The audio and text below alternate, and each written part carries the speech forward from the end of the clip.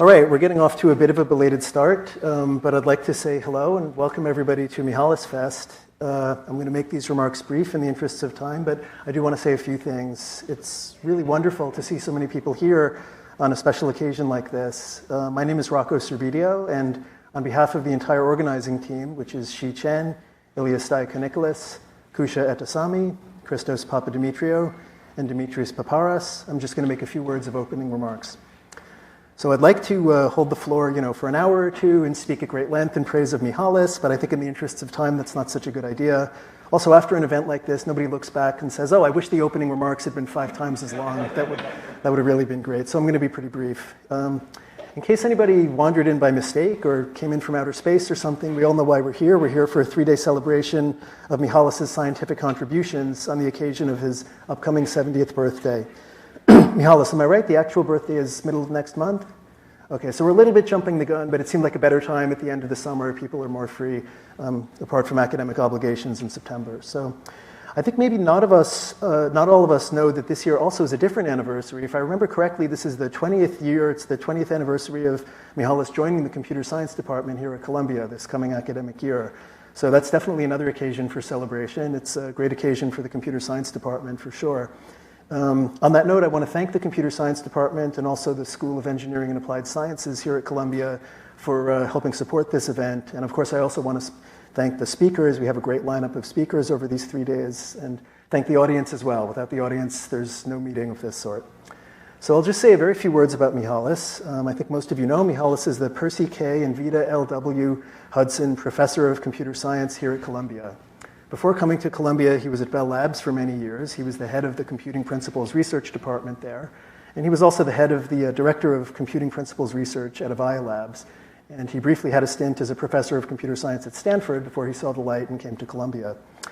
We all know that Mihalis is really one of the giants of the field of theoretical computer science. He's done groundbreaking work across a wide range of different sub-areas, and he's had an enormous impact on many of these fields.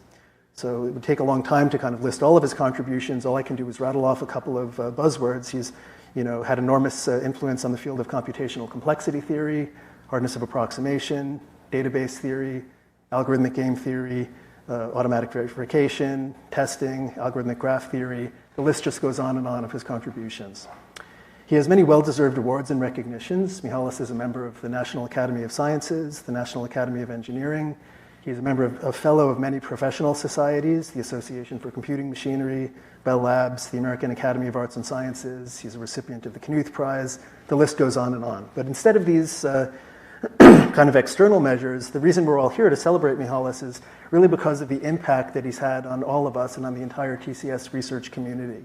His research has, I think, affected many of us in terms of the work we do, the questions we think about, the definitions we play with, complexity classes we ponder, new approaches to problems, new insights, new avenues for investigation. He sort of has opened up all these areas like this rich garden that we all get to explore. So that's a real gift that I think Mihalis has given to the community. He's also had a tremendous influence on generations of students. He's teaching many undergraduates, graduate students, mentoring junior researchers, postdocs.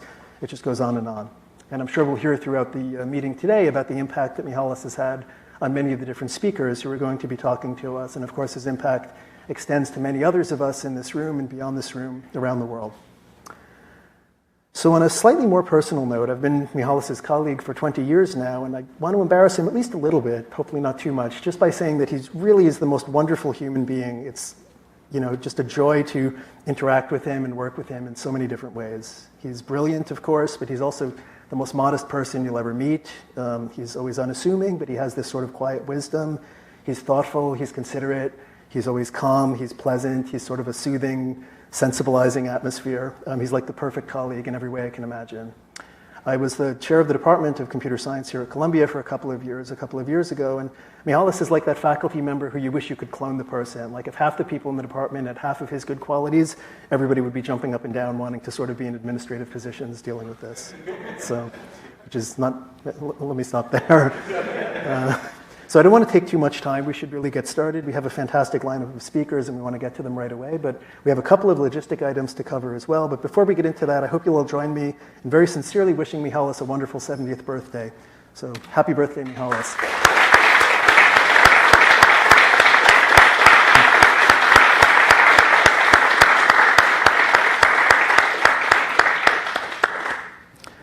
Okay, so we have to move from the sublime to the logistical. A couple of just quick items of information. I think these were emailed out to all the registered attendees, but just cover them briefly. One important thing in life is coffee, so there will be coffee breaks in the morning and afternoon, both today and tomorrow, and then a Friday morning coffee break. I wish the coffee breaks would be right outside, but because of fire code regulations, we have to have them in the computer science department lounge. It's a 30-second walk away in the next building over. Just follow the flow of people after the break. We'll have graduate students to help guide us there, so that should be no problem. Depending on your individual coffee needs, there are also other places you can get coffee nearby. Again, all this information was mailed out, so we will have access to it. You should have access in your email. Lunch is another important facet of life. So there are a lot of lunch options up and down Broadway in Amsterdam. Your best bet is to either go north or go south, either on Broadway or Amsterdam. If you go east, you'll be in Morningside Park. If you go west too much, you'll be in the Hudson River, so those aren't as good. And again, this is just a very kind of random sampling of some decent lunch places in the neighborhood. So you might want to think about these. And again, this is all in your email if you're a registered participant. The third logistic item is today at 5:30 p.m. after the final talk, immediately after the last talk, we're going to have a poster session. That'll be in the computer science department lounge. It's the same spot as the coffee break, so it should be easy to find. We'll have some beverages, some light refreshments, so please do join. It's a good opportunity to mingle some more, eat a little something, drink a little something, and see what the students are up to. And I think there's a fourth item out of 3 in the logistics. Yeah, I should mention that the talks of the speakers are going to be recorded, except for the speakers who requested their talks not be recorded. But in general, you should know that what's going on in this room is recorded. So if you have a question for one of the talks and it morphs into a proof that P doesn't equal NP or something, it will be recorded. We're going to make these things available on YouTube afterwards. Okay. So I think that's it for the logistics. The only remaining thing is that I hope everybody enjoys the workshop. And of course, to get the workshop started, we will begin with our first speaker. I think that's this one,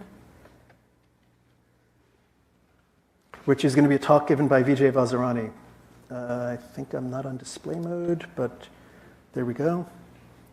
Good. So I'm going to give a quick introduction to Vijay. Vijay is a distinguished professor of computer science at UC Irvine in California. He spent many years at Georgia Tech and elsewhere before that, and he really needs no introduction. Vijay has done groundbreaking research in many different fields: complexity theory, approximation algorithms, algorithmic game theory, theory of auctions and markets, and many more areas. He's the recipient of a number of distinguished prizes, including most recently the John von Neumann Prize, given by the Inform Society. So please join me in giving Vijay a warm welcome to kick off MihalisFest.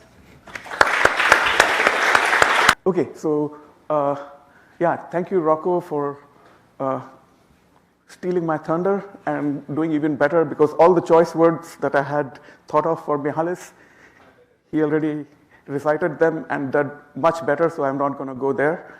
But at least I want to say happy birthday to Mihalis. It's a joy for us all to be here to celebrate, because Mihalis is a great person. This is from last year? we grew up in 1 year like that.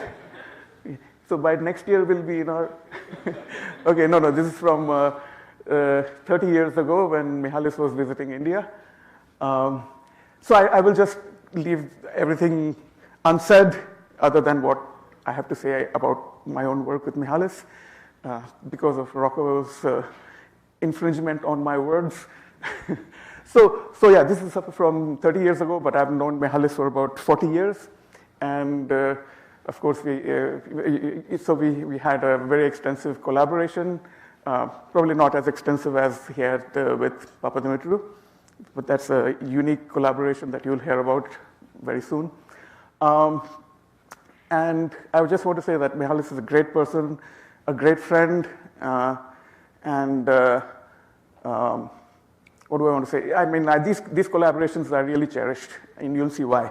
So this is our first paper that we ever did, and this is from a bygone era completely. That era is finished. Why? In what sense? So in a matter of 11 pages, we established very deep connections between 3 fundamental problems. And many people use these ideas. In particular, Seymour et al. Solved a 10-year-old problem of finding an efficient algorithm for determining if a directed graph has an even length cycle. If you can believe it, it was open for over 10 years. And some of these ideas played a role there. And this is the last paper that we did a couple of years ago. So there was this very classic scheme. You can call it scheme or mechanism. That's what economists would call it. But we wanted to give it a computer science name. So Hill and Zeckhauser gave this mechanism in 1979. And 40 years later, we studied it for the first time for its computational complexity. This is a new era paper in that it's about 50 pages and only about one problem and didn't even settle that. But we really had a lot of fun. You'll see that those 50 pages have very, very interesting insights into this very classic mechanism. That's a favorite of the economists, but finally Mihalis blew it apart completely by showing its PPAD hard. So there goes that. Okay, and in between there were many papers of ours. Many of them dealt with LP-duality theory. And so I thought it would be appropriate to talk about recent work that builds on LP-duality theory. And this particular work builds on the notion of a core of a game, which is a very classic, very central notion in game theory. I would say second in importance only to Nash equilibrium in game theory. So this notion is about profit sharing. And the core actually has a life in general equilibrium theory as well as in game theory. So it was first conceived of in general equilibrium theory by Edgeworth in the 18th century, or 19th century, sorry. I'm so old that I confuse the centuries even. So, so we are all old by now. So yeah, so in the 19th century, in 1888 or something, and then later in the late 1950s, Giles ported it from general equilibrium theory to game theory, in particular cooperative game theory, where it grew in stature immensely and became a very, very important solution concept. And LP-duality theory was used right from the starting. I'll show you how, until the recent times. Okay, but I feel that there are still basic gaps remaining, and I'll show you what I mean by that in this talk. That's what the talk is about. Okay, so please feel free to stop me anywhere. So here's a wonderful theorem right from the beginning. As I said, right around the time Giles ported it from into cooperative game theory, Bondareva and Shapley independently proved this theorem, that a game has a non-empty core if and only if it is balanced. So in this slide, I'm not giving any definitions. Okay, I'm just giving you an overview of the importance of LP-duality to the core.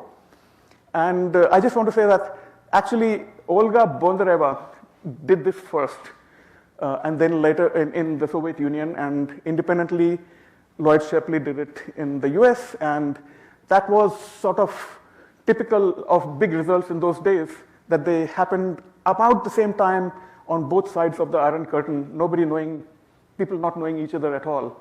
I guess the time was right for this result. So what does it say? It says that that non-empty core means that there is a profit-sharing method available in the core. And what does that mean? I'll come to all of those things in a moment. I'm not going to burden you with definitions right away. Okay, and if and only if it is balanced, it's a very complicated condition. But the point is that this particular fact, very important fact, is proven using LP-duality theory. And balancedness is a condition involving all subsets of agents. Okay, but this very important fact, which is very important because non-emptiness of the core is really what you want to know about a game, led to no efficient algorithms. No efficient algorithms. Not because it is using exponentially many subsets and hence variables in the LP, but because it is structureless. So you know that Edmonds LP relaxation for general graph matching also uses exponentially many variables, one for each odd set. But it can be solved in polynomial time using the ellipsoid. This one is structureless. I believe that's the reason there's no use for it. It has never been used in an efficient algorithm. So great theorem, exactly what we want to know about the core, but in my opinion, utterly useless. Maybe in my opinion, I have to qualify that. But very soon after that, came this great paper by Shapley and Shubik, the same Shapley, genius. And they showed us the right way of using LP-duality theory. Okay? And then it took off completely. Many, many games were understood using LP-duality theory. And this particular paper, actually, if you ask economists for their favorite, a handful of favorite papers, I've never seen one who didn't put this in their list. Shapley-Shubik is one of the key papers for economists, along with maybe Nash equilibrium and Arrow-W equilibrium and so on. So what I'm going to do in this talk, first of all, is completely deconstruct this result of Shapley and Shubik and see what are the underlying ideas behind this big theorem of theirs, and then see how, once we deconstruct it and what are the ideas, use those ideas to build upon it gradually. Okay? But again, feel free to stop me at any point. And I would like that. So, again, I'm not going to go into definitions, and we are going to just do fun and games for now. So suppose there's this amazing tennis club which has some of our favorite tennis players as members, and there's a tournament coming up. Of course, there are women players and men players, and an edge means that they can play in this particular tournament that's coming up in a mixed doubles tournament. Okay, and for each team, we know how much money they make. Mentally, please multiply this by a large number in your own minds. Okay, so for the survival of the tennis club, it would like to enter teams that make maximum amount of money, right? So what does it do? It picks a max weight matching in this graph, in this bipartite graph, and that is these two teams it enters. Okay, Chris Evert doesn't play. Serena Williams plays with Jimmy Connors, and Martina plays with Bjorn Borg. Okay, and they make $220. Okay, correct me if my arithmetic is wrong. Okay, please. Okay, so the question is how to distribute this profit of $220, right? So one fair solution may be equally. Everybody gets $44. Okay, but that's not going to go very far, right? I mean, why would Chris Evert get 44 when Williams is such a great player, will also get only 44? So these kinds of naive fair solutions we'll put aside. We'll never go near those solutions, okay? We want really good fair solutions. There's a fine line between these naive and non-naive, but let's always be on the right side of that line, okay? So then they decide, okay, let's distribute this money based on a negotiation process. Okay, and here it will be a bit complicated, so let's start with a simple example. And the tennis club could enter either of these two teams, the green team or the black team, for a profit of $100. And the question is now, how is this going to be divided?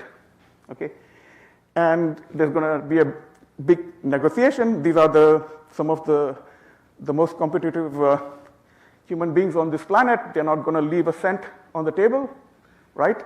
So, of course, Bjorn Borg says, okay, I was by far the best player in the era of wooden rackets. And Serena says, I have been by far the best women's player in the last 2 decades. And she said, moreover, if you don't want to play for essentially $0, go sit on the sideline because Jimmy Connors will play for $0 because he's sitting on the sideline anyway, right? And so that's how the profits got divided. That's fair. I'll tell you why it is fair. Okay, the point is that Williams is good and the men have no alternatives. She has alternatives. If you have alternatives, you can negotiate. Everybody knows that here. Right? People here are tough negotiators. Okay, so then Connors ups his game, and then he claims, okay, now he should get a good part of the profits, which is now $110. But again, Williams tells him, either take $10 or I'll play with Bjorn Borg, who's sitting on the sideline. Okay, so that's how the profits got divided.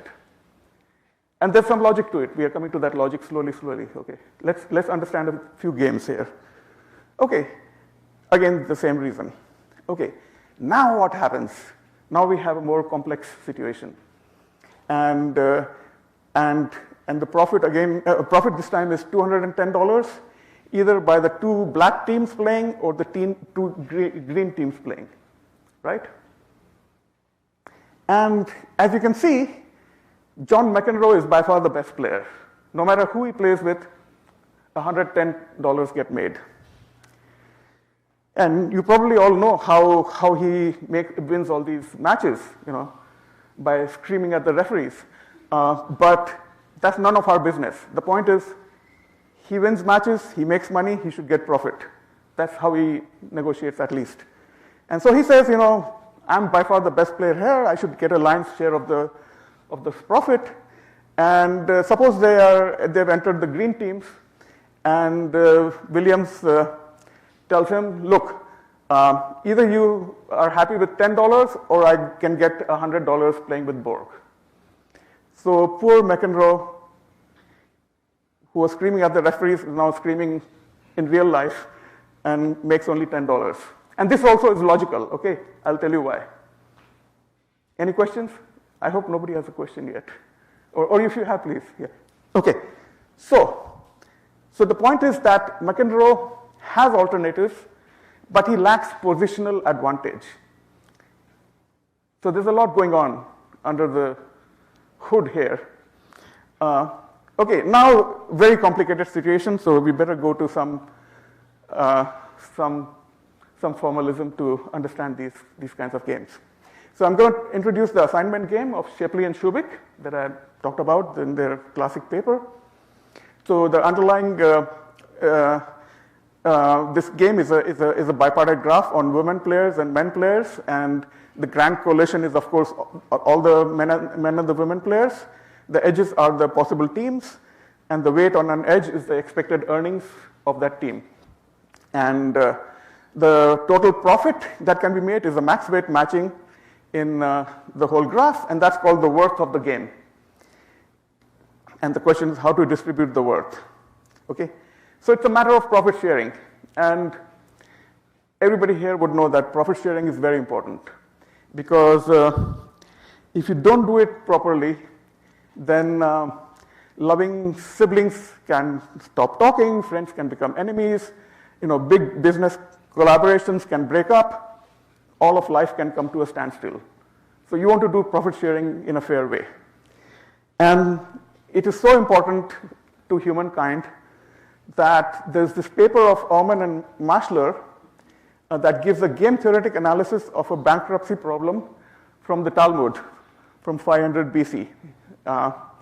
And here is the story from their paper. Actually, I don't know the currency used in Babylonian times, but my civilization is even older, so I'm going to use rupees, okay? So suppose this man has 3 wives to whom he has promised 100 rupees, 200 rupees, and 300 rupees after his death, okay? And the question is, suppose his estate is worth 100, 200, or 300 rupees when he dies, how much does each wife get? And so the Babylonian Talmud has a very extensive description of how the profits should be distributed, and turns out that it's exactly the way the nucleolus of the game would have divided the profits.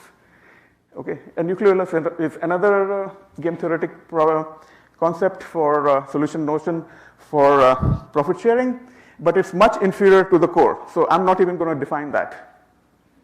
So only the gold standard core will be defined here. So let's go and define the core. So what's the core? It's a way of sharing the profit such that the grand coalition remains intact. That means there's no subcoalition which has any incentive to secede from the grand coalition. Okay? Why would a subcoalition secede? If it can make more profit by itself than what is given from the profit sharing method. right? Of course, there are exponentially many subcorrelations. You have to be mindful of each and every one of them.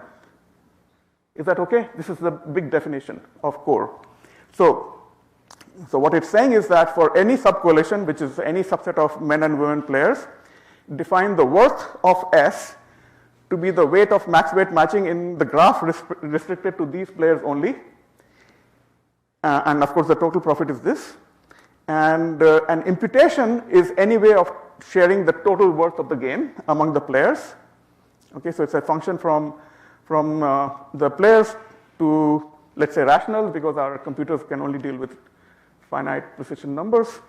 And the entire worth of the game is being distributed via this function y. And the function y is in the core, first of all, if it distributes all the profits.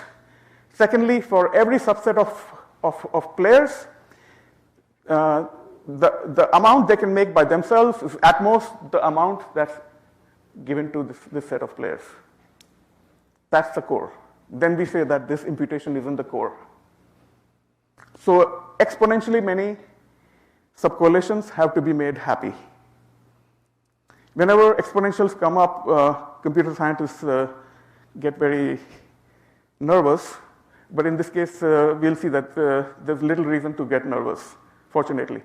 And not every time. I mean, we know how to deal with it sometimes, and we know how to deal with it here. And any questions about this definition? This is the central definition here. Okay, so what is the fairness criteria satisfied by the core? A core imputation is fair to each of exponentially many subcorrelations. Okay, but a subcorrelation, for instance, that consists of only one agent, either a man or a woman, makes zero money because you need a team to make any money. So the core is not obliged to give anything in particular to any individual, no guarantees for any individual. Or if I take a subset of players from the same side, no guarantees. So there are some deficiencies of the core, and I'm pointing them out because I am attempting to fix them a bit later in the talk. Okay. So Shapley and Shubik completely characterize the core of the assignment game, and here's how they characterize it. First of all, they wrote the LP relaxation of the problem of finding a max weight matching in a bipartite graph. So XE is a variable for each edge E. There's a variable XE saying to what extent you pick the edge. In an integral matching, you would pick XEs either as 0 or 1, but the LP is not obliged to give you an integral solution. It will give you a fractional solution. So basically, at each vertex, the total amount of edges incident that are picked should be at most 1. This is the relaxation of max weight integral matching in a bipartite graph. And of course, you have non-negativity on the edges. You've seen this hundreds of times, right? Undergrad stuff by now. And then they wrote out the dual. So the dual has a variable for each of these constraints, the I constraints, namely yi, and a variable for each of the j constraints, namely yj. And it's a covering LP. You want to pack, you want to cover all the inequalities, these edge inequalities. So each edge, by the way, each edge is a subcorrelation of two players, and the core condition says that these two players should get at least what they can make by themselves, which is the weight on that edge, obviously, right? And lo and behold, these are the only constraints that you're going to put in the dual, because that's what the dual is. And these suffice to make every subcorrelation happy in the following sense. So what they showed is that Y, an imputation, is in the core if and only if it is an optimal dual. Okay, if and only if it's an optimal dual. So Y is a core imputation if and only if every team is happy. Just making teams happy suffices to make any subcorrelation happy. That's sort of the bottom line. And if you stare at this for a moment, you'll see what a beautiful statement it is. Totally characterize the core. All those exponentials run away because optimal duals can be computed in polynomial time.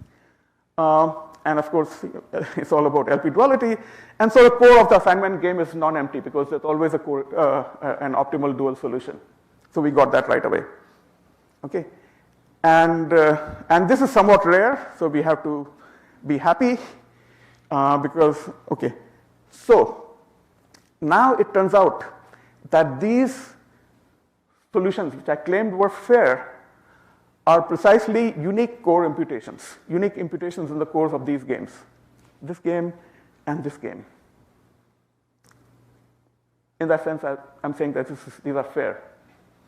Okay, so then Shapley and Shubik gave us, so okay, this is a statement that should be, you can take now without questioning it, right? It gives deep insights into the negotiating power of individual and sub-coalitions. Even positional advantage is being directly translated into these numbers that are coming out of the core, right?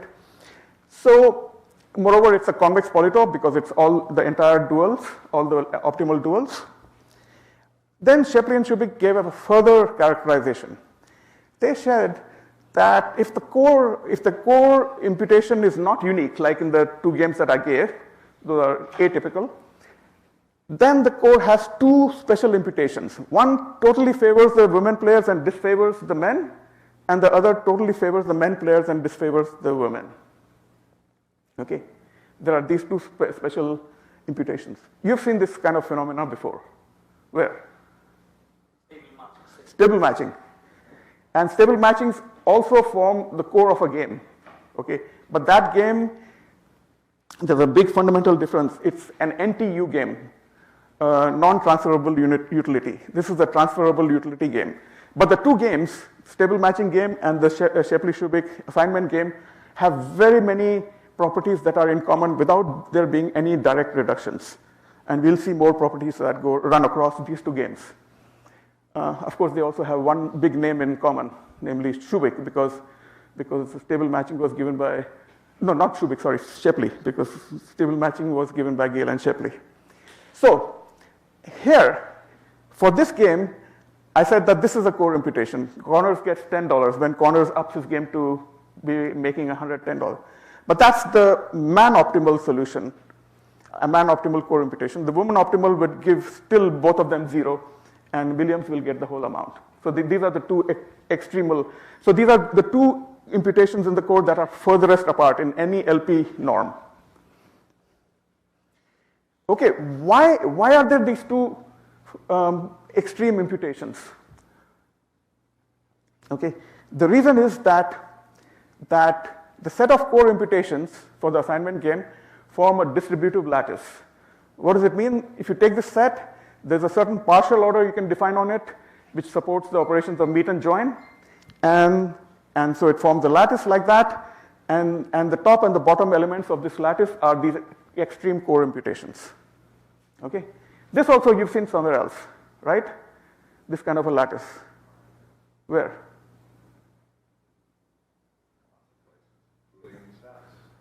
No, which game?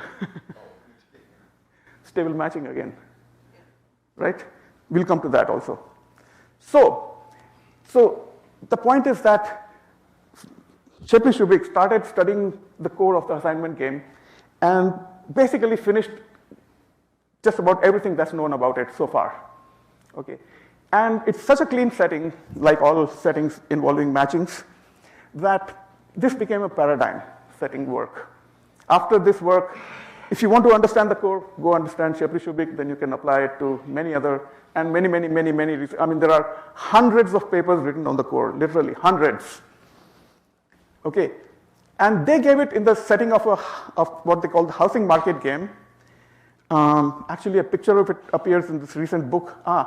See, this is messed up because it's not my computer.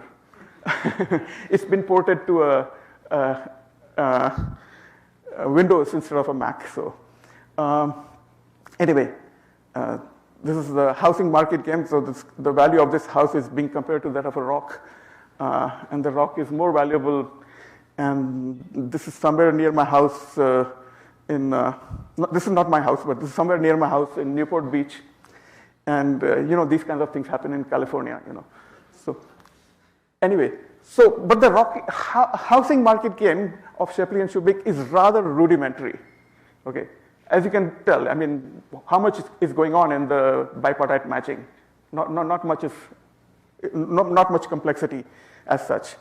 So we are going to rectify this also slowly. Okay, so the question arises. Shapley-Shubik started with the assignment game, did everything there was to do about the assignment game. But is that really all that we need to know about the assignment game? And let's see what else we need to know. So one question we can ask is, which players get profits in that bipartite graph? Can we characterize this set of players who get non-zero profits? Okay, turns out that we can characterize them. So for this purpose, let's partition players into three categories. Say that a player is essential if it is matched in every max-weight matching of the graph. It is viable if it is matched in some but not all max-weight matchings, and it is subpar if it is matched in none. Okay. Question: which of these categories you think gets money, non-zero money? Essential, viable, subpar, or essential and viable because they play at least sometimes? Yes, sir. Dan. Essential. Really? Why? Only? Because if they deviate, then people are going to get less money. But what about viable? They play sometimes also. Yeah, but you gave us examples where That's why you're a Dan Spielman. Okay. Okay, good. So you're right. And where will the answer come from? The answer will come from the following very simple fact, that the worth of the game comes from an optimal solution to the primal LP. Core imputations come from an optimal solution to the dual LP. What connects an optimal primal solution to an optimal dual solution? Complementary slackness. Turns out for half a century, nobody applied complementary slackness. Okay, and strict complementarity. So here's a theorem we can prove. A player is paid in some core imputation if and only if it is essential.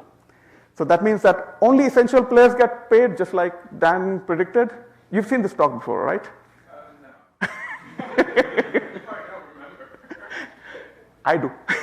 No, sorry, I'm pulling your leg all the time, sorry. So, but this occasion is for pulling legs, right? Mihalis, you don't mind, right? Okay. So core imputations pay only essential players, and every essential player gets paid in some core imputation. That comes from strict complementarity.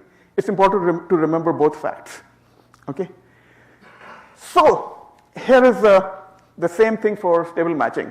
The set of stable matchings, which is the core of the stable matching game, form a lattice, and the top and the bottom elements, you know, are the woman optimal and the man optimal, or the firm optimal and the worker optimal matchings.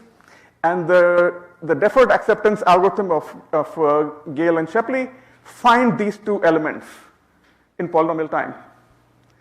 And then people did a lot of work to find matchings that are more equitable to both sides, including our friend J. Sethuraman from Columbia, who's sitting here somewhere. Sorry. Yeah. He was here anyway.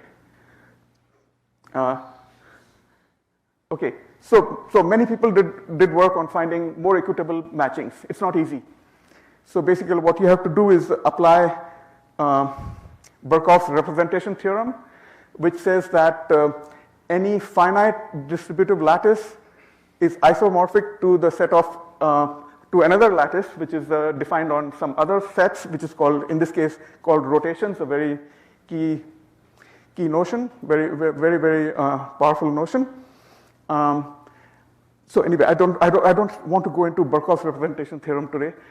There's too much to do, but the point is that you can apply some good machinery to find these things in the center somewhere. So if you can do this for stable matching, why can't you do this for the assignment game also, which has a lattice, has a top and a bottom element, which are the extreme core imputations, which can be found using LP, turns out, only the top and the bottom. How about finding some things that are more fair to both sides? Right? So let's see what we can do to find that. Okay. The problem is that we cannot apply any of the methods from stable matching because the lattice here is not finite. In fact, it has uncountably many elements. Right? The dual is a compact set. So, okay, and so since it's not finite, Birkhoff's representation theorem, which only applies to finite distributive lattices, does not hold here. And so we need totally new methodology to find better core imputations that are fair to both sides. How do we do that? Right? So let's do that. Okay. First, let's see if we can find a min-max fair core imputation. What is that? So let Ci be the set of core imputations of an instance I, and this is a core imputation which is in the set, which minimizes overall core imputations of the maximum amount that's paid to an agent. Okay, that's the min-max fair core imputation, and that's easy to find because we have, thanks to Shapley-Shubik, an LP way of characterizing this whole set, and here goes the LP. These two conditions. So here we first of all find the worth of the game by solving one LP, and that's W max. And these are the variables of this LP, UIs and VJs. And this is the only constraint from the dual. So this is going to, and together with this non-negativity, this gives us an optimal dual solution. So it's a core imputation.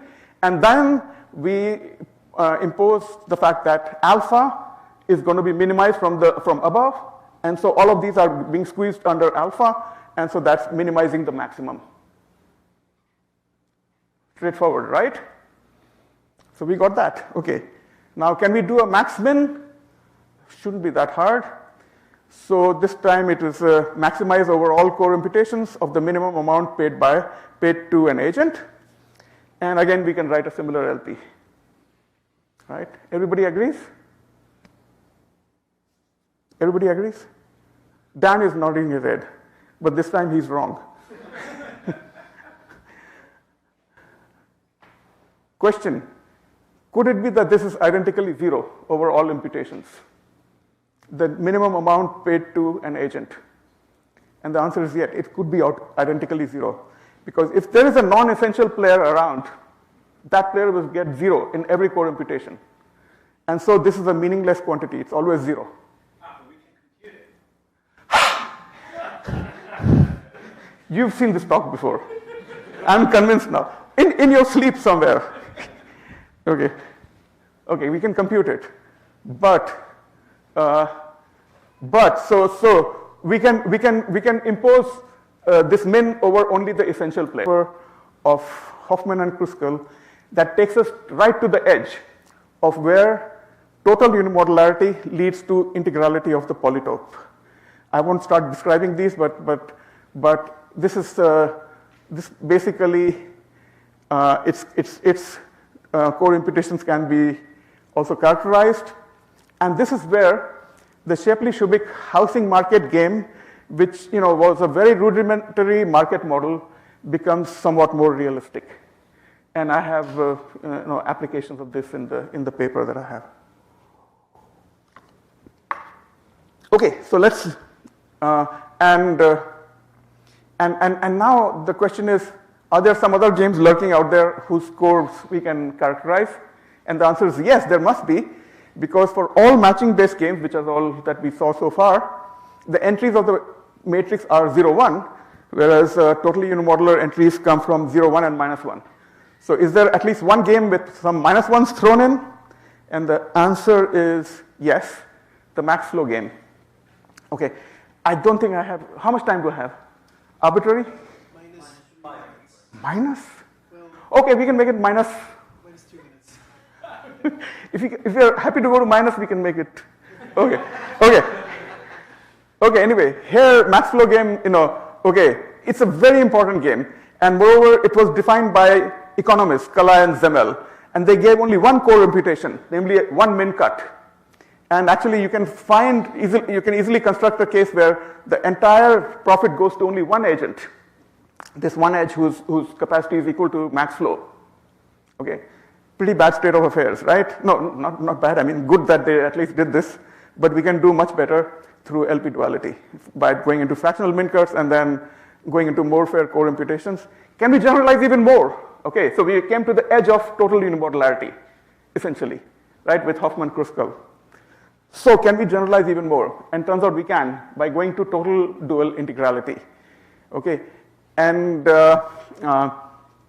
I gave this work where I characterized the core of what I call the investment management game. And the underlying this game is the fact that in perfect graphs, the set of the problem of finding a maximum stable set, which is a maximum independent set, even a max weight independent set, it's in P. Okay, and I'm sure you're already wondering, why am I giving it such big names? Nobody's going to be able to use this game to manage any of their investments any day, right? The reason I gave this game is that this game is not a cooperative game. It's a game against nature. And the whole point of this paper was to show that the notion of core is more versatile than we have made it out to be. So far, it was used only in cooperative game theory, only for profit and cost sharing. And there could be many other uses of this very beautiful notion. And in fact, any big notion, like Nash equilibrium, has such diverse applications. If you just look at bimatrix games, you have matching pennies, prisoner's dilemma, rock, paper, scissors, and so on. Very, very varied kinds of situations it captures. Why not the core, right? So that's where I want to leave you with the question. I don't know what's going on. We need to resolve this. Is the core trying to get out of cooperative game theory and go somewhere else? At least it has gone into games against nature, but where is the real home of the core? Back to -1, right? Okay. Thank you. Okay, let's get started with the next round of talks for the rest of the morning. So our first speaker after the coffee break is going to be Eva Tardos. We're delighted to have her. She's the Jacob Gould Sherman's Professor of Computer Science and also the Department Chair at Cornell, so she needs all the sympathy we can give her. Eva, of course, is a research pioneer across many areas of computer science theory and optimization, algorithms, algorithmic game theory, a whole host of topics. She has received countless awards, most recently the Knuth Prize just this past year. So we're excited to hear from Eva. She's going to be telling us about stability and learning in strategic interaction. Let's welcome her. Thank you.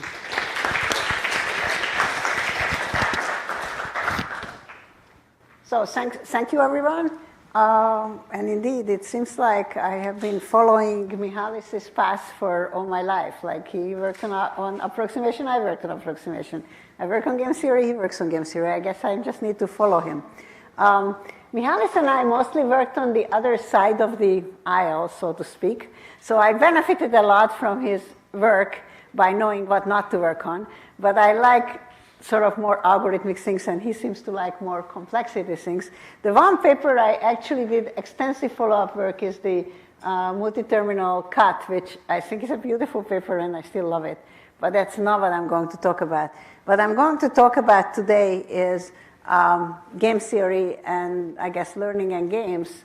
So I'm going to try to, I guess that's an area Mihalis also worked on, but I guess mostly from all the things that we cannot do, that is the complexity side. So I got interested in think about sort of price of energy, that is what we can say when selfish people interact, and there are these sort of two classical examples, the tragedy of the commons that tells you that life can be horrible if people are selfish, and this very simple routing game which says that life can be a little bit bad, but it's not that bad. At least that was my message here, that wasn't so horrible. And I guess the question is, try to understand what are the games where selfish interaction doesn't cause ginormous troubles. I guess this sort of started with that paper of Christos and Elias, 99, so now close to 25 years ago. My favorite game remains traffic routing, where I guess people selfishly or packets selfishly try to reach their destination, and one of the early results is about what you can do, what you can say about traffic routing in a large game. That I guess the result being that if you design your network for being able to carry twice as much traffic as the optimum as what you need to actually carry, then letting them selfishly route themselves is not going to be so bad. Price of energy isn't quite this. Price of energy would want to compare the Nash of the same traffic to the optimum, and that turns out to be actually not that good in this game. I really like this sort of augmentation, or I guess the dual or alternate approximation question. What can I do to the network to generate good outcomes even with despite selfishness? And I guess this is an early theorem in that vein. Okay, this is like, again, this paper is also over 20 years old now. What I want to talk about is learning in games. So I guess the situation here is that instead of just saying that as people interact once, they magically find the Nash equilibrium, and then we analyze this Nash equilibrium, which anyways is a little problematic because finding Nash equilibrium is also hard. I want to say something more actionable. I want to learn about learning, and I want to ask questions of this form that most interactions get repeated. If in a repeated interaction it's natural to learn as you're interacting, what is a good way of learning? What can we say about the outcome as people are learning? That's the questions I want to be interested in. This is a pretty theory audience, so maybe you all agree on what learning is, but just in case someone walked in here who is not from that ilk. So I mean a very simple theoretical model of learning. Something happens, players participate, they choose some action, person I chooses action AI, and some outcome happens, and they repeat this over and over again, and we're hoping that they're learning. Learning that is, as time goes on, they get better. The standard theory notion of what does it mean to learn is this thing I call no-regret learning, and no-regret learning requires that you do at least as well as the single action with hindsight, and that's inequality. So I guess the way it's written there, the UI of the action, that is utility for player I of this action, say that if you played over time, the utility you achieved is at least as good as what you could have achieved with a single action with hindsight. That is, had you always taken whatever action X is, for every X, you're doing at least as well as that. And at least as well minus, of course, a little bit of an error. So this is no-regret learning, and this is a beautiful notion and has all kinds of value, one of which is that this is algorithmically doable. Another one is that there is some empirical evidence that real learning algorithms achieve this standard. So this is a beautiful notion. In the price of energy literature, it became really the winning notion. First of all, as I said, price of energy defined the way I've written there. That is the utility of Nash compared to the optimum, how much you lost because you're behaving selfishly, defined by Koutsoupis and Papadimitriou. And then in a sequence of papers, actually started by Avrum Blum and company, but beautifully summarized by a Tim Ravgarden paper, they say that, well, wait a minute, you can extend this. They call it price of total energy, but I don't like these extra names, so just price of energy, is everyone's doing learning. So instead of comparing it to one time a Nash and the optimum, they compare, you repeated it capital T times, and you sum up all the utilities that you got capital T times, but make the assumption instead of Nash that everyone was learning, everyone did no regret learning. And they prove that almost all price of energy results extend to this. So if repeated and everyone does no regret learning, we're all, get the same price of energy as Nash, which is nice because learning is doable. That's an action that's mostly doable, or most games it's doable. We even have an extension for this in games where things are changing, participate changing. And the message and I think many of you in the audience, or maybe many of the community not even in the audience, concluded that, oh, we're all set. Ordered learning is an ideal notion of learning. It's practically achieved by many data sets, and we have all these beautiful results, you're done. And I guess what my talk is emphasizing or trying to talk about is that maybe these results are cheating a bit. And here is the cheat. If I take these results, they're making the very strong assumption that from iteration to iteration, there is no carryover effect in the game, except for, of course, people learned. So I guess we're asking, is this reasonable? So again, yes.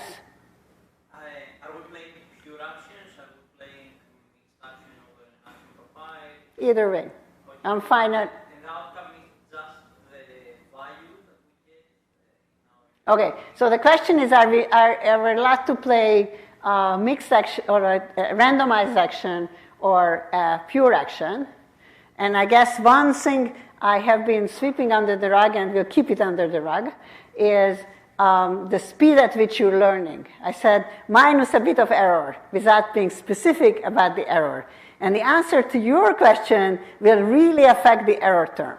So if you play pure actions, then you should just see the outcome. If you're playing a mixed action, that is you randomize, then you learn faster if I give you the expected outcome. If I only give you the actual outcome you randomly chose, then will slow down your learning.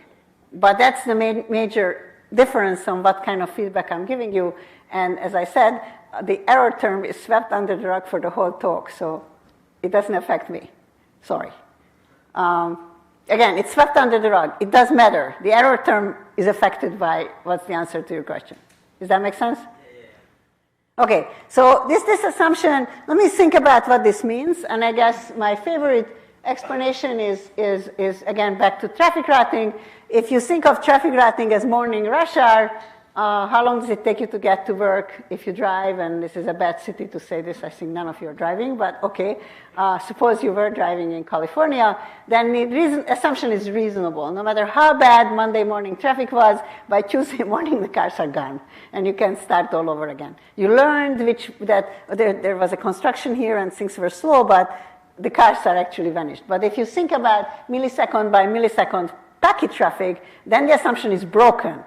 Whatever assumption you make of how, or whatever system you're using of how packets are getting routed, either the packets are still physically sitting there, or alternately, the packet got dropped and the owner is resending it. So if something was bad a second ago, then there's resent packets now in the system again. So there is a carryover effect, not because you learned, but because the game changed. That is, something changed. And I guess this is what's not getting modeled. And what I'm working on recently and what I want to talk to you about with two different results is results where we can say something about this with a nice open question of what is the right thing. What do we want to get better results on? So one contact is a super simple version of traffic routing, which is really just packet routing between queues and servers. I guess it's a super simple model where I'm going to assume that as long as you don't succeed in getting your packet served, you just drop it and try to send it again next time. So the carryover effect is this dropped packet effect. The packet is now in the system, you have to resend it. This is joint work with Jason Gayatonda. And the second is maybe the usual killer application of learning in games is auctions, where repeated auctions, such as the auctions on online advertisement, where the carryover effect is caused by the budget. If you put advertisement up on Google or on the internet, any place, the very first thing the system asks you is how much money you want to put in for this month or for this week. That's your budget, and that's a carryover effect. If you succeed in winning some auctions, now you have less money. So the game changed because you're out of money. Versus if you keep losing, you have so much money and you can afford to pay very high. So that's, again, a carryover effect between games, and that's the second thing I want to, 2 talk about. So I guess the main message is, if you think of traffic routing between queues and servers, I guess it's a super simple version of traffic routing, which is really just packet routing between queues and servers. you want to think about stateful systems, that is the state in the system, which is the number of packets there or number of cash in people's pockets, that's a state, that causes dependence between rounds. And what happens in games? And sort of one question is, the message I gave you up front is no regret learning was a perfect thing to do. Is that still true? Is no regret learning any good at all? And again, remember, no regret learning has the benefit that it's actually doable. That's a big benefit. And second, for queuing system, I want to ask how much extra capacity I need to give you if people are no regret learners. For auctions, I want to give you questions of what can I say about welfare if everyone does no regret learning. And what I'm going to lead to as sort of the open question at the end, that we can do something with no regret learning, but it doesn't seem like the right thing to do. What do we want to do instead? And I don't really have an answer. I have a convincing examples to prove to you that no regret is not the right form of learning. I'm pretty sure I can convince you of that. But I'm not have a clear answer of what am I proposing instead. So that's the goal of the talk. So let's actually maybe start with the budget side. So repeated auctions with budgets. This is a sort of very, again, simplified model of life, but maybe actually quite reasonable in online ad auctions. There are n players, each of them, player I has a budget BI. Think of this as a monthly budget the guy has. Every iteration, which I guess is every fraction of a millisecond, there is some item shows up. The simplification is that the player will know what his value is for this item. So his player I's value is VIT. There's a normalization that this is between 0 and 1. The utility of the player is what you think it is, the value gained minus the price he had to pay for it. Except he better not pay more than the budget. He's simply incapable of, he doesn't have money. So that's the utility model. The standard notion of welfare here, we have to be a little bit careful because you can't expect someone with no money to get a lot of welfare here. So I guess there is this what's called liquid welfare or budgeted welfare, where I'm capping people at the budgets. I don't allow or not think of you as having high value. So I'm minimizing the value got and your budget, and that's your so-called liquid welfare. And optimizing liquid welfare is like, what's the best assignment on this liquid welfare? That's a reasonable question. Now, what's the no regret? So this is the goal, high liquid welfare. So trying to give as much welfare to the people who had money. What's the notion of regret? So I said single action with hindsight, but I certainly didn't mean that you should put the same bid in no matter what the value of the item is. That would be crazy. Like some things you want and some things you don't want. Please don't bid the same. So instead, the notion that came up was this shading factor. So it might make sense, or seems like a lot makes sense, and systems are using this, that you shouldn't bid your value because, of course, you don't want to pay that much. That would be zero difference between the value and the price, but you should shade your value. If your value is 100, you should pay, 50, like half of that, or a third of that, or 2/3 of that, or whatever. So I guess the no regret assumption I'm going to use here is that you don't regret playing a fixed shading factor, a reasonable shading factor off your value every time. And what I mean here, and that's not on the slides, I'm sorry, but I do mean it, until you run out of money, at which point you're bidding zero, because this is a budgeted setup.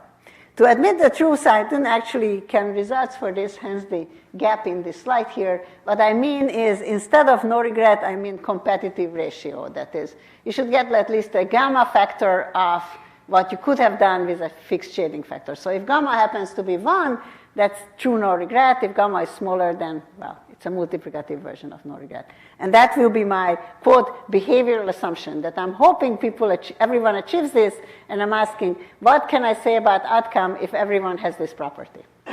Okay, so that's the question I'm trying to ask. I'm not the first to ask this question.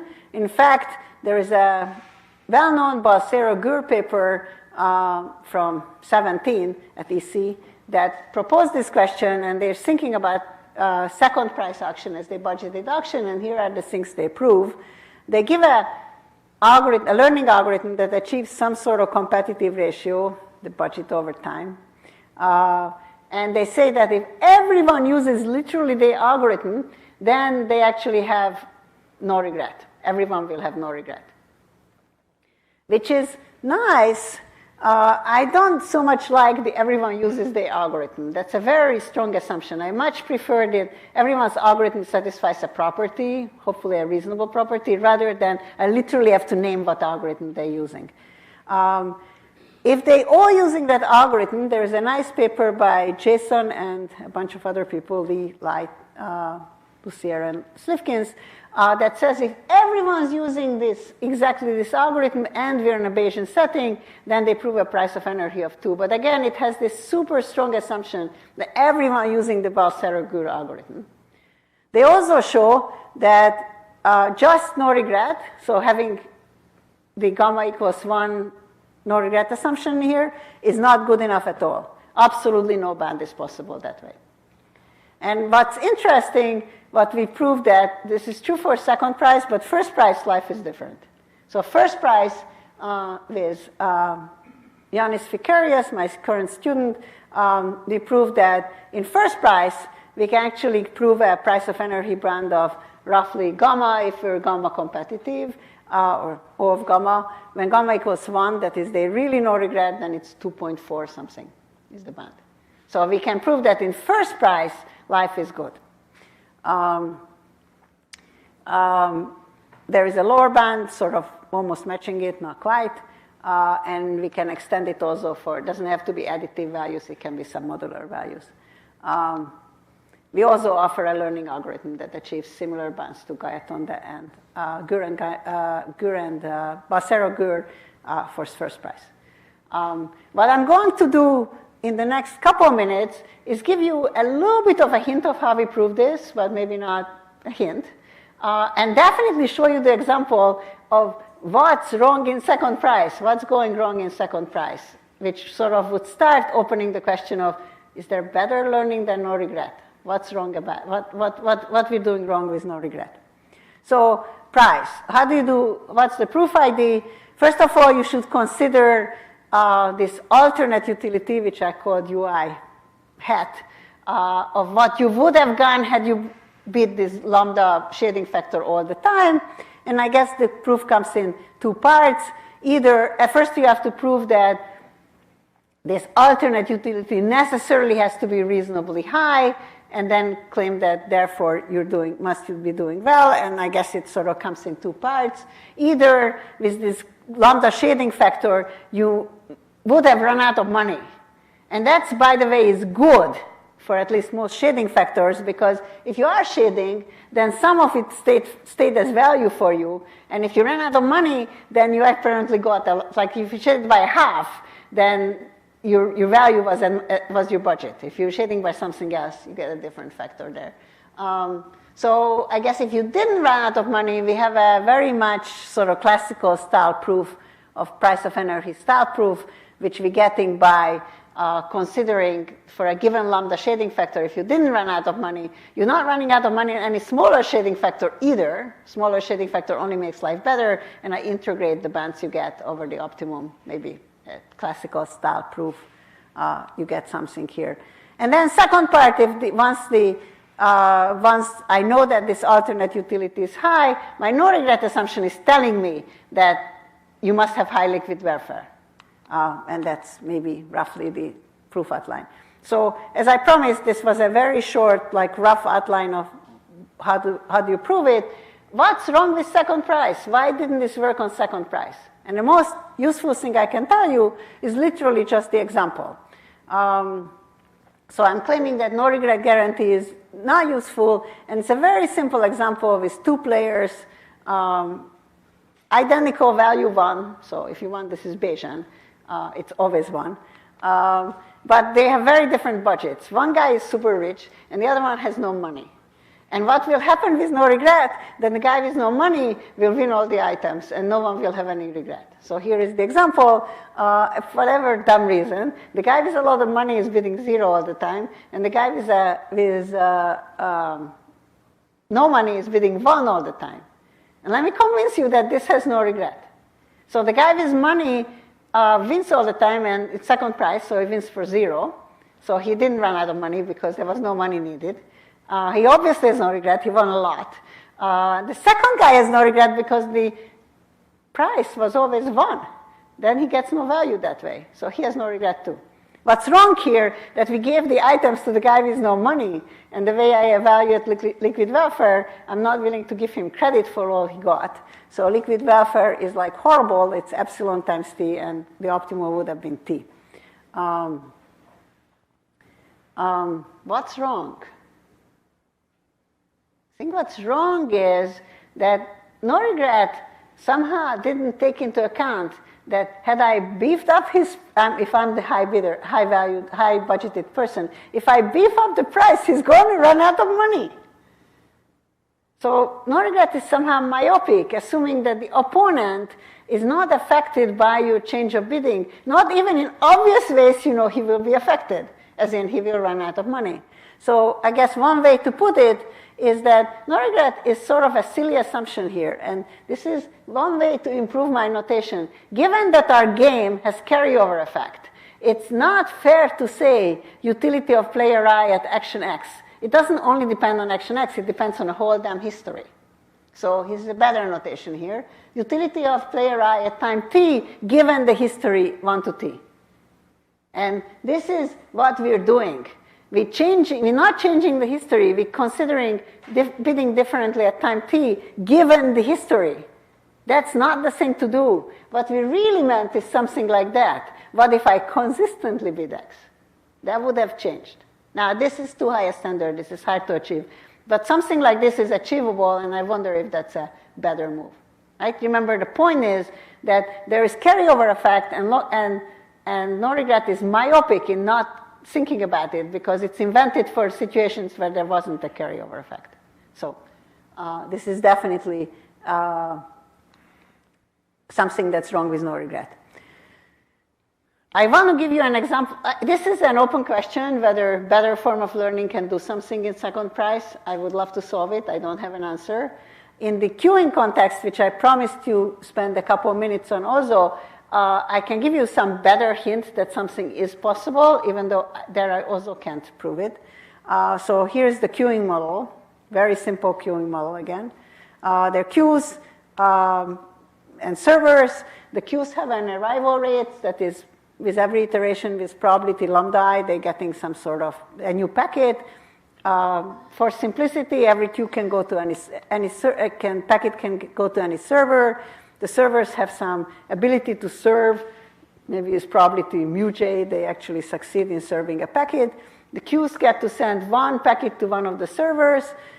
As the picture suggests, if there's a conflict up there, then the servers will choose one of them and serve that and send the other one back.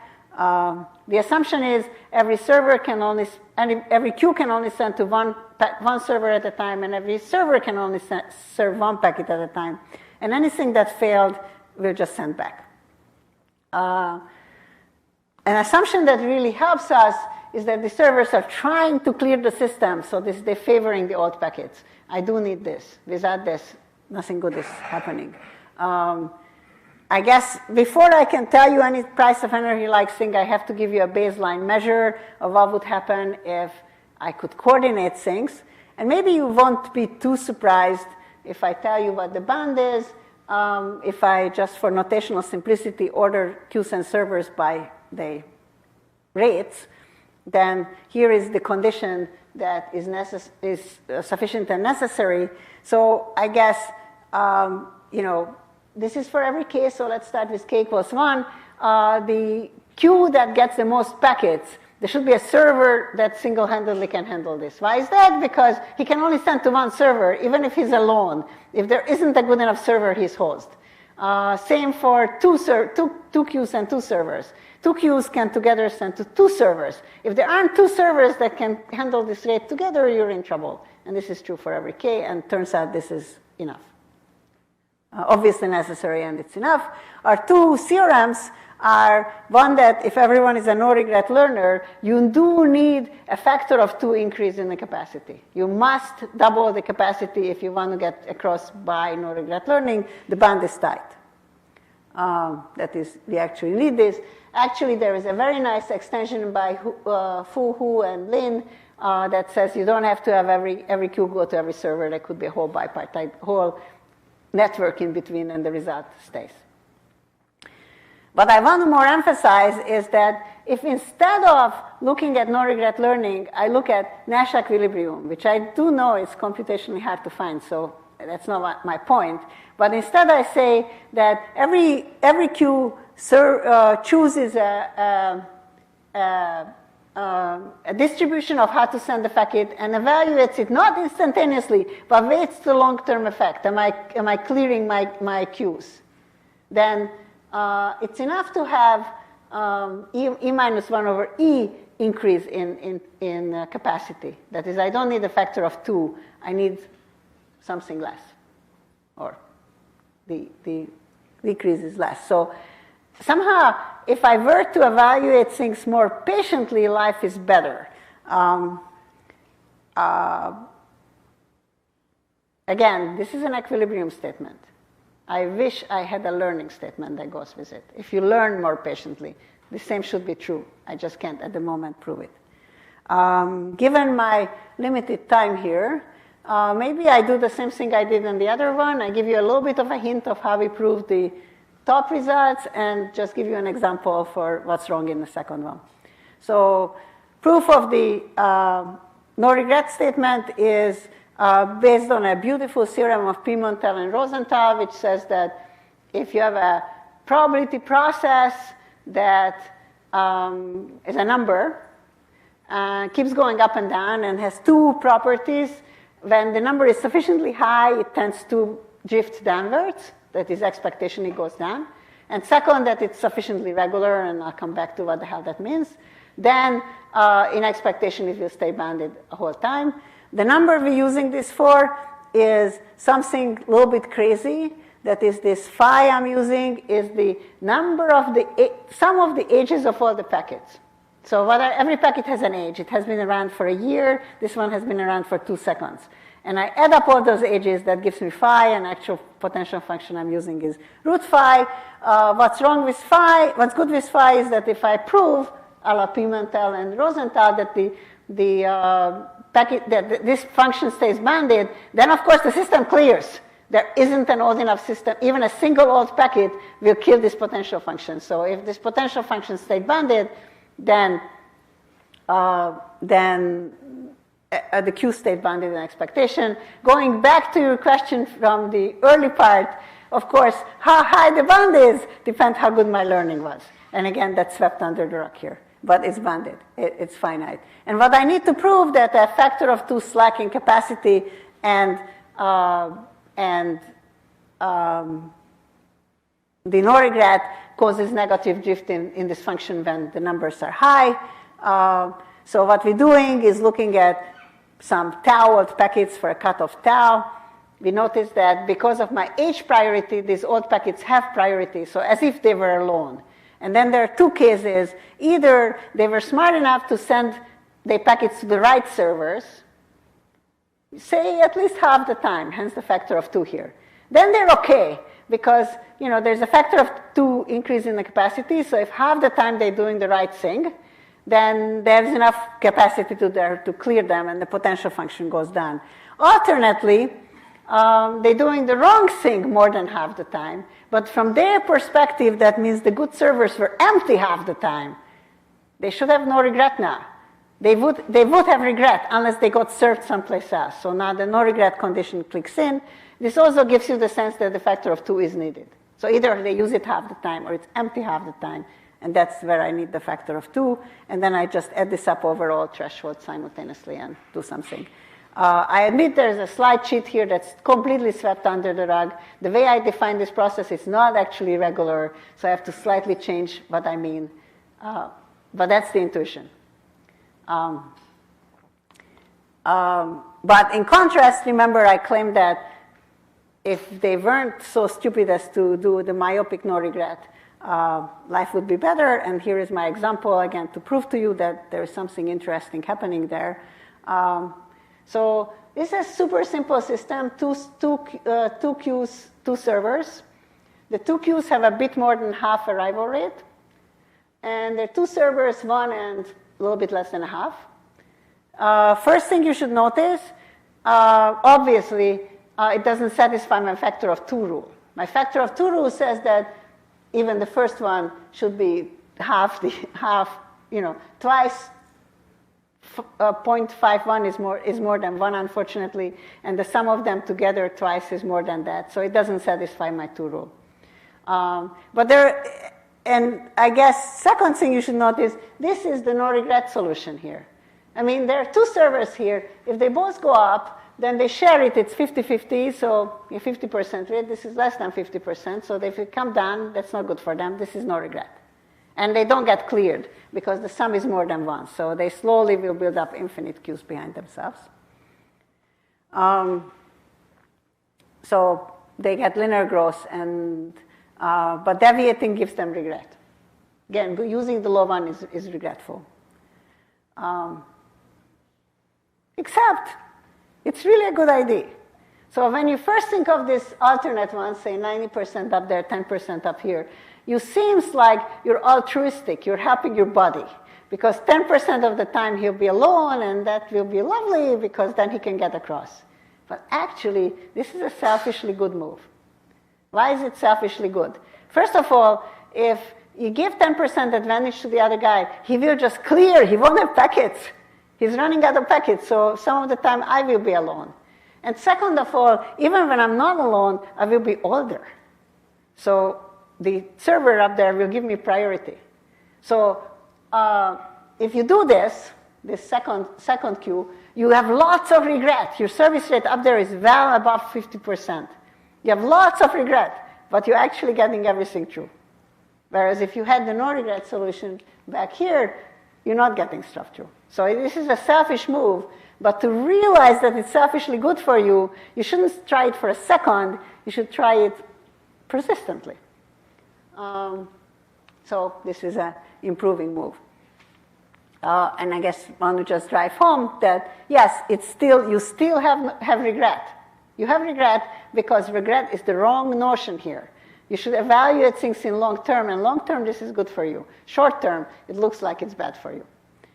Okay, so let me actually summarize what I wanted to sort of have as a message for this talk, or for what you can take home message. Many games, and this is not me, but actually, 10 plus years of history of community work. Learning in games in many games does generate social welfare. In simple kind of games, such as the ones I'm showing here, where you have like just a limited set of options to try, like n servers, and you have to decide which one. Learning is a doable action, and in many games, we can prove that no regret learning generates decent social welfare that is as good as price of energy does. And this is even true, it turns out, with some games with carryover effect. So I showed you 2 of these. One is the queuing one that I just talked about, and then the budget deduction. This first price was one of them.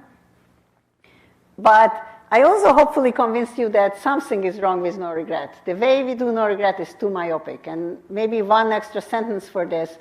What does no regret algorithms actually do if you think of these algorithms? They all do explore, exploit. And what we're doing wrong is exploring for a second. Just try it and then back off instantly. And what I'm saying that with the carryover effect, you should be more persistent in your trying. At least so the examples suggest that would help. My first idea of how to be more persistent so I'm looking for an assumption that does this more persistently, try stuff. Ideally, I want something that's doable algorithmically, and it's often true in data. At the moment, I said I don't have one. My first guess of what to do is actually a notion called policy regret. Policy regret is literally this, defined in a, I think, rather natural way. It says that instead of thinking that you have no regret for these single trials, you should have no regret for longer periods of trials. And what they do algorithmically is double the period like they're trying for 1 period, 2, 4, 8, so doubling the periods over time. There is a painful paper in NeurIPS now 2 years ago, or almost 2 years ago, that proves that in my queuing game, probably cigarettes not helping. To be honest, the example they offer is insanely artificial, so it doesn't convince me that normal knowledge algorithms won't actually achieve the right thing, but it says the definition is not strong enough.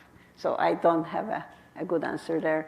And actually, to be honest, I also not convinced that even though this E minus 1 over E band that I showed you for the equilibrium is tight, the way it's tight is this silly example here, which I'll spend a second explaining anyhow. So I'm actually hoping that learning outcomes will be better than this. You don't get to this craziness by learning. So what is this example here? This example is there are n queues and n servers. Every queue randomly selects a server uniformly every morning and sends his packet to that server. You can probably convinced or easily convinced that that's an equilibrium. It's just so damn symmetric that there is nothing much people can do long-term or short-term. If everyone else is uniformly randomizing, then, well, you can too. It really doesn't matter. And what's wrong with it is that, as you can know from Bose and Binns, a 1 over E fraction of the bins, that is the servers here, get wasted because no one's sending a packet there, and that's where the band is coming from. So I'm losing a 1 over E fraction. That's the E minus 1 over E band came from that. But this is insanely unstable. So if you have a learning process, I would think that learning cannot converge to something this unstable. They will converge to something more stable, and would love to prove that learning processes actually do even better than that, because the outcome has to be somewhat stable. Similar questions for budgeted learning, where I guess second price is common used in practice, and would love to prove something about that. And I guess I'm going to end here with the part that I want to say about my research, but let me spend a second going back to the cause of us gathering together. Want to wish happy birthday to Mihalis. I said that the one Mihalis paper that I did a lot of follow-up work on is the multi-way cut paper. But there's a lot of other Mihalis papers that I really, really love. And obviously, I guess on that count, one should mention Max SMP.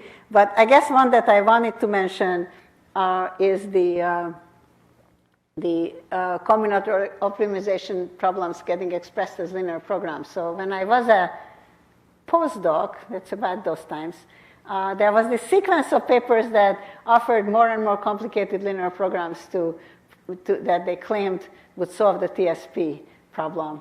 And I and some of us kept finding bugs in those papers that, no, that's not working, that's not working. But it was a painful process because as life went on, the programs got more complicated, and so our finding bug exercise got more complicated. And then Mihalis swooped in and said, no, none of this works. I have a general theorem that linear programs just not going to work. So that was really not only a good to know, but also saved us a lot of work because there was a whole industry making more and more complicated work, and I certainly admire Mihalis for just seeing the right way to, not one by one finding bugs in these papers, but just proving that none of this will work, don't bother. So thank you, Mihalis. Very appreciated, and thank you, everyone, for your attention. Oh, it was good. Okay, our last speaker of the morning is going to be Avi Wigderson. Avi needs no introduction. He's the Herbert H. Moss Professor at the Institute of Study. For many years, I've thought of him as the godfather of complexity theory. He, of course, has seminal results in all areas of complexity theory, theoretical computer science, and mathematics. He's been richly decorated, including, I think, quite recently, the Abel Prize. So Avi is going to tell us, happy birthday, Mihalis. He's going to talk, I think, with Imitation games.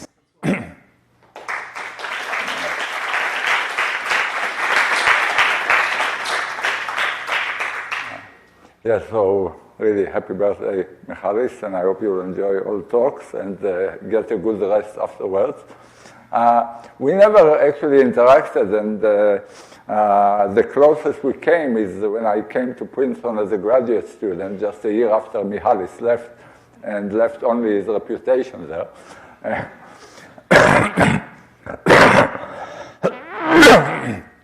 Sorry. One of the great many things Mihalis did, and I think focus of a lot of his work, is getting the right definitions. And I'm going to give a survey talk about definitions. All these definitions will...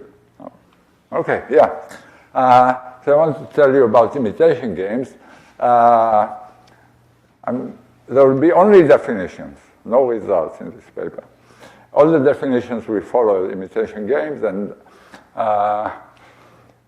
the plan is simple. I'll tell you about the original imitation game, not the movie, but the paper, Turing's paper. It introduces the Turing test, and then I'll move to define imitation games that probably you know most of them.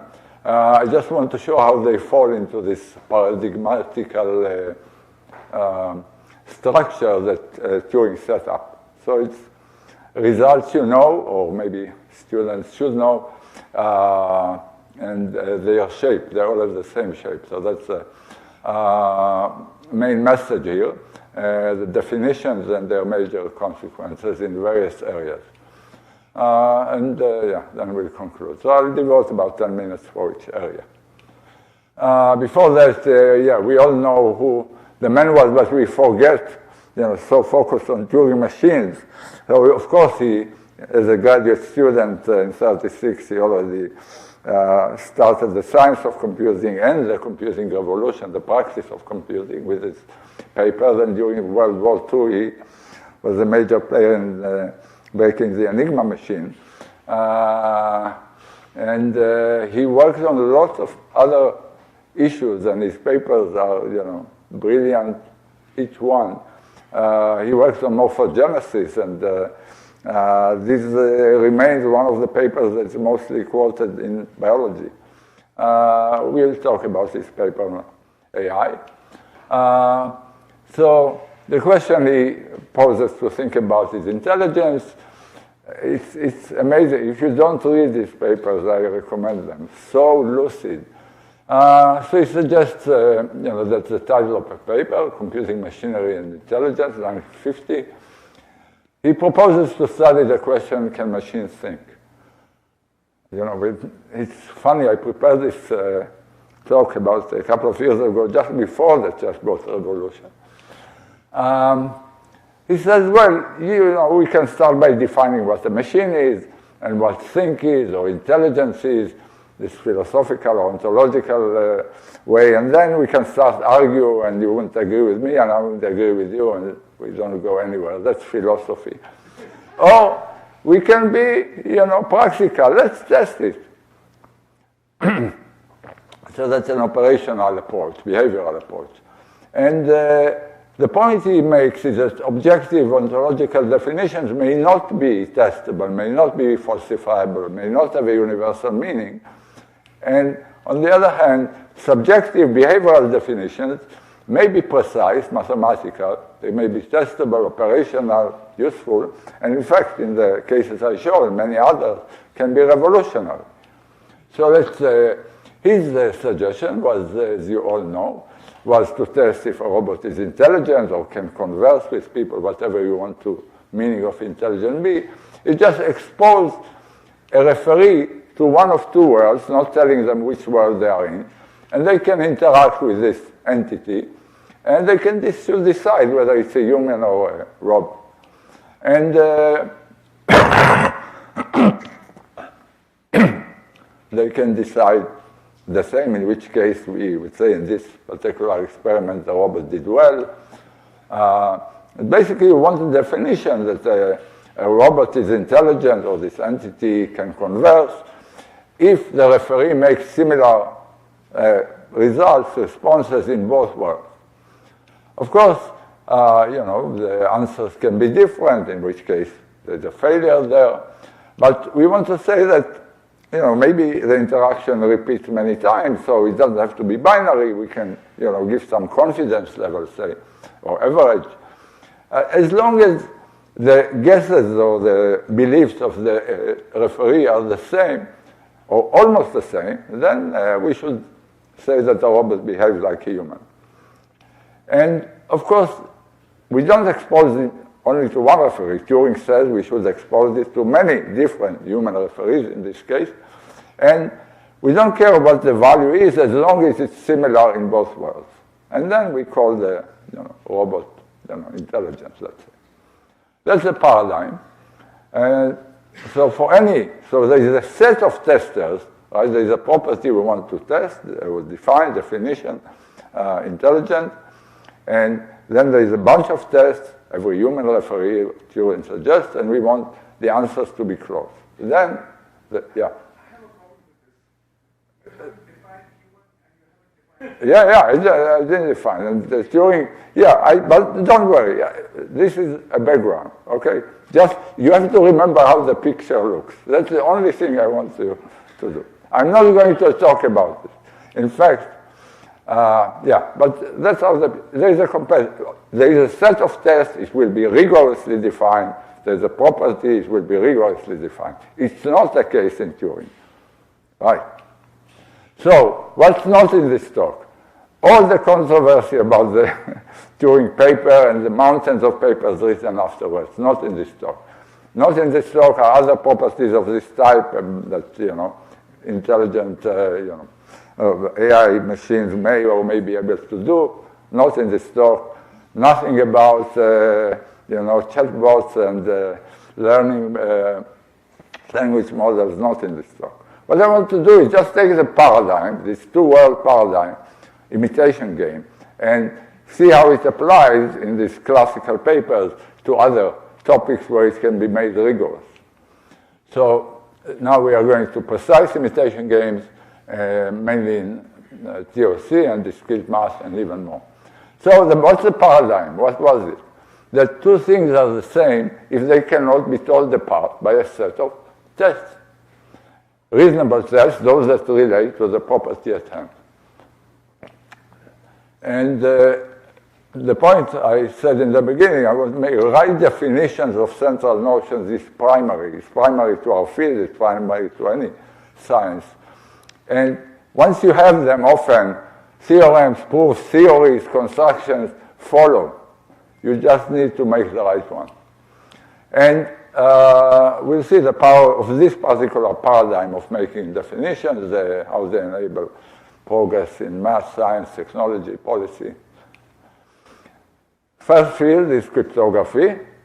As you know, for 2,000 years it existed, or even more. People wanted to hide secrets from one another. An example is you want to encrypt, to hide one of these two messages, attack or retreat. And there are many ways of doing it. There's a Caesar cipher, which substitution cipher I actually used for this encryption. There's the Enigma machine, the famous Rocco, which is much more complicated. And, what do we want to understand? We want to understand when does it work? When does it hide? When is this encryption function secure? In fact, we want to know what secure means. And nothing happened till this amazing breakthrough of, two graduate students in 81. Here's the definition. It's an imitation game. What you want to say is these two words, you are exposed to either the encryption of some message M0 or another message M1.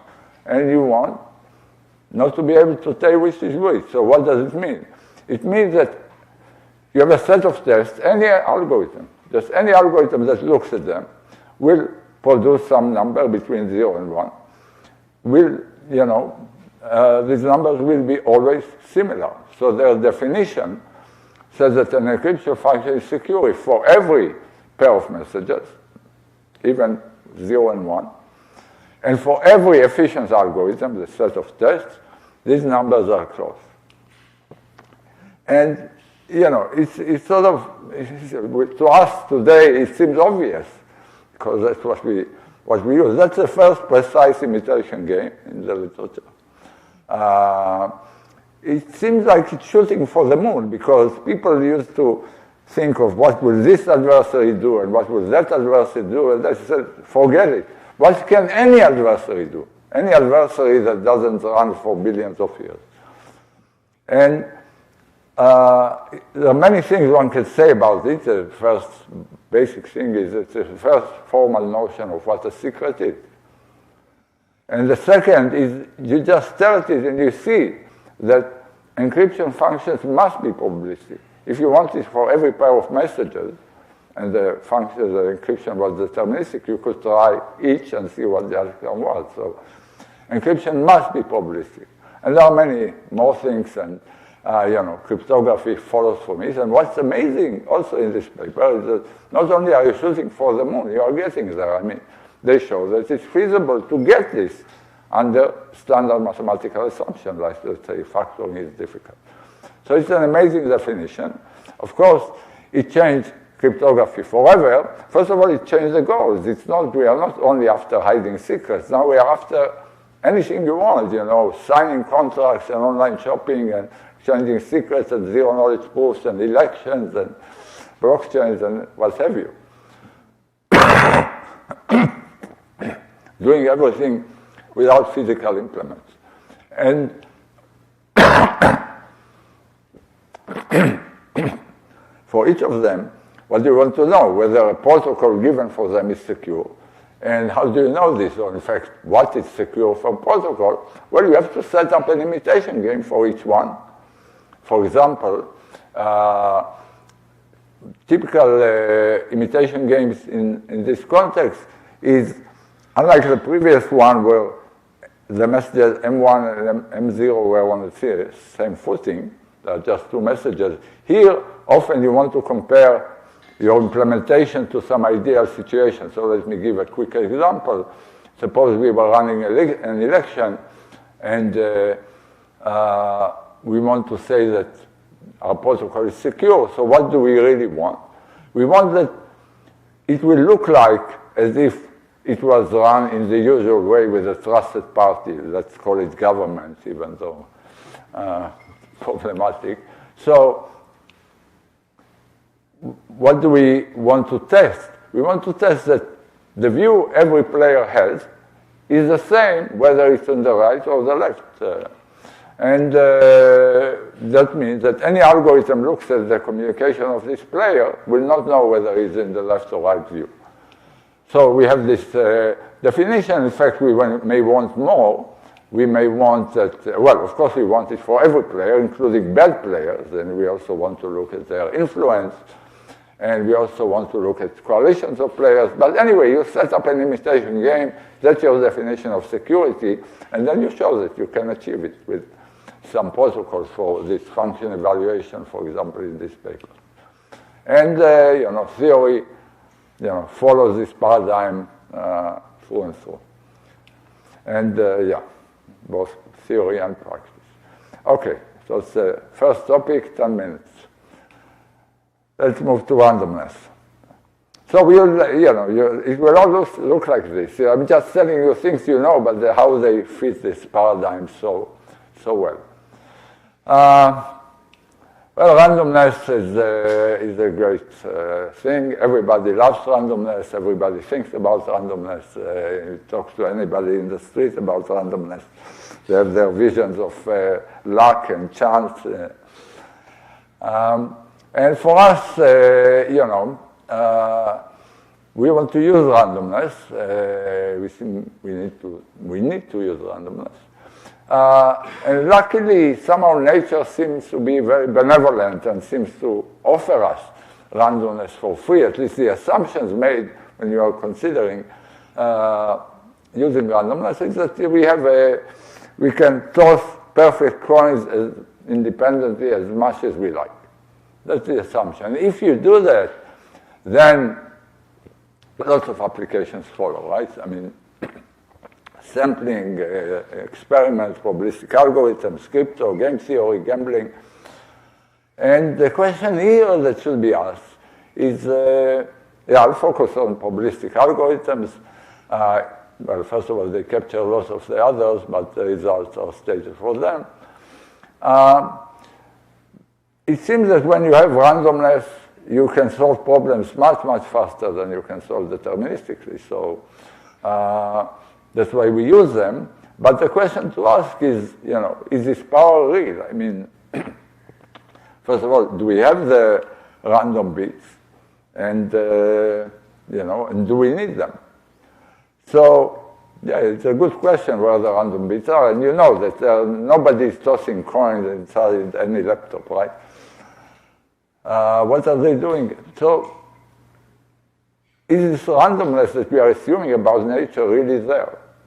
Can we tap into it? So let me offer three possible universes. There may be more that we live in, and we consider all of them. One is this perfect world in which we do have access to perfect coins. Second is saying the universe is somewhat unpredictable. Right? We have lots of phenomena, I don't know, sunspots, stock market fluctuations, weather, where, we don't know what will happen tomorrow. But it's not independent. I mean, you can sample it, but, probably the weather tomorrow will be more similar to today than to a year ago. But maybe a year ago, it's a better example, 6 months ago. So there is some entropy, but the coins we get, we toss, or we sample, are both biased and correlated. That's the second possibility. And the third possibility, maybe all the coins were tossed in the Big Bang, and now it's a deterministic world. There is no randomness whatsoever. So what can we do with the probabilistic algorithm? So here we show we can use probabilistic algorithms, and it's not clear at all what to do here. And how to make progress on this question, again, became clear in one amazing paper. It's the paper of Blum and Mihali, and then followed up by Yao with the critical observation. You want to define when is another distribution good enough to use in probabilistic algorithms. So that's the notion of computational pseudo-randomness. It's an imitation game, the same as before. We say that such a distribution is pseudo-random if no matter what algorithm takes it, what it produces is roughly the same on the left and on the right. Okay, so every efficient algorithm produces a similar outcome. And once you have this, also before in cryptography, the fact that you allow any efficient algorithms, it gives you composition, you can amplify, it leads to understanding that there is a connection between difficult problems and randomness, a fundamental connection.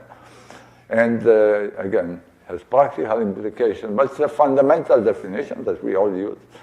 And with it, in fact, it's more about the no randomness case, but anyway, this type of definition leads to amazing theories that you should all know about. In this case, where you have limited entropy sources, you have the theory of extractors. This is all about purifying randomness, taking weak sources of randomness and squeezing out all their entropy in perfect form. And using that, you can use weak random sources in a highly non-trivial way, right? Via extractors, and make use of all your probabilistic algorithms as if you had perfect points. And if you have no randomness at all, it's not clear what you'll do with your probabilistic algorithm. What do you feed it? Well, here you need an assumption, some hardness assumption.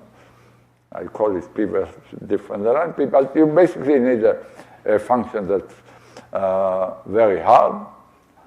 And if you have it, then again, you can get everything. All probabilistic algorithms can be simulated deterministically within roughly the same running time.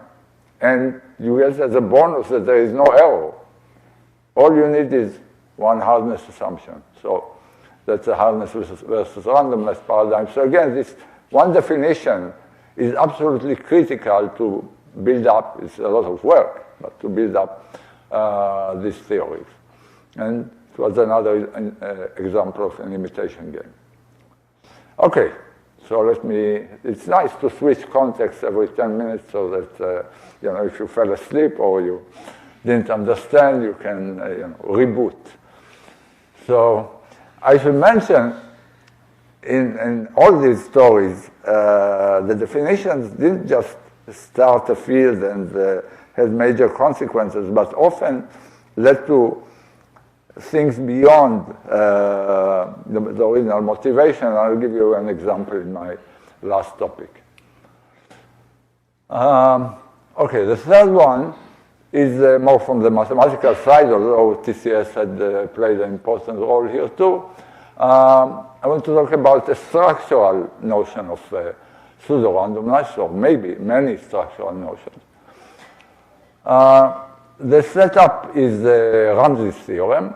What is Ramsey's theorem? Very high level, says that if you have a large system, no matter how large it is and how chaotic and unstructured it is, there must be a piece that's very nice, very structured, very regular.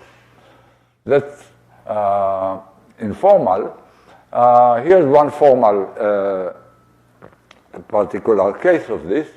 It has to do with periodic sequences, arithmetic progressions. So here I have examples of two arithmetic progressions in the integers, 7, 11, 15, jump every 4, or there you have 9, 16, and so on, jump every 7. These are examples of particular arithmetic progressions, one of length 6, one of length 5.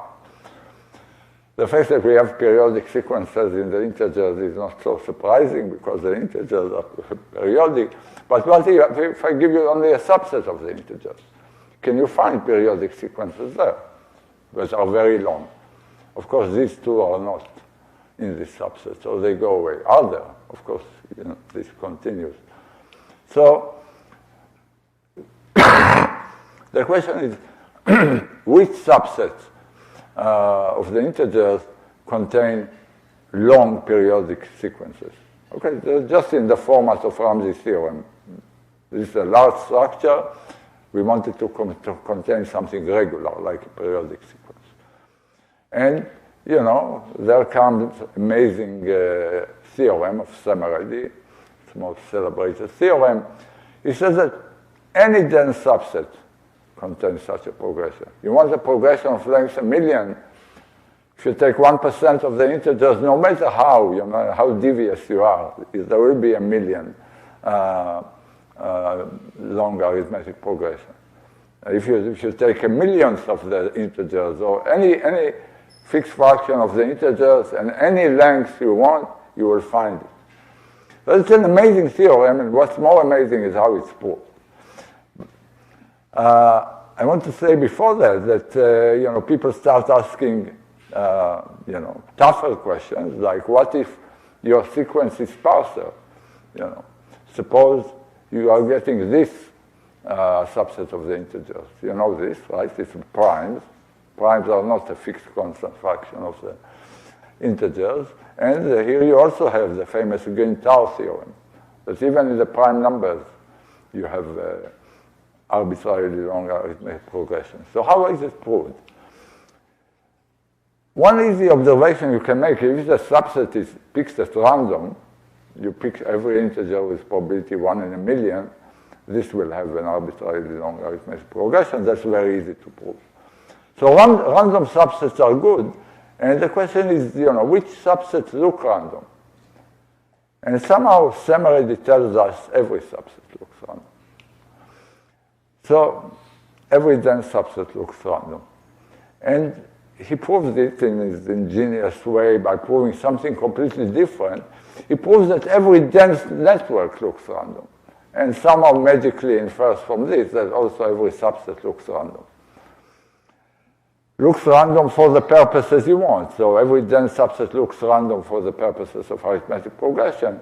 Every network looks random for another purpose that I'll show you next. And here we'll see the imitation game. With the break network, you mean graph? Graph, yeah.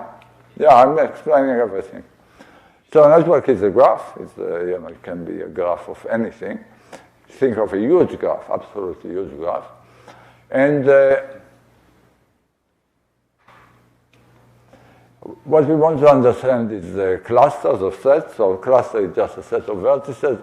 We want to understand the bond between pairs of clusters. Okay, this will be the property we will test in our imitation game. So what's a bond?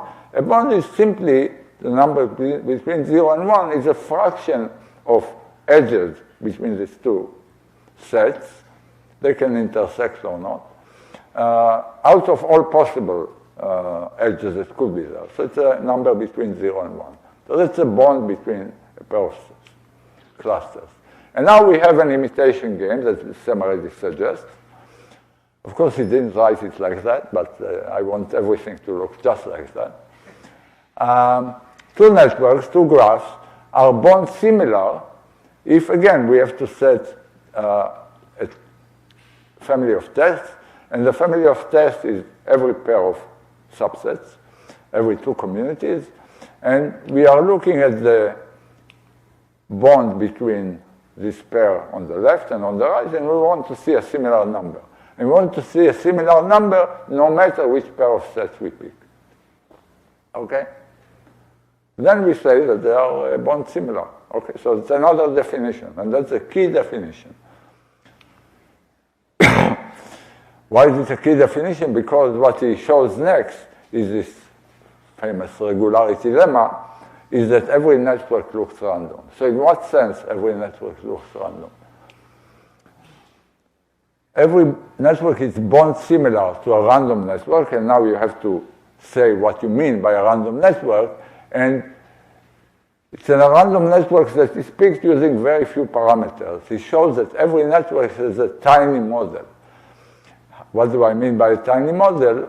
There's always, you can pick very few clusters, very few sets, and if you know the bonds between them, you know the bonds between every other pair. And that gives you the model. So you can partition your network to, in this case, 3 sets, okay?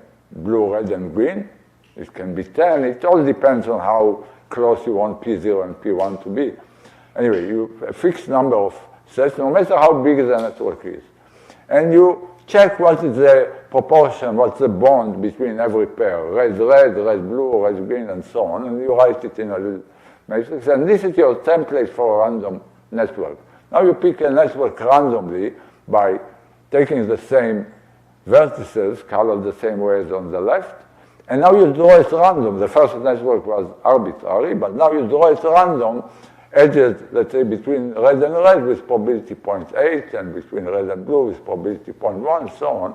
So you get a random network.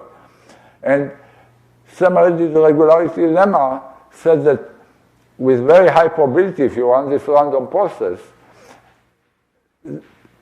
the two are bond similar. So every pair of subsets have the same bond on the left and on the right. So again, we reduce whatever problem it was to solving it on a random network, like before we wanted to solve it on a random subset of the integers.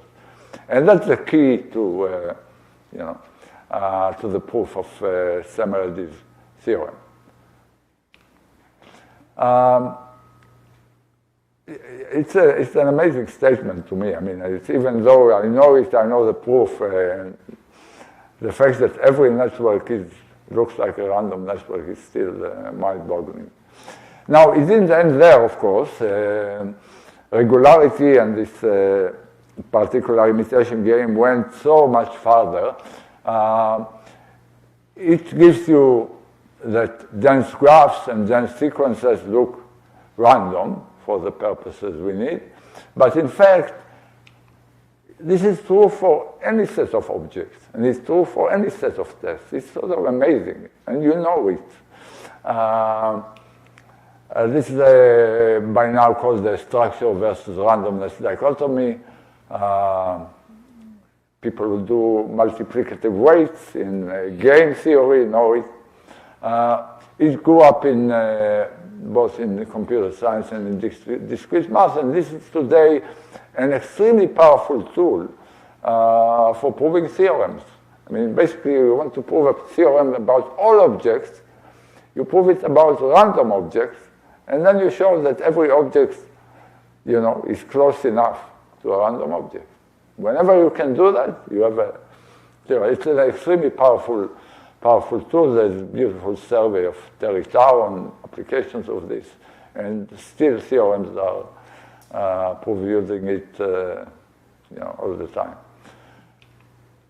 Okay. And now to add very, very much on time, I guess, is I'm moving to my last topic, which is privacy. Okay, so we'll see one last imitation game here. So what is the issue with privacy? Well, privacy always comes with conflicts, utility. So what you should think of is some database that has many individual records. Maybe it's a census, data about individuals or medical data. And, whenever you have data, you have data analysts who want to look at this data. And of course, we want these data analysts there. We are the, motivating the data analysts because we want to make use of the data for benefiting humanity, right? That's the utility side of data. Maybe it will teach us about welfare gaps or urban planning if this is a census data, or maybe it will teach us about how to develop drugs and treatments for various diseases. So data should be put into a good use. But on the other hand, we have privacy. Maybe we have some person in this data set, some record, and Jane Doe is worried about her privacy, and it's not clear why she should participate in contributing information to the data, or if she does, why should she tell the truth? So that's a basic trade-off in this study of privacy. And of course, people studied it since computers existed, and from the 60s there are many papers about this, and many suggestions were made, restricting queries, let's say, to aggregate queries in which you want the average salary of everybody in Boston between the ages of 30 and 50 or something. And also filter answers, so you don't get precise answers, but just, noisy answers. And many suggestions existed and were put to use and, worked or didn't work, but a mathematical theory, like the mathematical theories we saw, was somehow missing until, so that's how you filter, noisy filter of answers, until this, amazing paper about 15 years ago, where we suggested, mathematically formal definition of particular type of privacy. They call differential privacy. You can call it individual privacy. And it's done by an imitation game. They also didn't portray it like this, but I guess it's exactly the same. What do you want a differentially private filter to do? So there's this data, there's a legal query, and it asks the question of either the left side or the right side, which differ only by one record, the record of Jane Doe. It's there on the left and it's not there on the right. These are called adjacent databases. And what you want is that in this case, you get the same answer, right? So a filter, a way of applying noise to answers, is called differentially private if for any two adjacent databases. And every legal query, whatever your set of queries, you get the same answer. And again, it's a very natural definition. It's a general definition. It's a definition of the type we like. It allows composition. It allows to study how error accumulates or accuracy deteriorates with many queries. And you can do math with it. It automatically is resistant to future knowledge of, Jane Doe puts on her website something a year later, it shouldn't bother this definition. Actually, this is probably one of the fastest things to be, theoretical construct to be implemented. Well, maybe crypto was even faster. But anyway, it's sort of, this is on the social side, not the economic side. So it was amazing that the US government adopted it for release of information from the census of 2020, and many companies, well, they either use it or claim to use it, but I don't know. They have, of course, lots of data about us. Yeah, I think it's a great success story of theory.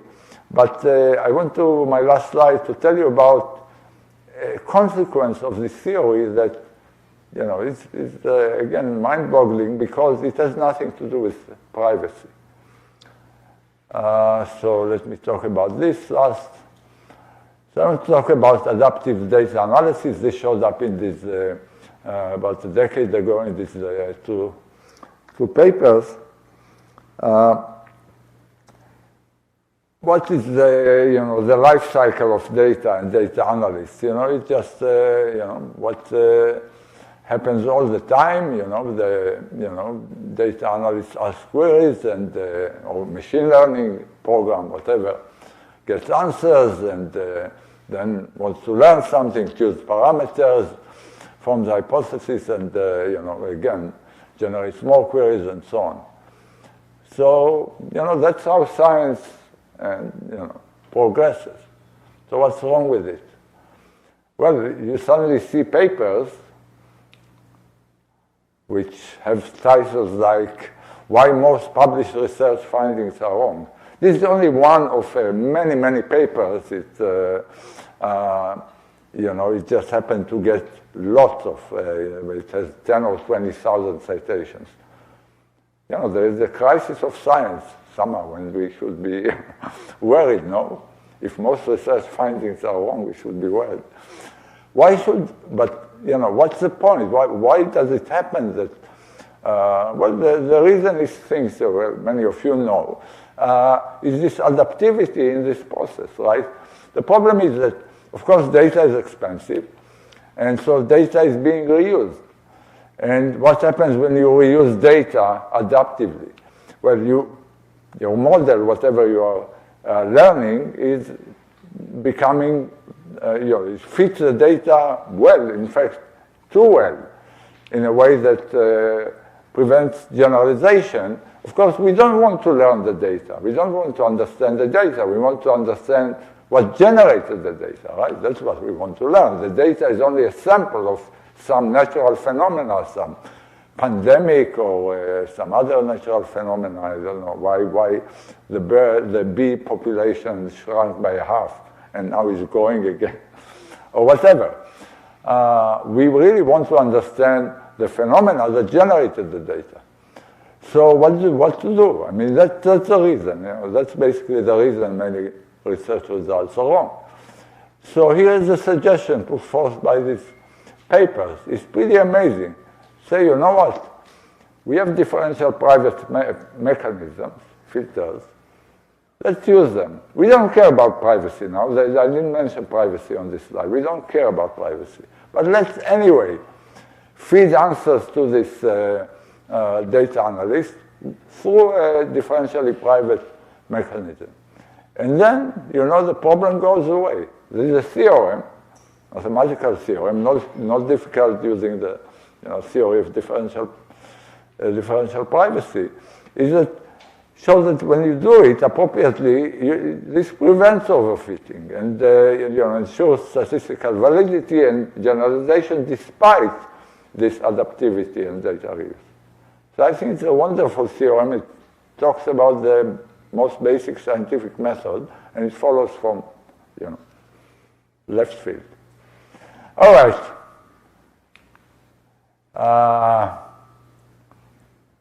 Summarizing, well, what's this paradigm, Turing's paradigm? Things are the same, unless you can tell them apart. Whoever, what the context is, you want to distinguish real and fake diamonds or Picassos or real and fake news, You should, what you test and do not distinguish, you cannot tell apart. And of course, depends on context. Another thing is Turing's message is that behavioral subjective definition, like imitation games, are extremely powerful and can help both create these grand theories and can also help in philosophical discussions. And that definitions are central to, are the beginning of everything. Only then, you have your theories and the theorems and applications. All right, thanks. I'll finish with my, usual slide of this book that you don't have to buy, which is because it's free online. Thank you.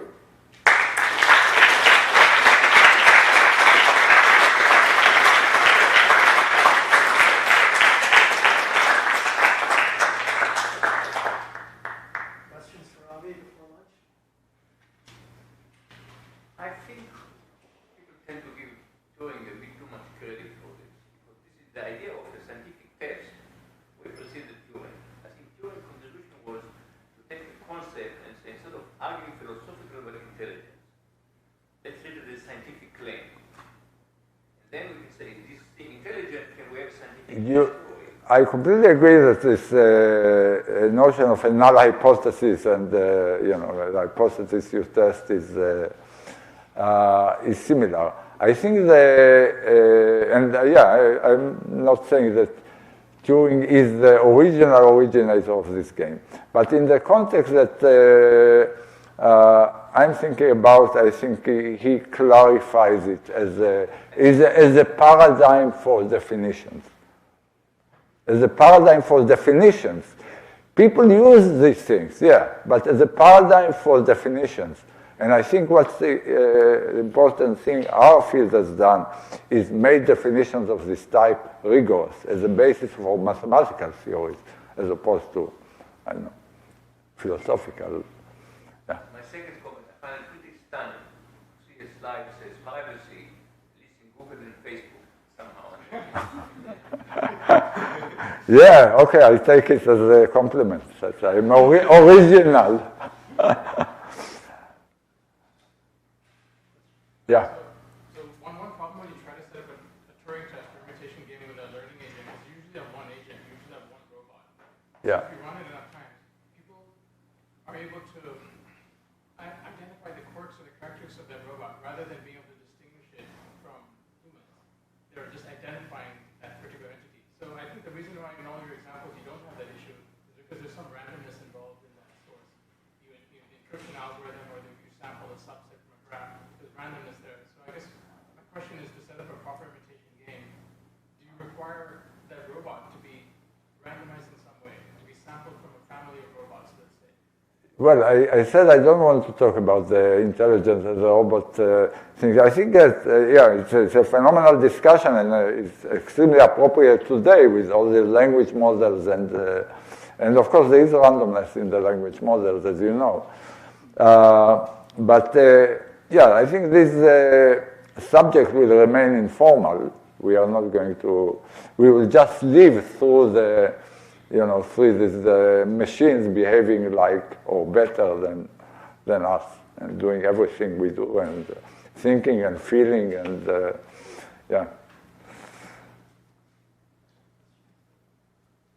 Let's thank Ali again. All right, so welcome to the afternoon session.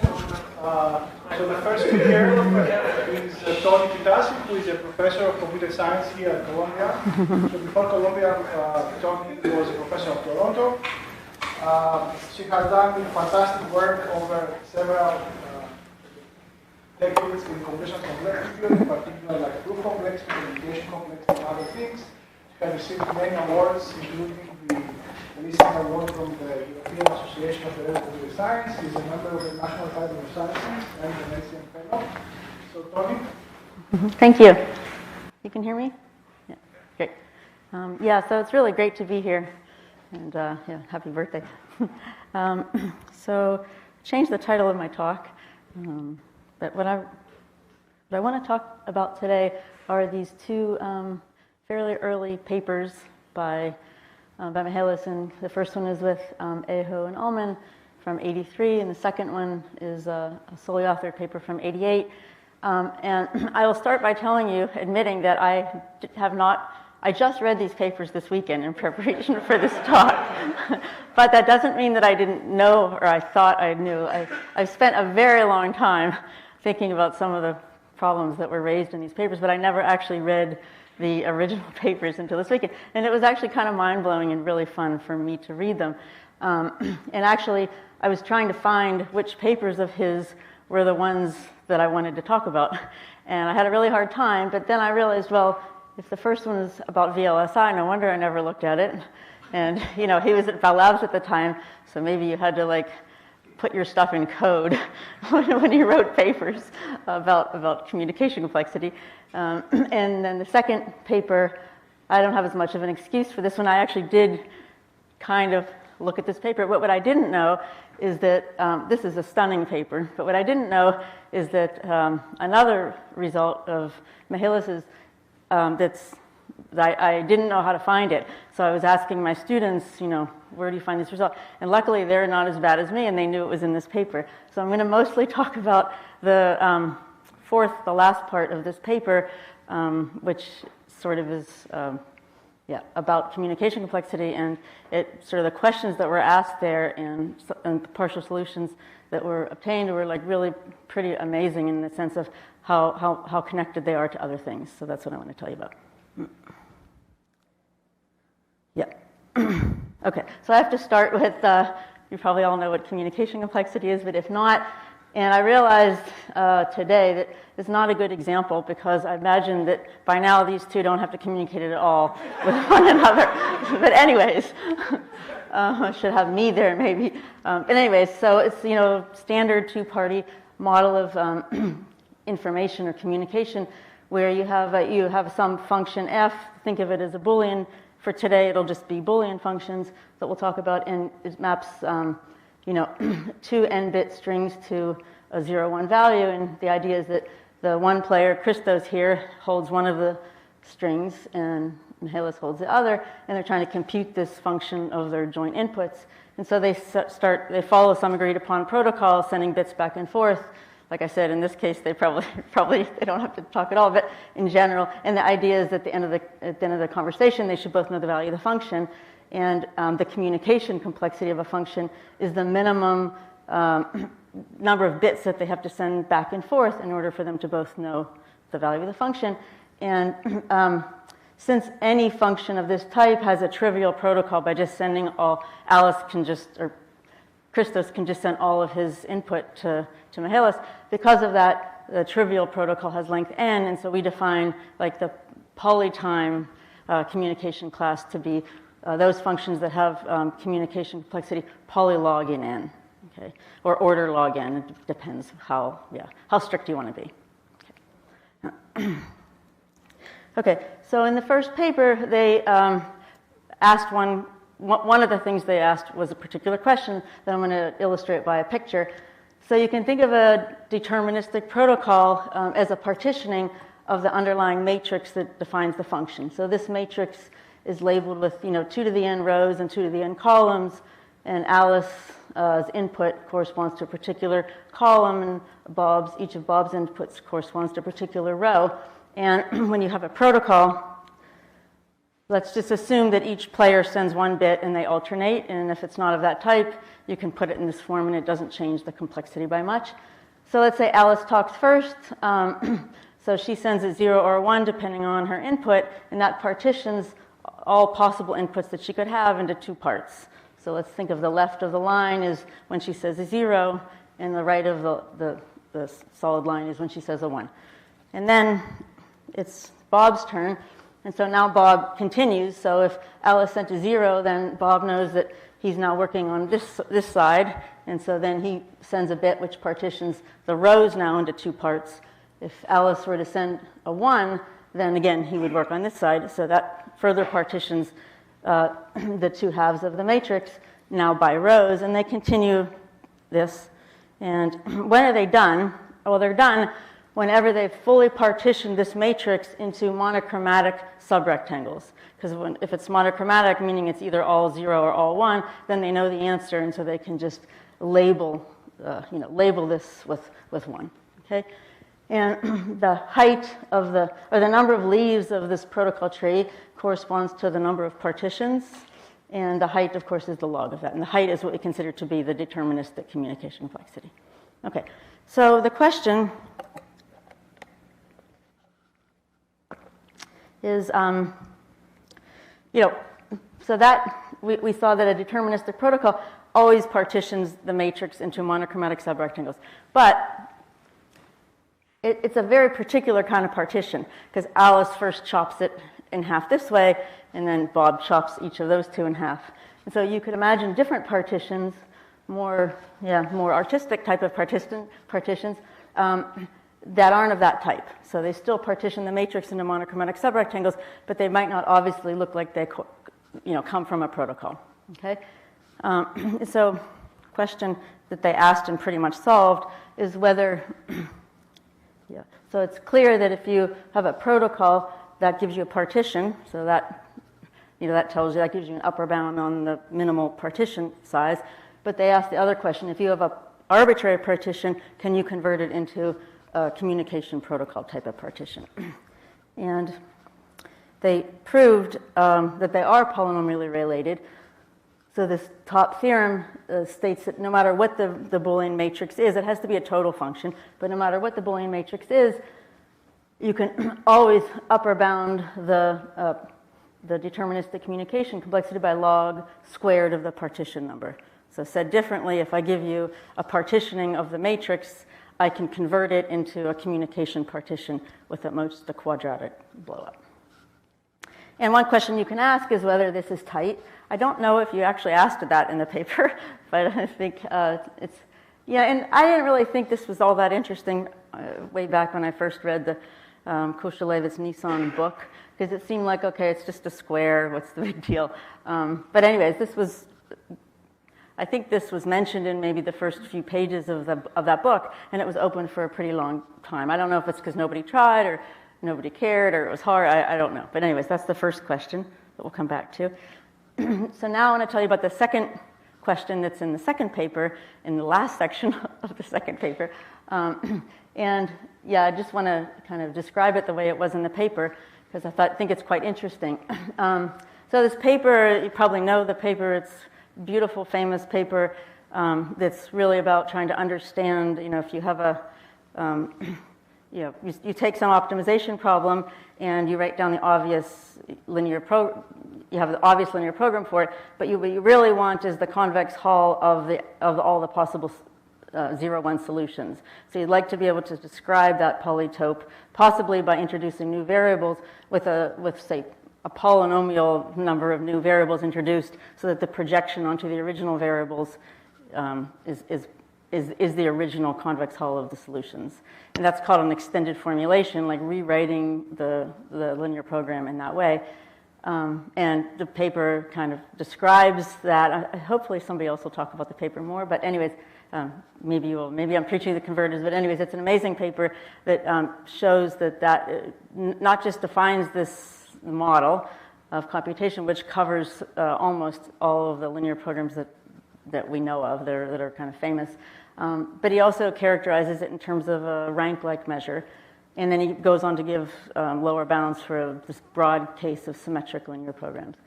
But in the very last section of the paper, he talks about a different type of polytope which depends on the graph. So for a graph G, he called it the vertex packing polytope of the graph G.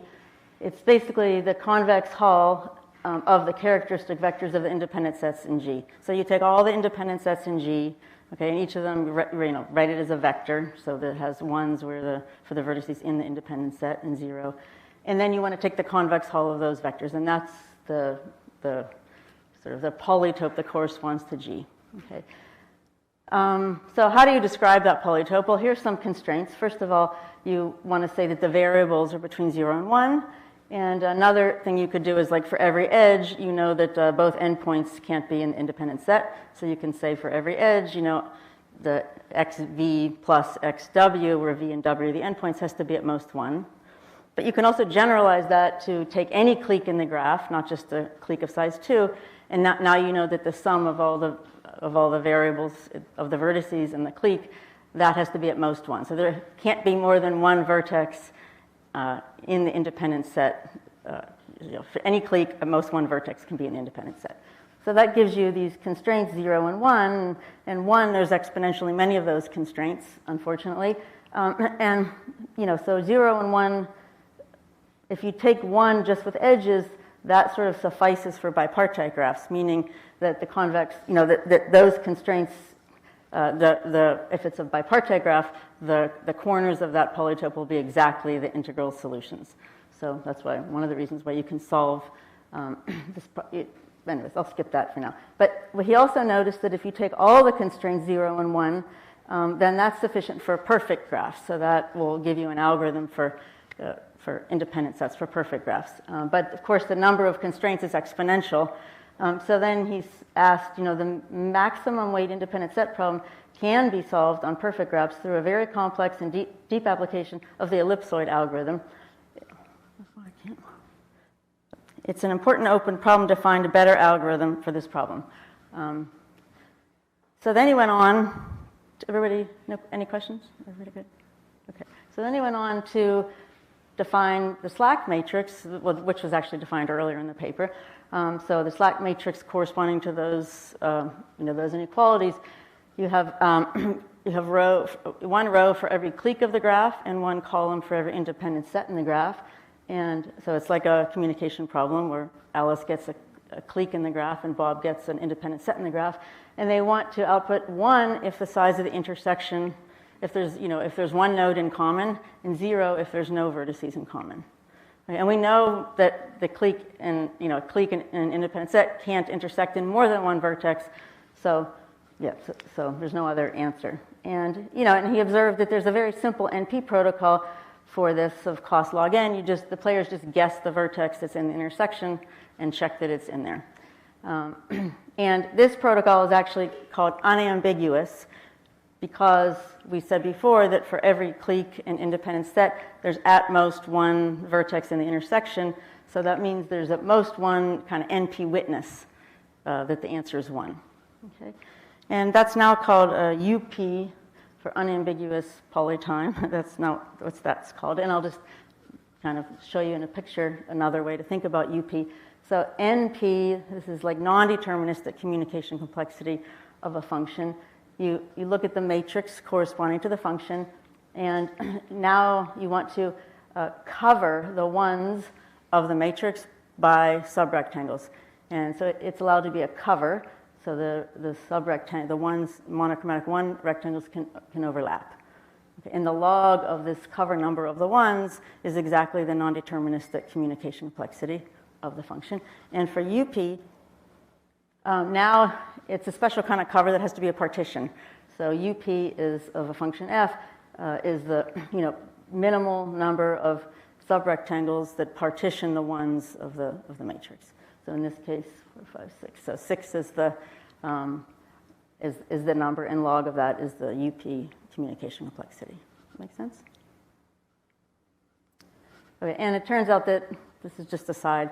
Turns out that this CIS stands for clique independent set. So that communication problem is complete for this communication class. So this might sound a little esoteric, but hopefully I'll convince you that there was a lot in this last little section. So one of the things that he showed in this paper, just like on a side at the very end of this paper, was that if the UP complexity of a function is bounded, then, so in our case this is log n, then you can also get a deterministic protocol for the function of cost square of that, in this case log squared. Okay. And so this gives a quasi-polynomial time linear program solution for independent set for perfect graphs. And so we said before there was this complicated semi-definite algorithm. So now we have, by this, we have a quasi-polynomial simple algorithm. And why does this follow? So what he showed in the first 3 sections of the paper was that in general, if you take this slack matrix corresponding to the inequalities, then the size of the extended formulation of those size of the linear program, the smallest size of it, is exactly equal to the non-negative rank of the corresponding matrix. And this is like the rank, except that all the entries in the decomposition have to be non-negative. Okay? And, okay, so you have that. And then he gave a deterministic algorithm of cost log squared n. And deterministic complexity is lower bounds this measure, non-negative rank. And so because of that, you end up with a quasi-polynomial linear program. Does that make sense? Good. Okay. Okay, I'm going to show you a little bit about the proof because it's cute and not hard, but really smart. So this is our matrix, and we're starting off assuming we have a UP decomposition, so we can have a partition of all the ones into these subrectangles, and from that we want to construct a deterministic protocol of cost, log of the squared.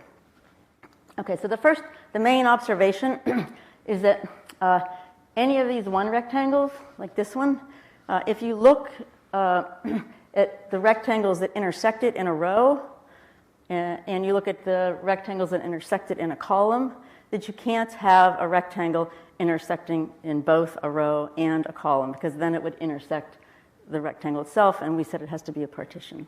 Okay, so that means that for every subrectangle, there has to be either it intersects with less than half of the total rectangles in rows, or less than half of all the rectangles in columns. Okay, and because of this, you can assign to every rectangle either Alice or Bob. So you'll say a rectangle is good for Alice if at most half of the other rectangles intersect this one in the rows. And you'll say a rectangle is good for Bob if at most half of the other rectangles intersected in columns. And a rectangle can be good for both, but we'll just label it, say, lexicographically first or something. Okay? So you start with this UP protocol. That gives you we can label all the rectangles as being good, they're either Alice's or Bob's.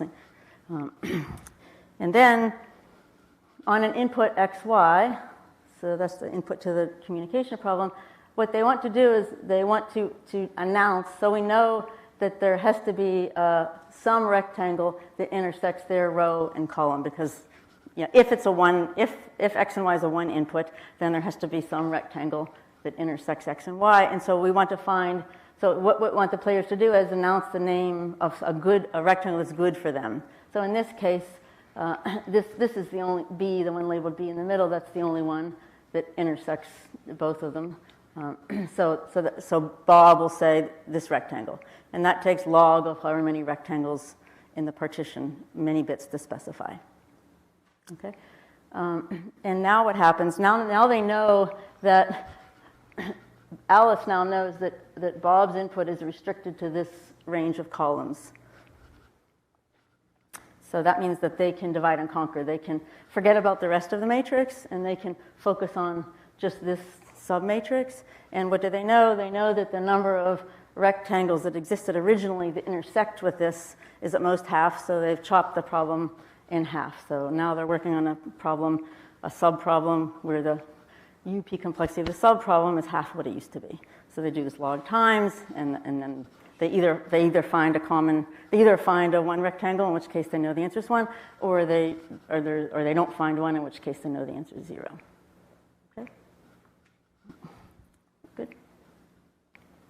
Okay. So the second question and this was explicitly asked in the paper, is this tight? So actually, I don't think that the first question was even asked, but the first question asks is this tight? So is there, can you get is there ever a case, this square, is it necessary? And then you can actually ask another question, which is you can look at the co-NP complexity of the same CIS problem. And that's the question that he asked in the paper. He said, we do not see any obvious protocol to verify disjointness. Is the co-NP complexity of this clique independent set problem superlogarithmic? If this is the case for any particular S, then we can deduce a superpolynomial lower bound on the size of linear programs expressing vertex packing polytopes in general, and then through reducibilities get the same lower bound for TSP. So he didn't solve this, but he said all you have to do is show that there's no co-NP get a lower bound on the co-NP complexity, and that's one way to prove a quasi-polynomial lower bound for TSP. So already it was clear that there was that the question of extended formulation size is very closely connected to communication complexity. So what I want to do is give you a little bit of ideas of like what. So now we know the answer to these questions, and so for the second, the questions I just mentioned.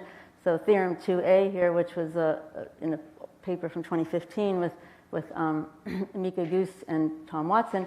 We proved that that for CIS there are functions f that require log squared deterministic complexity. And then in a paper by Mika, and then it was further improved by other people, the same lower bound was proved for co-NP communication protocols.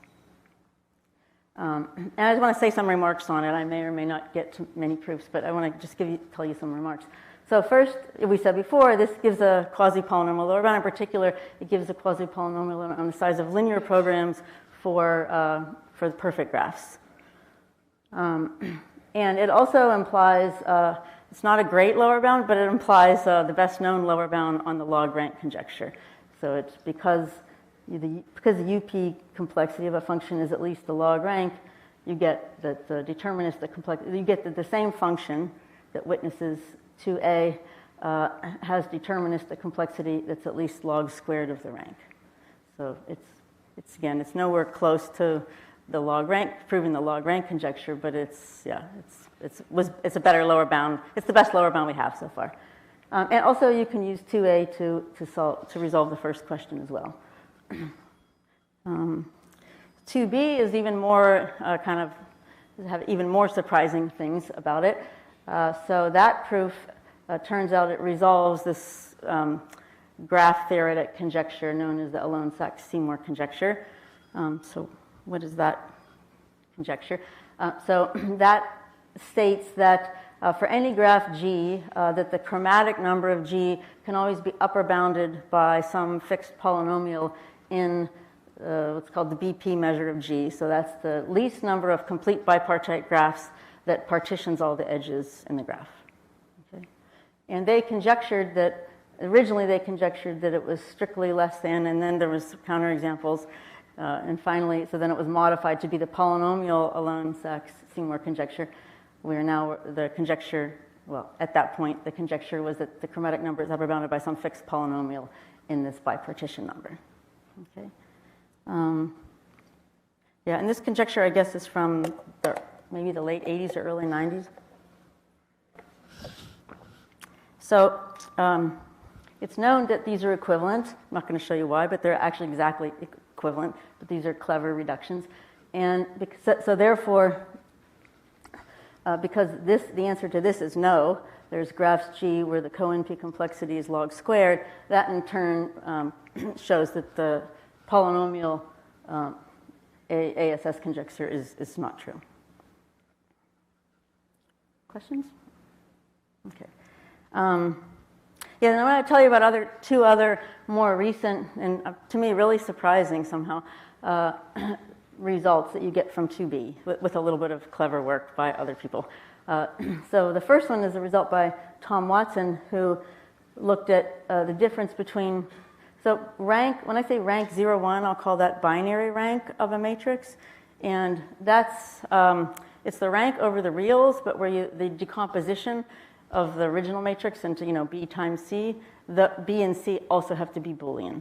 Okay, so if you start with a Boolean matrix M, which we always do in communication complexity, because it's a binary function, we want to know, so the binary rank is just the rank where A and B have to be 0, 1. And that's exactly the same as the UP complexity, if you think about it a little bit. So we know for total functions that the binary rank is, this is always true, whether it's total or not. The binary rank is less than or equal to the non-negative rank, and that's less than or equal to the binary rank squared by a slight strengthening of Vienna-Caucasus result. But what Tom proved is that for partial functions, this part's not true anymore. So there's partial functions where this is exponentially larger. Okay. And that's, to me, that was surprising. And then this one's even more surprising. So in this paper, which was a few years, I think this was from maybe 2016, and this paper, I think, was from 2 years ago.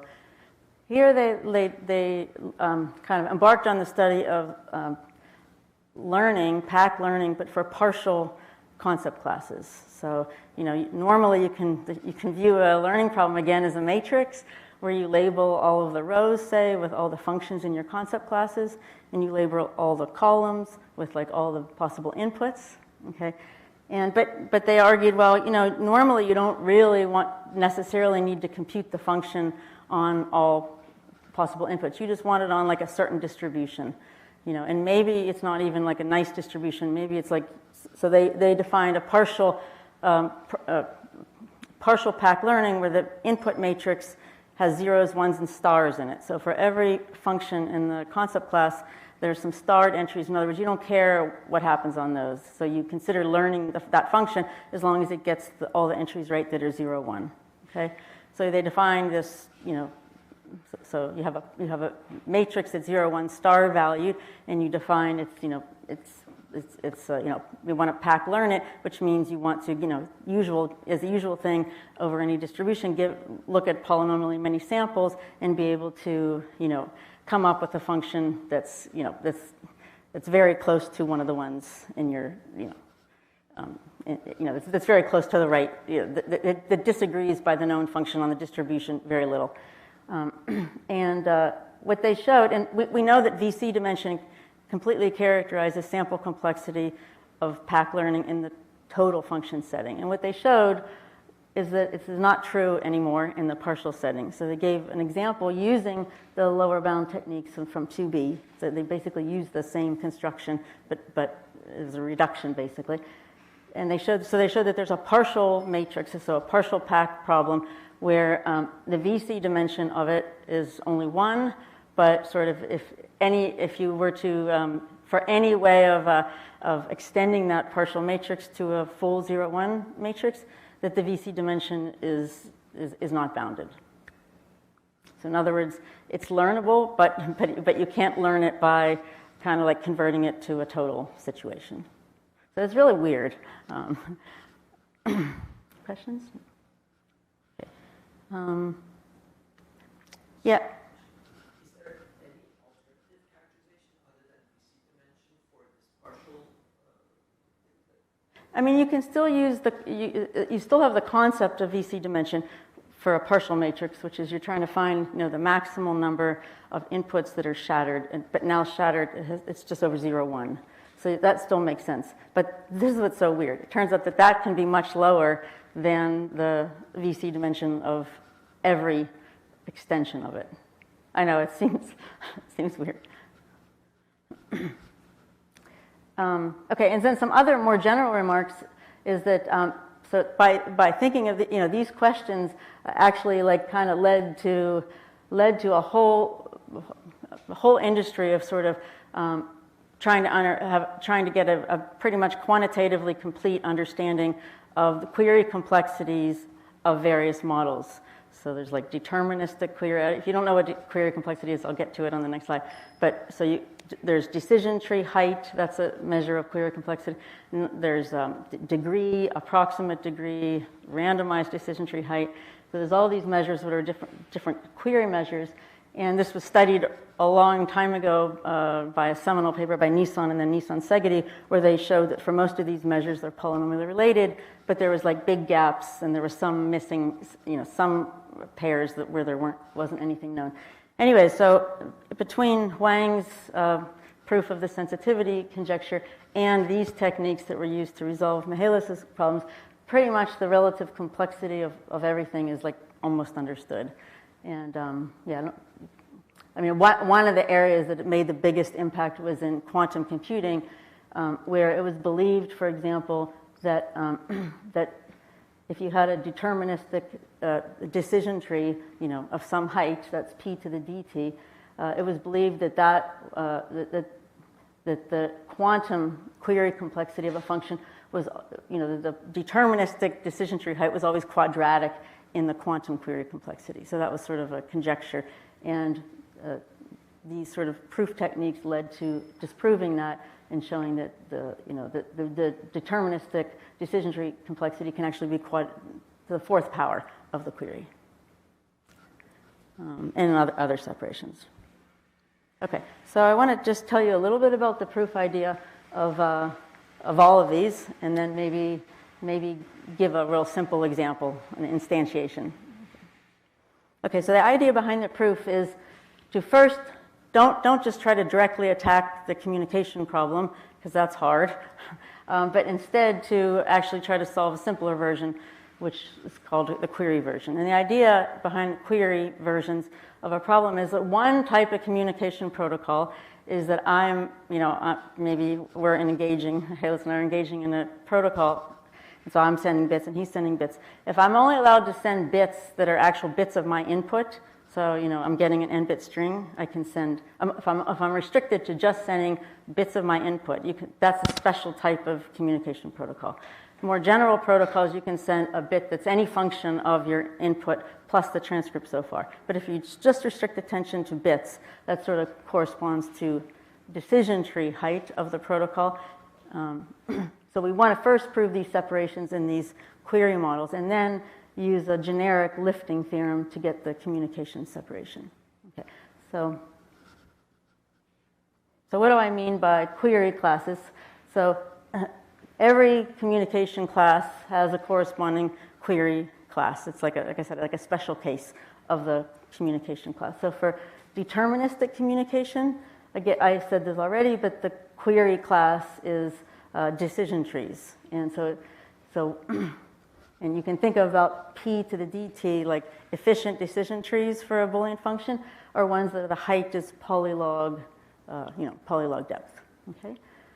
And for NP, it might not be so obvious, but for NP communication complexity, the query class is just DNFs, where the width of each of the terms in the DNF is at most polylog n. Okay, and yeah, co-UP is the same thing, but now it's a polylog with CNF. UP corresponds to again polylog with DNF, so any number of DNFs, but each term has to have width at most polylog. But now, since it has to be unambiguous, there's at most one term that's satisfied by every assignment. Okay, so there's a unique witness that the function is true, and yet co-UP is just the other way around. Okay, so we first want to look at 2a, and let's just see if we can prove this query lower bound.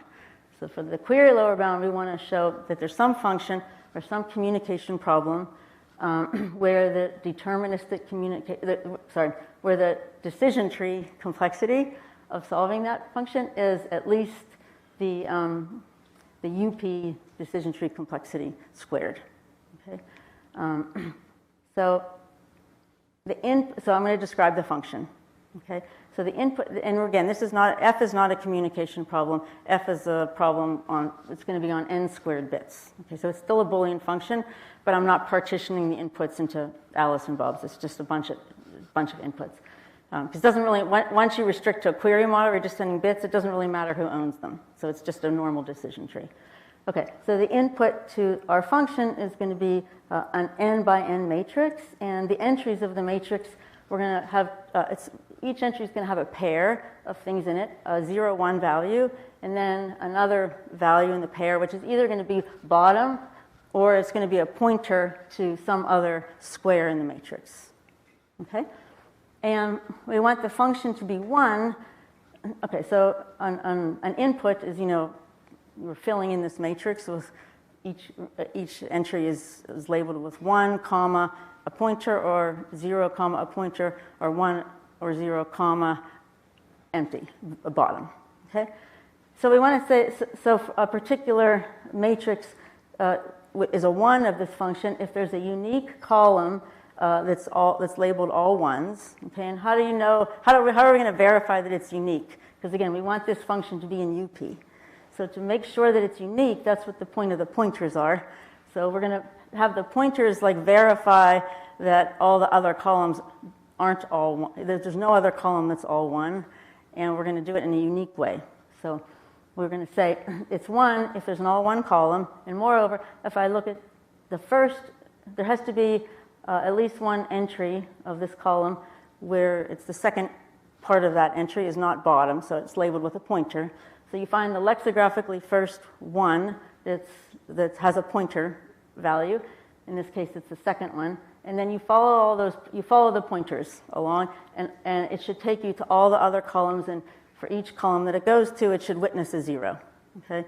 So that, and then you know that there is one column of all ones, and you know that no other column has all ones because these pointers kind of convinced you of that. It's like a proof. Does that make sense?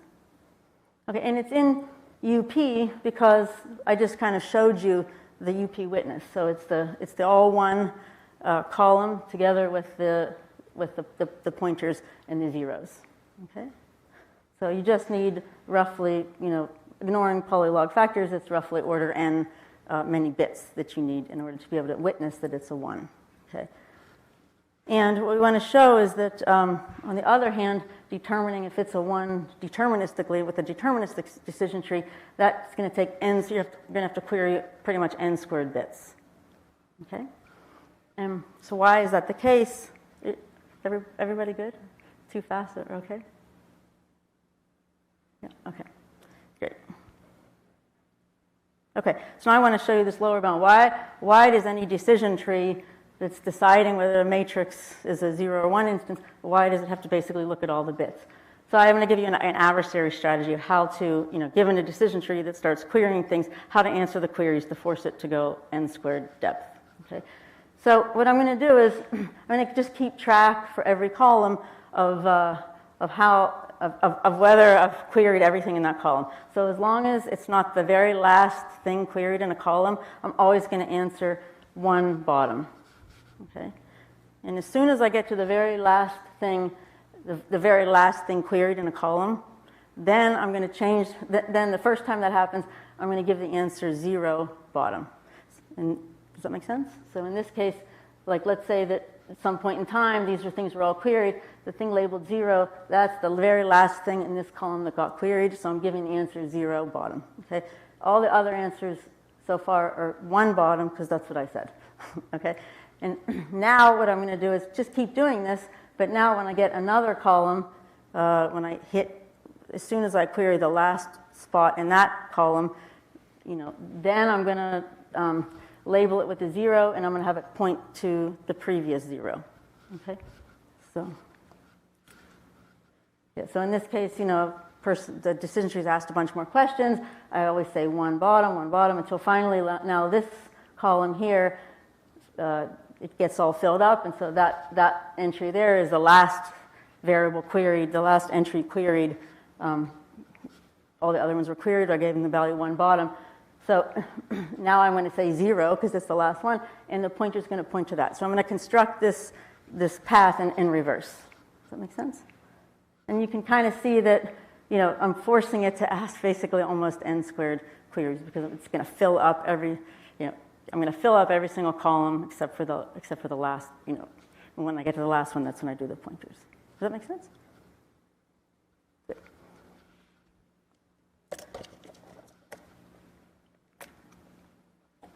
Okay, I think yeah, and then you can get theorem 1 from that, but I won't do that. And I was too ambitious, but I thought I'd show you the second part of the theorem. It's actually beautiful proof, but it's a little. Yeah, I think I'm almost out of time, so I'll skip it, but it's there.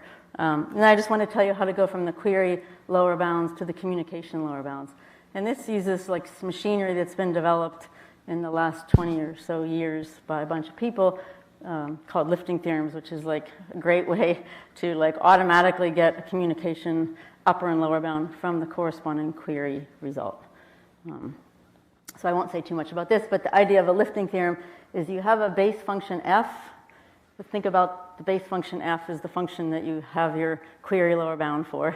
And now you want to lift it to a communication problem where the communication complexity in the corresponding model is the same. So how do you lift it? Well, you instead of applying f to its original variables z1 through zn, you compose it with an inner gadget little g. So little g is some some function that takes 0, 1 to the b1, cross 0, 1 to the b2 to 0, 1, so it's a Boolean function. And think of b1 and b2 as being very small. So it's a little gadget. It takes a small, think of it as like a constant number of bits here and a constant number of bits here. Okay? So we'll compose f with g, and that'll give us what we call lifted problem. And now we want to give Alice all the x parts.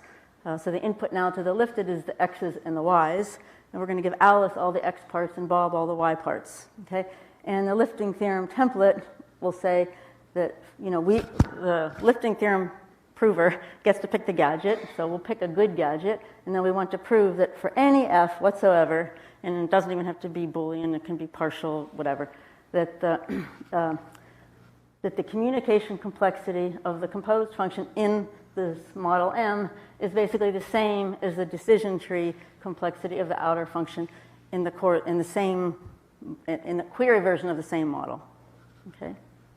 So like one direction's easy. If I give you a decision tree, let's do the case we're doing already.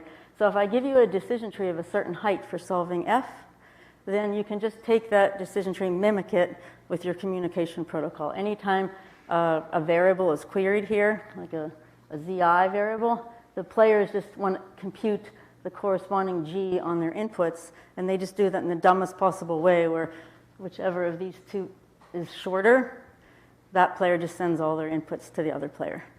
Okay, so you can just mimic a decision tree protocol by a communication protocol, and the height of the the cost of the communication protocol will be the cost of the decision tree times this amount, which should be really small, so it shouldn't affect anything. And the hard part of the lifting is to prove the other direction. And there's lots of lifting theorems out there, but at this point, at the time, this had to be done, and this was part of the work that was involved in proving those theorems. But now that we have all these lifting theorems, you just apply the right one, and you automatically get the communication analog of those theorems. Okay, I just have a few closing things to say. So I think it's striking. I should have read these papers a long time ago, the actual papers. Luckily, like I said, my students somehow don't pay attention to me, so they knew the papers, and so I'm not messing them up, luckily. But it's striking to me that the early work hit on so many to be important themes. One thing is in the first paper, they talk about communication as information right off the bat. They don't even distinguish between them. So I thought that was really interesting because it was many years later that the notion of information complexity was defined, and so it was interesting that thinking of it already as information flow was already in this really early paper. And also these close connections to rank-like properties was already in these papers, and it's still a big open question exactly how, whether communication complexity is characterized by log of the rank. And the other thing that I thought was interesting is, like, again, this UP class might sound really esoteric, but it's actually really important to find unique solutions, and it's not just important in communication complexity for this alone Sachs-Seymour conjecture, but it comes up a whole lot also in circuit complexity, like, or even constructing explicit objects, where you really want to find one thing. You don't just want to randomly find one, and so anyways, it's kind of important, and wasn't, at least I don't think at the time people were thinking anything about unambiguous or ambiguous things. And I definitely have a lot of reading cut out for me for the next little while. Thank you. Happy birthday.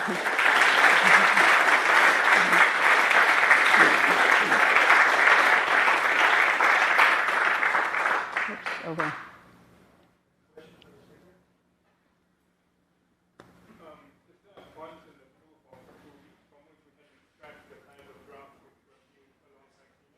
Sorry, say it one more time.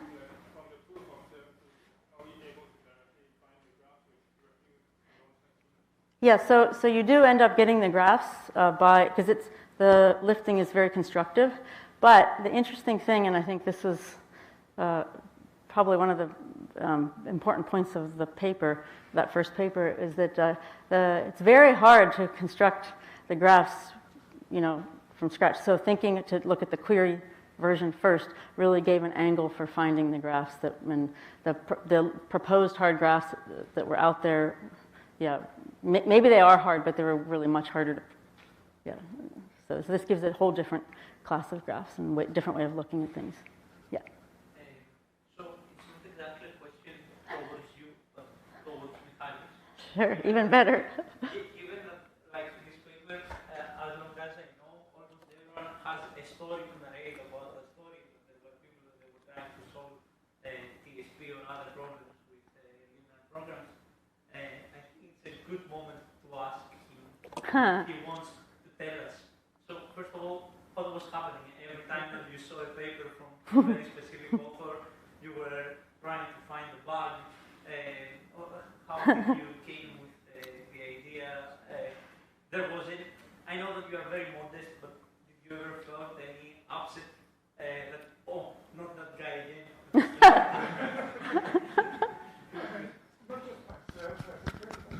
As I was saying, Mihalis and I spent time together at Bell Labs, which was a wonderful place, and late lamented, many people scattered from there to many other good places. And we wrote one joint paper together, which is actually on a subject which Mihalis made many contributions to, databases, in particular hypergraphs and their relation to relational databases. And I will get to that by way of some serious meandering here. So the title of the talk is Varieties of Graph Search. And we can do graph search on either an undirected or a directed graph, but let's start with directed graphs first. So here's a directed graph. We know what this is, a collection of vertices, collection of arcs between vertices, and it's directed so the arcs go in one direction.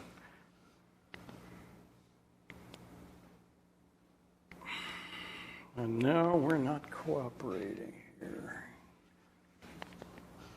So a search is a systematic way of exploring a graph where we start from some vertex and traverse arcs leading to new vertices. And the general rule is that we can traverse an arc from a previously visited vertex, and we want to visit every vertex and traverse every arc exactly once. So we pick some unvisited vertex, traverse arcs from that vertex. If we get to other places, we can traverse arcs from there and so on. If we run out and we reached all the places we can get to from a single vertex, we pick a new unvisited vertex and repeat. So I'll call it a graph search, this process starting from a single starting vertex. And an exploration is exploring the whole graph. Now, normally we think of all the vertices being reachable, but we can, from a single vertex, but we can generalize this to this notion of exploration. All right, now how do we implement such a search? Here's a way to do it. We'll maintain a set of labeled vertices, which are the ones we have visited, but we have not yet explored all the outgoing arcs. We start out with some unvisited vertex S in our labeled set. We pick a vertex out of the labeled set, traverse all the outgoing arcs, put into the labeled set all the unvisited vertices that we reach, and then repeat the process. Okay.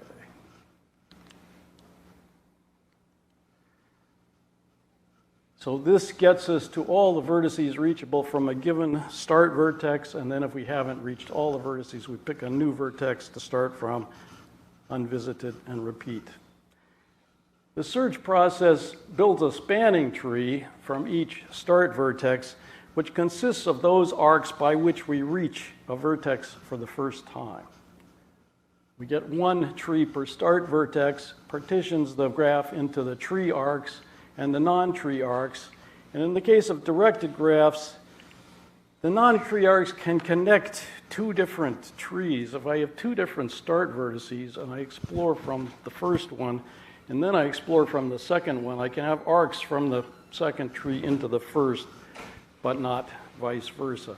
Now, normally, we're interested in situations where we can get to every place from a single start vertex, and that's mainly what I'm going to concentrate on. There are many ways to search a graph. The kind of search in this formulation depends upon how we choose the vertices to look at the outgoing arcs. And perhaps the simplest, or one of the simplest, is where the labeled set is a queue, first in, first out. This gives us, of course, breadth first search. So we pick the first vertex off the queue, traverse all its outgoing arcs. Any new unvisited vertices go on the back of the queue.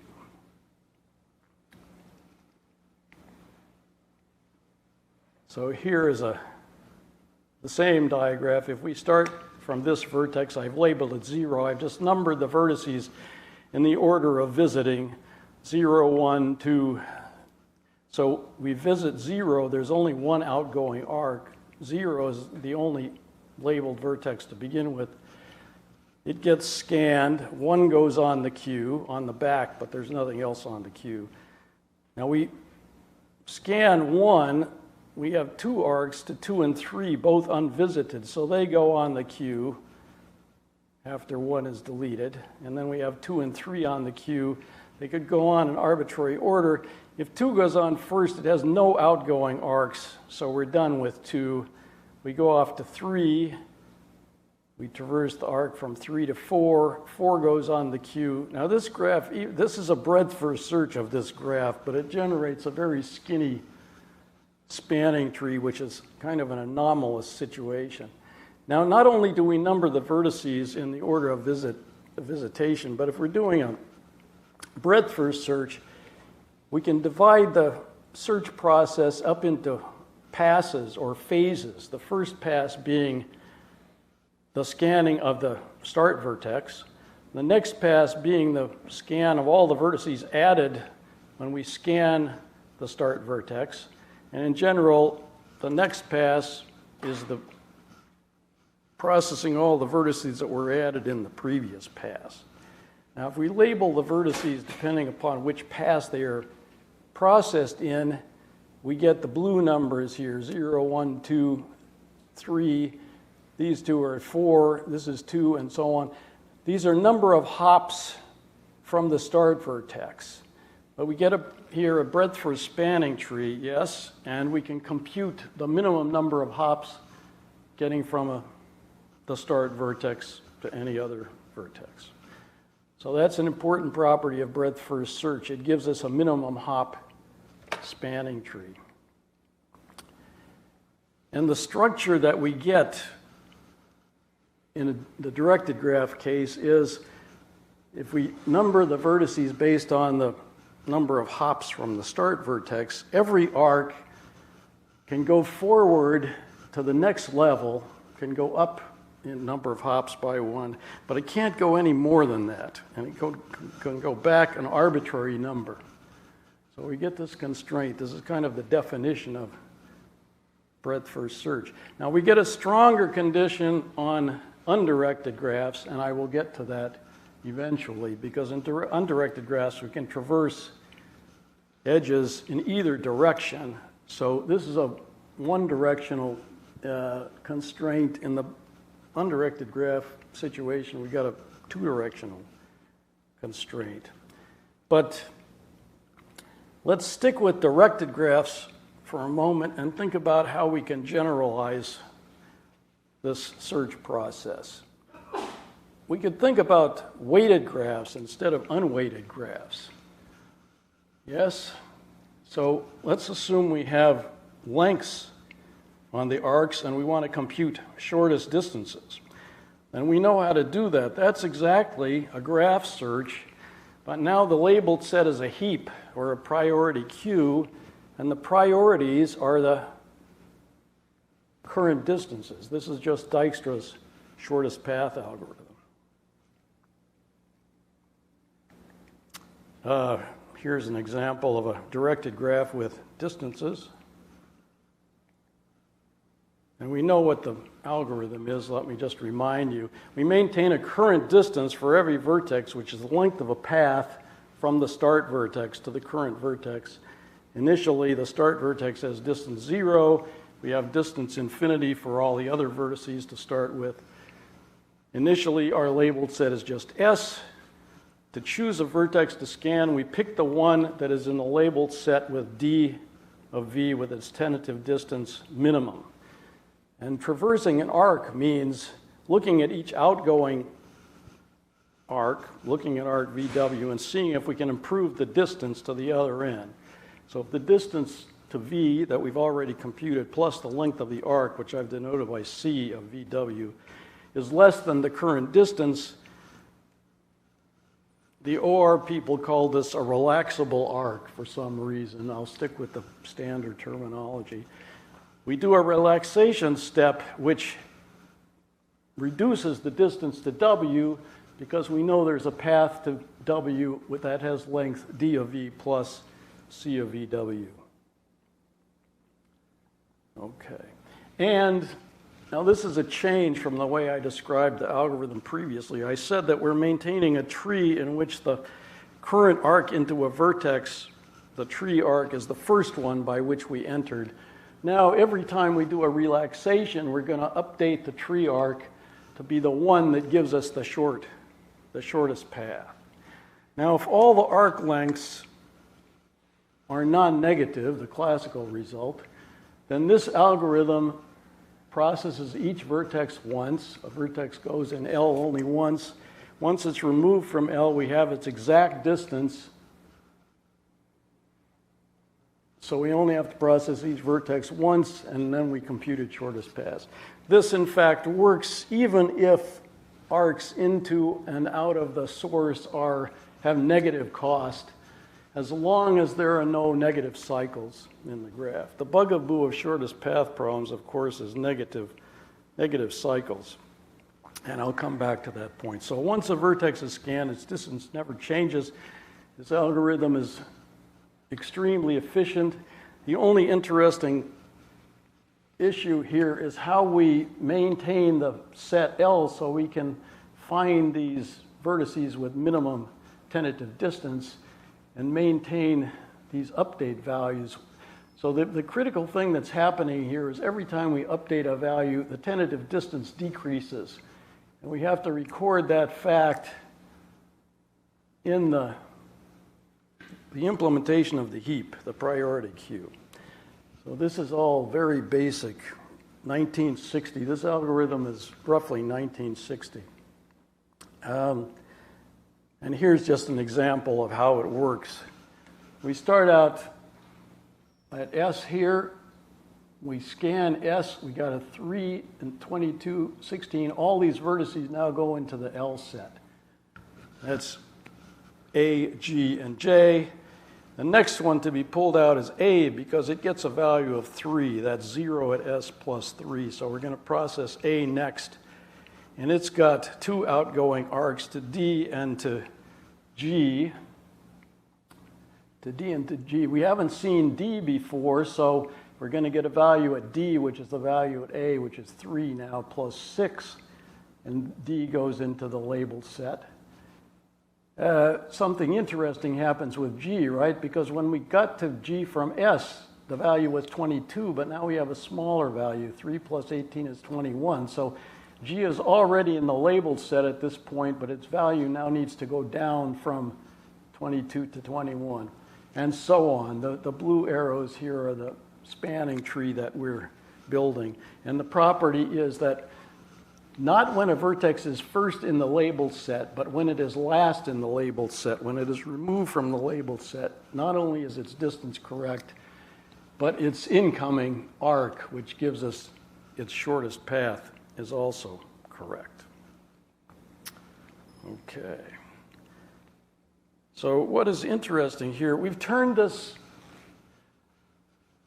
graph problem into an algorithm, and it's now a data structures problem because we have to implement our heap.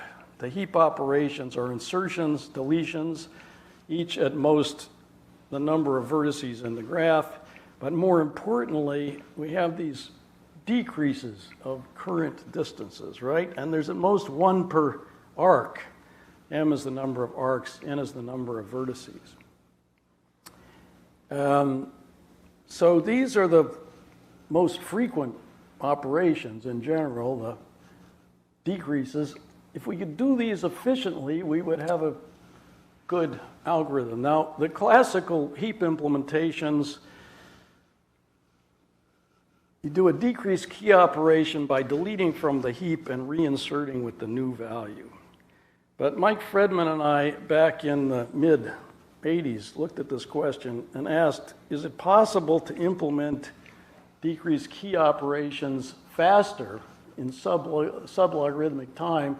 And we were able to come up with the Fibonacci heap, which is a data structure which the only expensive operation is the deletion. Insertions actually take constant time in the amortized sense. Decreases take constant time, and the deletions are the only ones that are log time. So we get a bound for Dijkstra's algorithm of linear in the number of arcs plus log n times the number of vertices. Since that time, many other heap implementations have been discovered and analyzed, and this is a beautiful data structure problem, but I and many other people are guilty, I think, of overstudying it. Too many of these things have been invented somehow. Fibonacci heaps have the disadvantage that even though they have nice time bound, they're a little bit complicated to implement. So there is some justification in trying to come up with more practical algorithms. And the classic heap implementation, the implicit heap, the Floyd-Williams heap, is the one that gets used in practice in this algorithm. There's an interesting tension between theory and practice. Beautiful theory results do not always translate into fast algorithms in practice. We all know this, but it's kind of embarrassing to be a theoretician and to have this be true. Okay, so we're talking about graph search here. I'll talk about data structures in another time and place. Well, Dijkstra's algorithm works really well. We can allow some negative arcs, but what happens if there are arbitrary negative arcs? No negative cycles, but there can be negative length arcs. We can modify Dijkstra's algorithm so that it still works. All we have to do is when a vertex that's already scanned gets a smaller distance, we just put it back in the heap and keep going. Unfortunately, this leads to exponential time behavior.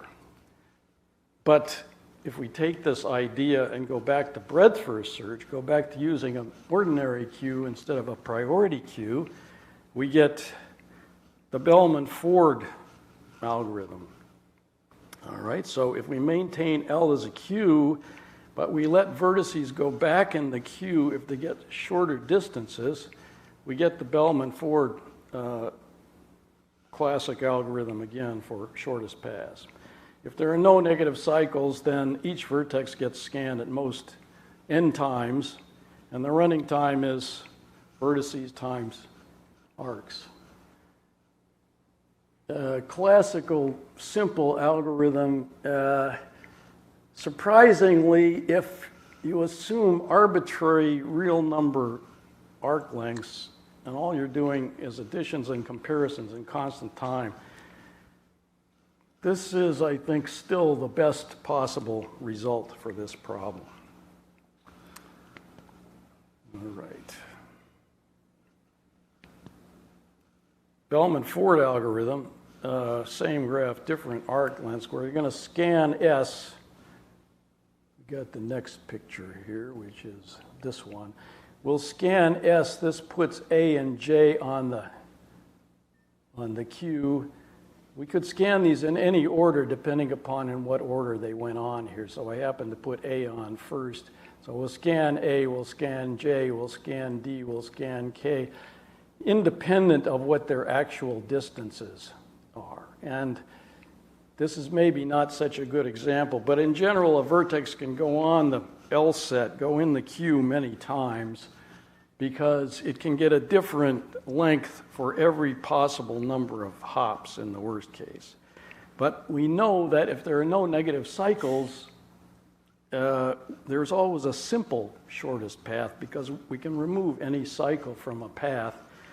So we're going to get the correct answer within actually n-1 hops. And this, the Bellman-Ford breadth first search-based algorithm goes a hop at a time. So after the first pass, you get all shortest paths of 1 hop.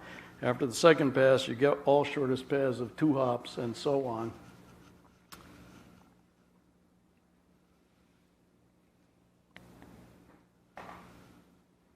So this is good, but as I said, this is the best that's known for arbitrary arc lengths. On the other hand, for integer arc lengths, one can do better.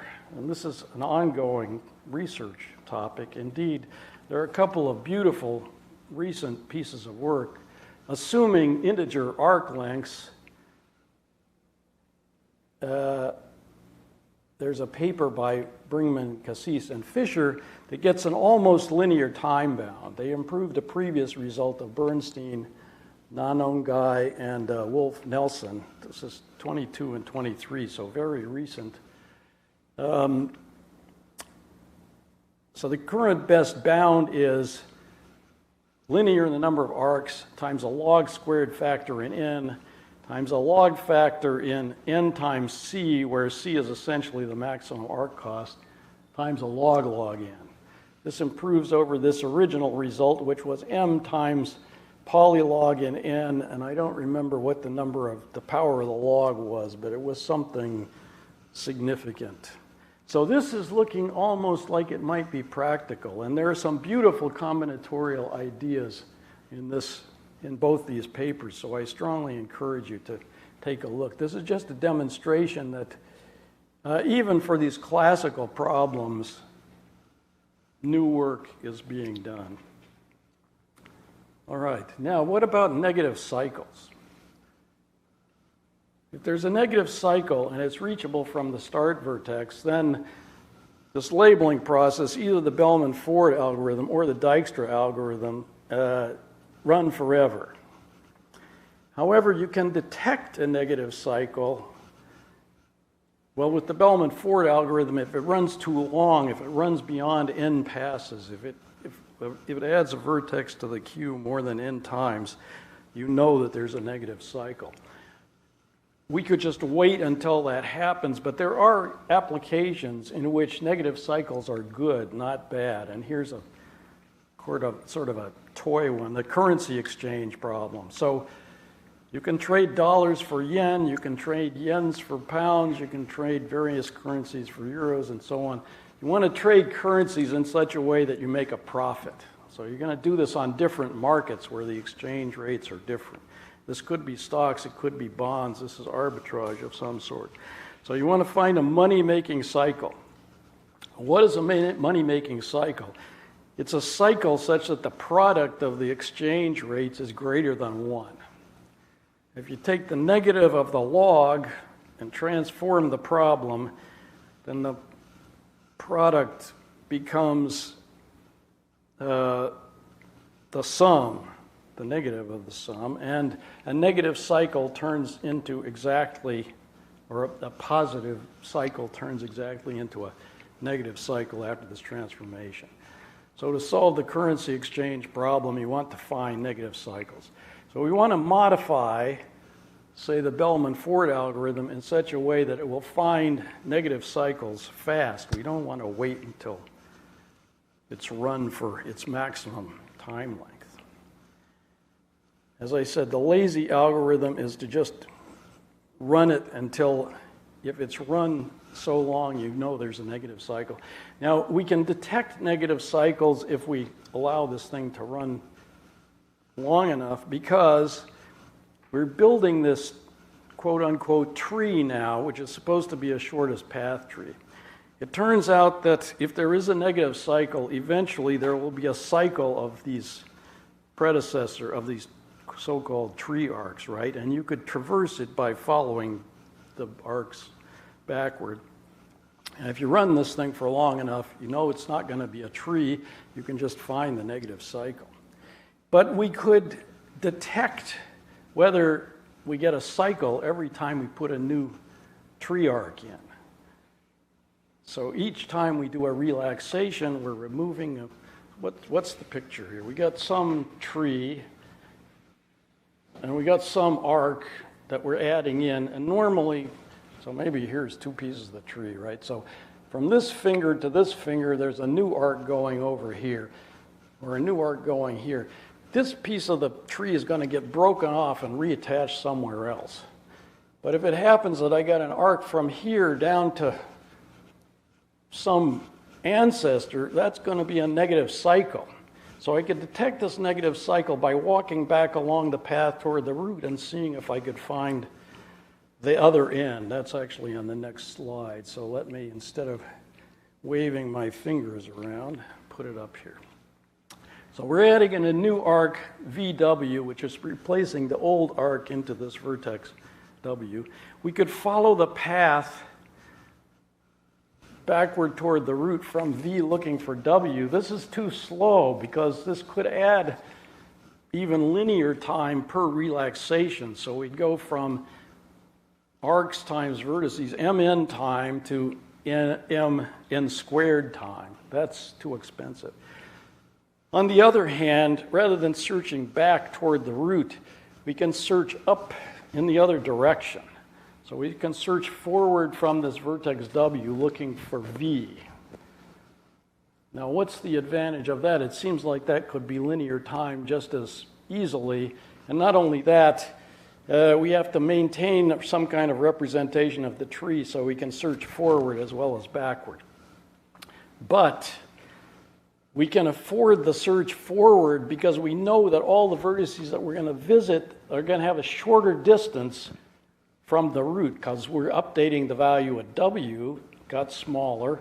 That means everything in the subtree gets updated as well. So the idea then is as we search this subtree looking for the vertex which is going to cause a cycle, we take the tree apart. We disassemble this subtree disassembly, because we know that the algorithm later on is going to repair all these values and put in better values. So that's the subtree disassembly idea.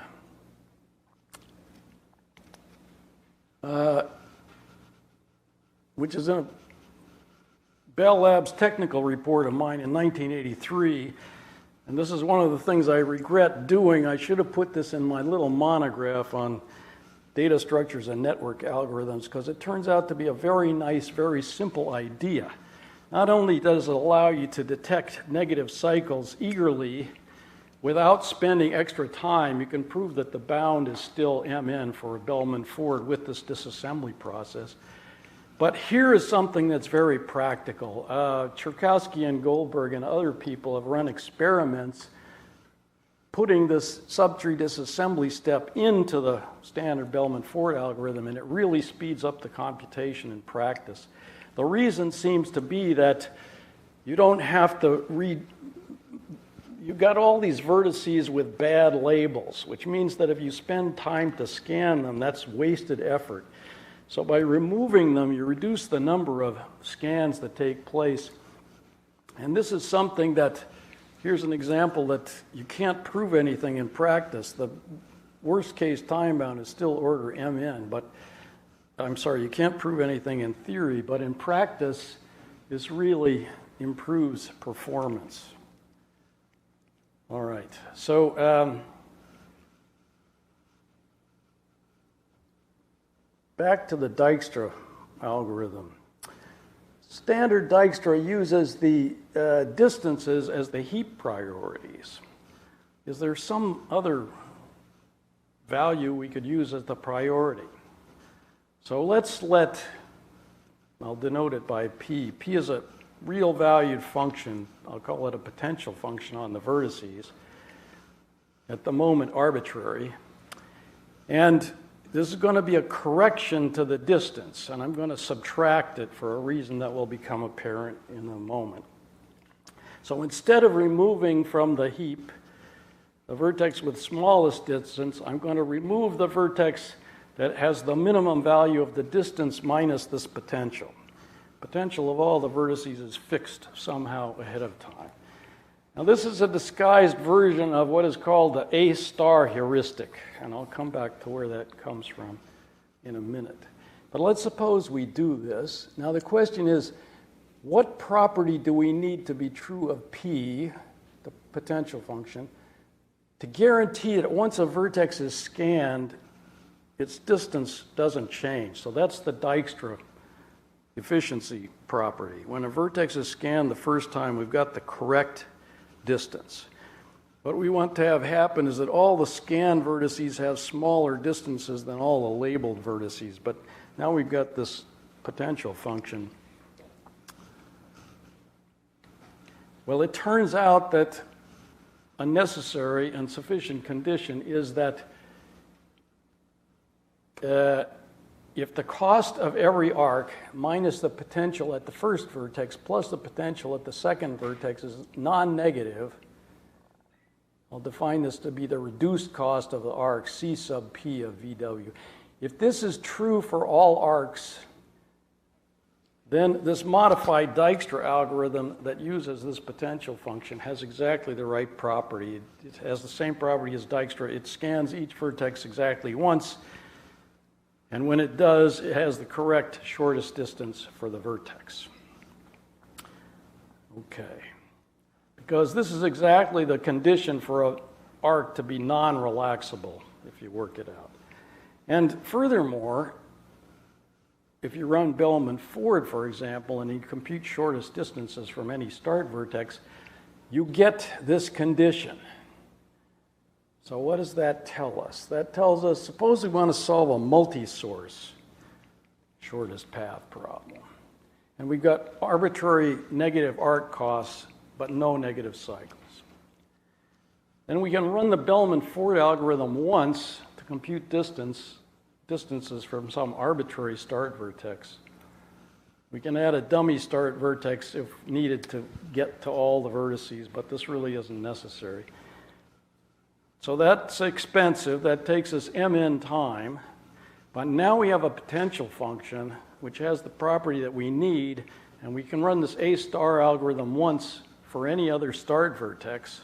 So if we have k sources, k start vertices for which we want to compute shortest paths, we get one Dijkstra computation plus one Bellman-Ford computation, mn time, plus k times Dijkstra, one Bellman-Ford plus k times Dijkstra, and we computed the shortest paths for all k sources. Furthermore, we can plug in here one of these fast algorithms if we're willing to assume integer arc costs. So this algorithm is a streamlined way of just replacing the original arc cost by the reduced arc cost. So we transform the problem into one where all the arc costs are positive, which doesn't change shortest paths, only their lengths, and then undo the transformation at the end. That algorithm was spelled out by D.B. Johnson in 1977, but it's really equivalent to this idea of just using a potential function and modifying the way Dijkstra's algorithm works. And this idea of A star actually was invented as a heuristic to speed up state space search. So back in a long ago heyday of artificial intelligence where they were using different techniques, if you want to search a huge space, you've got a graph, you've got transitions, maybe the graph is so large you can't even store it in your computer explicitly. What happens is every time you get to a vertex, you can generate the adjacent vertices. If we want to get to from a start vertex to a goal vertex, we could run Dijkstra, but it doesn't pay attention to the goal vertex. It expands around the start vertex. And what we want to do is drive the search in the direction of the goal vertex. So the idea of the AI people in those days was, suppose we have some easy to compute estimate of the distance from a given vertex to the goal vertex. And we'll run Dijkstra, except that we'll take as our the priority in the queue that we're trying to minimize the actual distance we've so far computed from the source plus the estimate of the distance from the vertex where we are to the target vertex. So it's D plus E. So then the question is, what do you need in the estimate so that this behaves well? And there's a beautiful book by Nilsson in 1971 based on this idea. Comes from this paper of Hart, Nilsson, and Raphael in 1968, where they study the properties of this, what they called a heuristic. If the estimate is a consistent lower bound on the distance to the target, then you get good behavior. And the more accurate it is, the more the search is driven toward the target. But this is exactly the same idea as the one that Johnson used to do multi-source shortest path problems.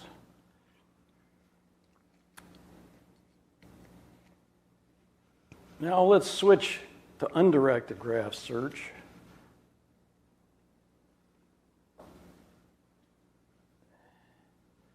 And I better speed up here.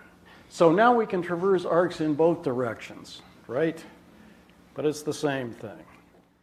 We get a graph structure imposed by the search in the same way. And let's go back to breadth first search.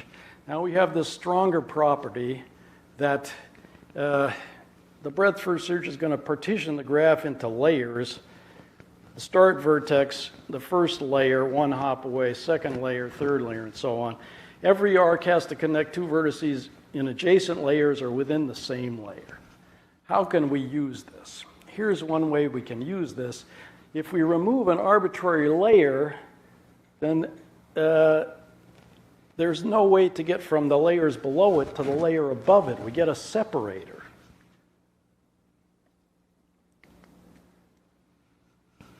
So the idea then is, if we're in a situation where we want to chop the graph up into pieces, this occurs in divide and conquer algorithms. We're trying to solve a graph problem. We're going to try to break it into small pieces. So is there some way to find a small set of vertices to break it, say, into pieces of size a half or pieces of size 2/3, 1/3, or something like that? Solve the problem on the two pieces, somehow glue the solutions together by doing some calculation on the separator, and then we get a solution to the whole thing. Well, we like to find small separators. A heuristic is do a breadth first search, hopefully from a well-chosen start vertex, so you get lots of layers, and choose some layer somewhere in the middle that has few vertices.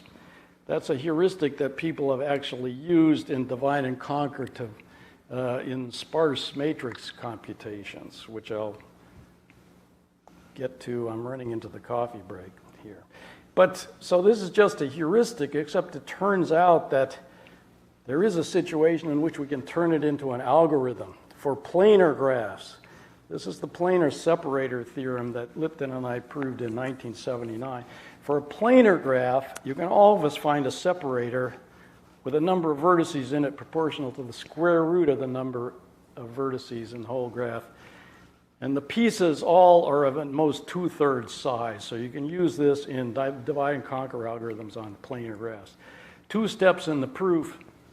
The first one is a breadth first search from an arbitrary start vertex. We chop out 2 middle layers. We throw away the top and the bottom stuff. The stuff in the middle is the remaining big part. If we contract everything in the bottom part, shrink it back into the start vertex, planar graphs have the property that if you contract any arc, you preserve planarity. We threw away the top stuff. We now got a planar graph with a short spanning tree. We're guaranteed that every path in the tree has length at most square root of n. And we can then prove that there are 2 paths in the spanning tree that together form a cycle, in effect, that's big. It's got an inside and an outside, and that partitions the big part, and then we're done. That's the proof of the planar separator theorem.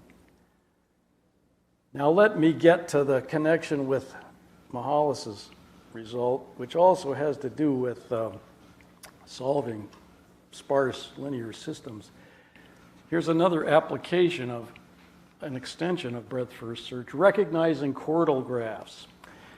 So a graph is chordal if every simple cycle has a diagonal, has a chord of length 4 or more. So a graph it has to be all triangles. You take a cycle of length 4, there's an arc across it which breaks it up into 2 triangles. Now it turns out that a graph is chordal if and only if it has a so-called perfect elimination order, which is an order such that if you have 2 edges, UV and VW, and U is smaller than both, then there's a triangle there. So if you have a V, it turns into a delta, basically. The Gaussian elimination process on sparse symmetric graphs will turn the graph corresponding to an arbitrary symmetric matrix into a chordal graph, and the edges that get added correspond to what's called fill-in. That's zeros that become non-zeros. So how do we test whether a graph is chordal? How do we find a perfect elimination order? Breadth-first search almost works for this purpose. Turns out that if you do breadth-first search, there is a perfect elimination order that respects the layers. And it actually goes in reverse order, so the start vertex is numbered at the end, then everybody in layer 1 is numbered next. Everybody in layer 2 gets previous numbers, and so on, backwards. So if we can break ties within the layers, that would give us an algorithm to find a perfect elimination order. So you break ties by applying breadth-first search recursively within the layers. This is what we called lexicographic search. This is a result of Don Rose, me, and George Luker from 1979. This extended, recursive, complicated version of breadth-first search will find a perfect elimination order if there is one. And then you also need to test chordality. That's another thing. Well, this is a complicated algorithm. So Mihalis observed that he was studying relational databases at the time, hypergraphs. There's a hypergraph property that I'm not going to define. I'll refer you to Professor Gottloeb's talk tomorrow called acyclicity, an acyclic hypergraph. Turns out this lexicographic search can be extended to hypergraphs to test this acyclicity property, which is very efficient and very important in efficient implementation of relational databases. Together, we worked out this idea of maximum cardinality search, which is a simpler kind of search that does the same thing on both problems. Now, this I can describe easily. As the next vertex to scan, we pick the one that has the most connections, highest cardinality connection to the stuff that's already been scanned before. That turns out to work for chordality testing and for hypergraph acyclicity testing. And indeed, there's a pretty broad family of so-called maximal label searches that work. So the appropriate generalization of breadth-first search solves the graph problem, chordality, and the hypergraph problem, acyclicity. And here's the paper. It's got an annoyingly long talk. It's got several what I think are interesting results in it, and I'll refer you to Professor Gottloeb's talk for more details. What's missing here? Are we paying attention? Graph search. What kind of graph search did I forget? Double depth first search. How about single depth first search? Thank you. Traverse an untraversed arc from the most recently visited vertex with untraversed arcs. I'm already out of time. I could talk a lot more about depth first search, but let me leave you with one question.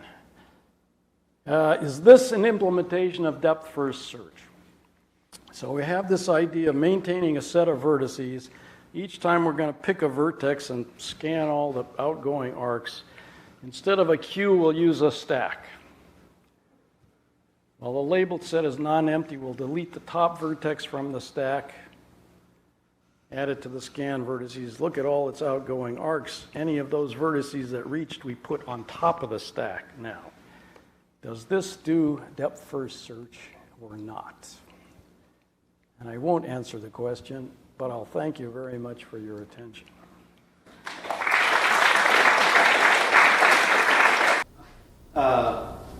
Happy birthday, Mihalis. It's a great pleasure and honor to be speaking at this workshop. My talk today will be a little bit all over the place. It'll be eclectic, a survey, maybe some open questions. Maybe I'll tell you a couple of technical things. And so, I guess let me start with a particular paper that I really like. So let's start with the question. So you have this octagon here. It's a regular octagon. We try to write it as a linear program. It has 2 variables and 8 constraints.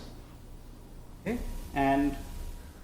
But it turns out that you can think of this octagon as a shadow of the cube, if you place it that way. And then once you do that, you can write a linear program that has 3 variables now because it's in 3 dimensions, but 6 constraints. Okay, so an octagon is shadow of the cone, and then it's good. And then you could ask, okay, how much can I play this game? Let's even focus on the octagon. What is the smallest number of faces of a polyhedron of which the octagon is a shadow? Right, so that looks like a scary question because if you think about a polyhedron in arbitrary dimension and how its shadow will capture the octagon, right? And you wouldn't expect this question to even have an answer, actually, exact answer. You'd expect that if you give me a polyhedron with number of faces growing with n, then there is an answer which also grows with n, and then we'll be proving bounds of n square, and then improving matching to order n, and tied up to constant factors and so on. But no, this paper gave a characterization which gives you the exact answer for the octagon if you want to find out. Or any polyhedron gives the exact answer in terms of the non-negative rank of a matrix. And then this connection, I don't know, it's one of my favorite papers in complexity theory. It's kind of unbelievable that you can go from the octagon to communication complexity. And it's kind of a beautiful paper. And it also, using that connection, the paper Mihalis showed that there's no small symmetric linear program for TSP and matching. And a couple of decades later, it led to a flurry of work. First, to get rid of the symmetry assumption. Now we know that there are no small linear programs for the TSP problem or the matching polytope. Moreover, we know that in case of CSPs, there are no poly-sized linear programs that give better than 7/8 approximation for 3-SAT, max 3-SAT, or half or max SAT, and in particular, Sherali-Adams LPs are optimal. And then more kind of things I think about. We know now that there are no small symmetric semi-definite programs for TSP or matching, and in general, no small semi-definite programs for TSP. So this is this line of work which started with beautiful characterization of extension complexity in Mihalis' work is in my view one of the strongest evidence that we have for NP not equal to P. Yes, it is in a restricted model of computation. Yes, it also shows that matching is hard. But in a sense, if there are entire industries of people who write linear programs by adding extra variables for lots of different problems. And so it's really one of the most powerful algorithmic tools that we have, writing linear programs with more variables. And so therefore, I think this showing that this powerful algorithmic tool doesn't work for TSP is a very strong evidence. And so there are a few open questions here. So one of them is show that no SDT approximates random 3-SAT better than 7/8 instead of a worst case 3-SAT. We can show that for LPs. And finally, we still don't know that there's no polysize SDT for the matching polytope. So could you go to the previous slide? For the SDT results, like no small means some exponential size, or that you should Okay. So for the first one, it's sub-exponential. For the second one, it is sub-exponential for CSP. It's a super polynomial for CSPs. But so that's all I wanted to talk about this paper. Another paper which sort of started off work on things that I have focused a lot of my research on is this paper which introduced max SLP. It kind of exposes underlying unity of the class of CSPs. It's a precursor to all the theory that was built later on approximability of CSPs, which I spent a long time thinking about. So today what I want to do is I want to kind of survey a different class of problems which are very closely related to max CSPs. And I'm going to be essentially surveying material, and hopefully inviting you to think about these problems. So let me start with an example problem. So here's the example. So you have n Boolean variables,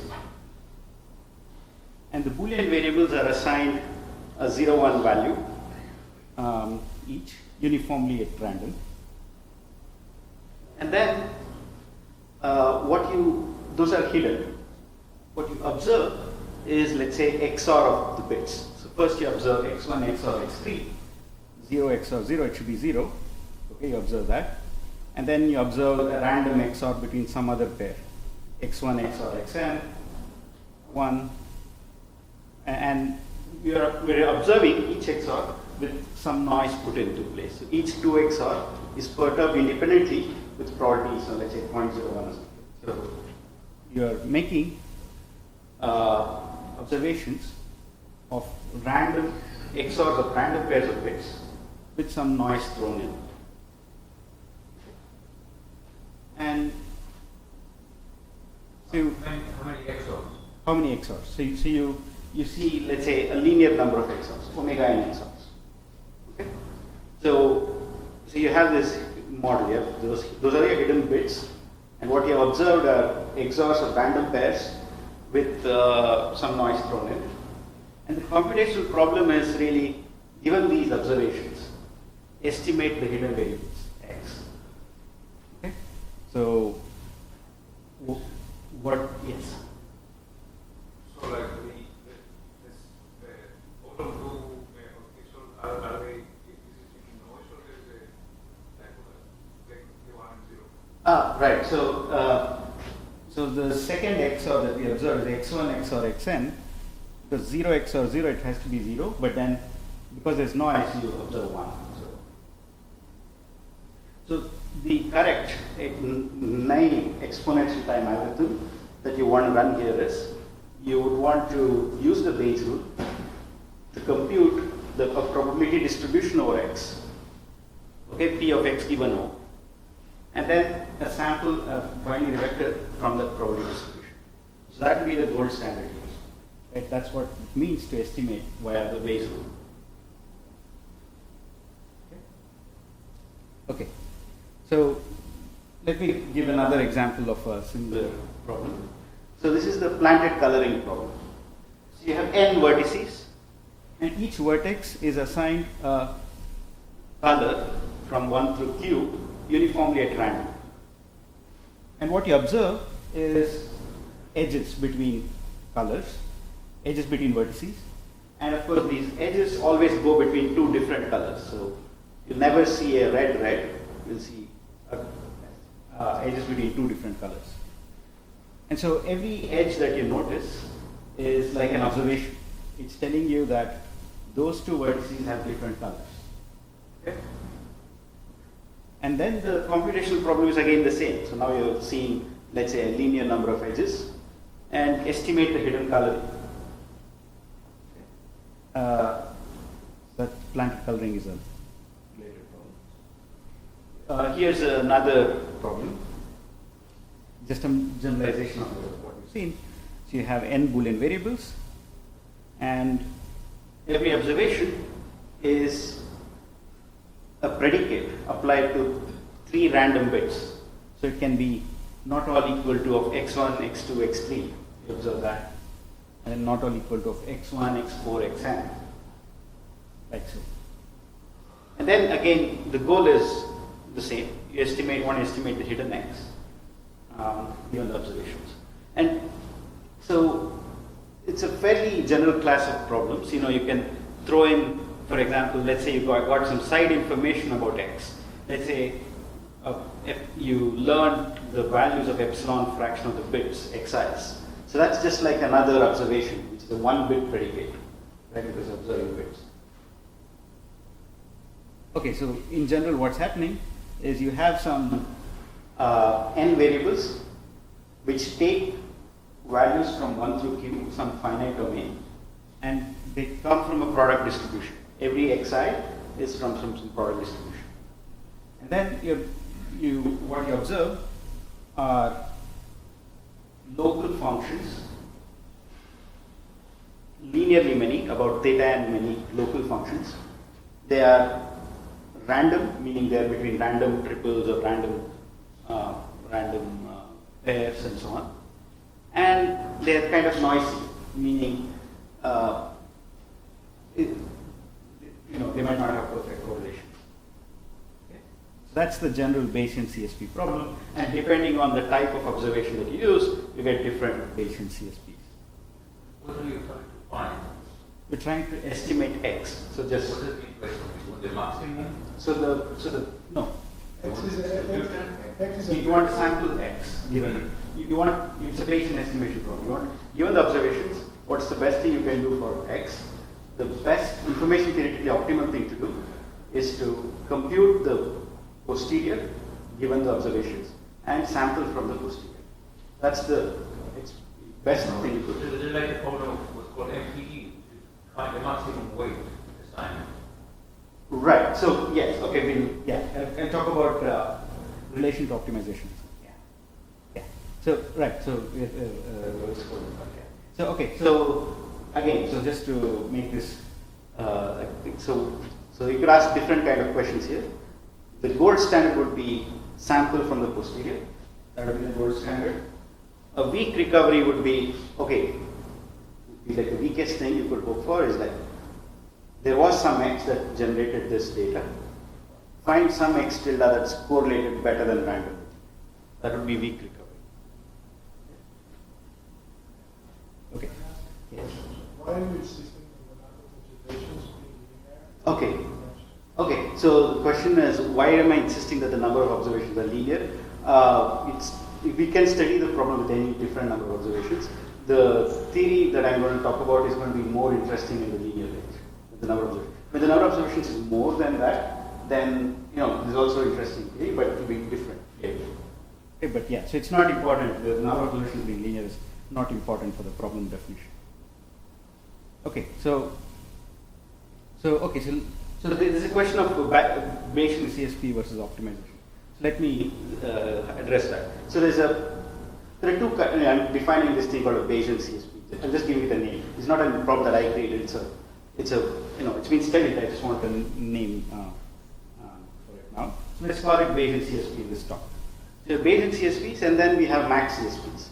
Max CSPs is find an x that agrees with the maximum number of observations. That's our standard one. And Bayesian CSPs estimate the hidden variables, meaning apply the Bayes rules, sample from it. That's the difference here. The naive exponential time algorithm is for the task that you have in mind is different in these two cases. One of them is brute force search for x satisfying the maximum number of constraints. That's max CSP. Bayes CSPs use the Bayes rule to compute the posterior and sample from the posterior. So there is a way, there's a proxy by which you can convert Bayesian estimation to optimization, which is maximum likelihood estimate. You'd say, instead of sampling from x, let me just find an x that has a maximum probability given the observations. Okay? So maximum likelihood estimation is not always the same as Bayesian estimation. because even for especially when the number of observations do not uniquely identify the X. So one way to think of it is, let's look at planted coloring with two colors, even the simplest model, plant coloring with two colors, like a min cut, max cut type of problem. Max CSP versus max cut. Okay, so, and they are corresponding Bayesian CSP versions to apply the Bayesian and so on. And like the point is, the maximum likelihood estimator cannot distinguish a random graph from a planted graph. We don't know that we can distinguish a random graph from a planted graph. Because in the sense that the max cut in a random graph can be better than the planted cut in the planted graph. Okay, so this is a little bit, so that's the reason why finding the max cut is not the right answer, because max cut in a random graph could actually be higher than the planted cut in the planted graph. Even then, you can recover X by applying Bayes rule and finding the X. You will recover X, but not by max cut. By actually applying X. So it took me I guess several iterations, a few months to actually believe this fact, but it is true. And actually, I can explain this fact a little bit better later. But let's just take this as a given that the Bayes estimation problem is not the same as max CSP, and you can't always solve Bayes estimation by max CSP. Yes. Is there a question? Oh yeah, I was going to ask, like, I mean, in expectation though, like I'm not sure what you mean, because like clearly like with some randomness they can like make the max cut different, but like in expectation it's like, you know, the price is the best, right? No, it's not. Really? Even without the point that even in a random graph, if I ask you to find a max cut, you can find a max cut with a value higher than what you would find in the planted graph. So I think for the moment, let's just take this as a given, and you know we can think about it later. I think for the flow of the talk, let's just take this as a given and let's just think of this natural. I think a natural computational problem. Apply Bayes rule and sample from it. Right? The posterior is a natural distribution, and we're asking for the computational problem to understand the computational problem. Yeah, there's a question.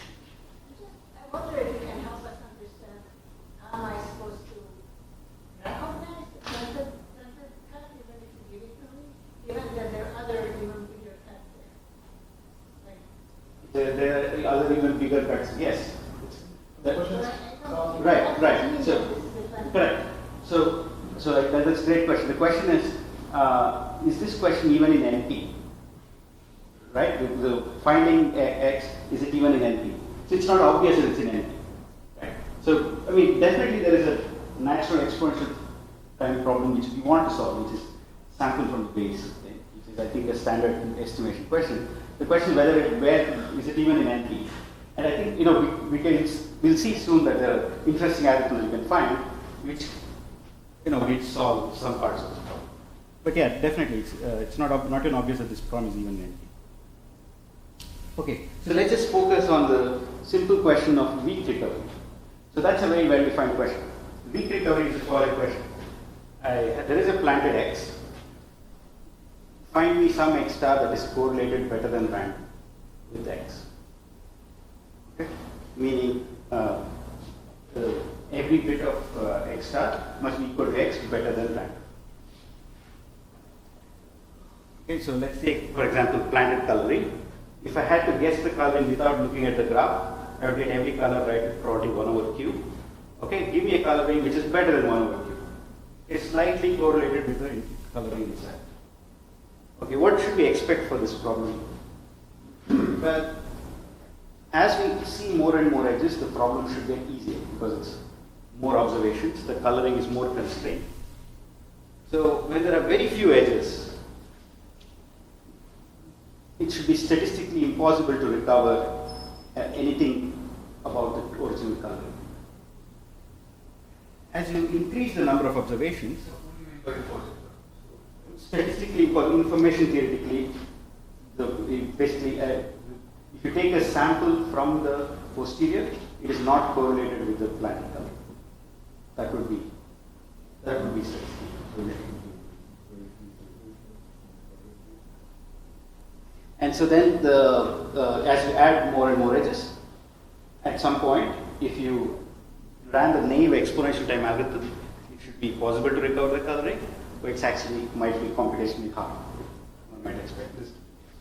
So you cut enough some things, but the algorithm is solving the exponential. Exactly, and the natural way to do it, meaning you just compute apply the Bayes rule, compute the posterior, and you will be able to do it, but it will take exponential time. And once you see enough edges, of course, the problem might be computationally easy.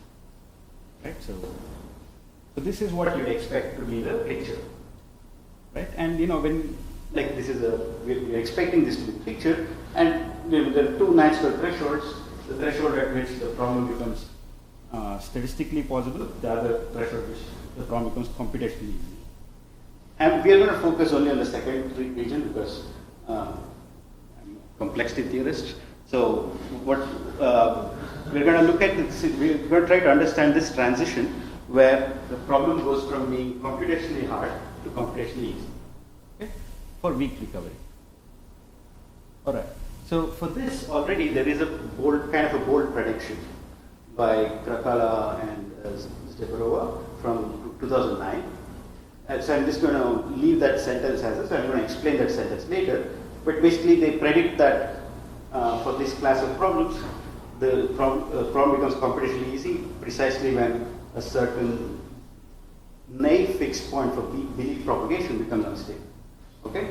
Let's not. I'll explain that a little later. But let's just get directly into its implications. So, for example, let's go back to planted coloring.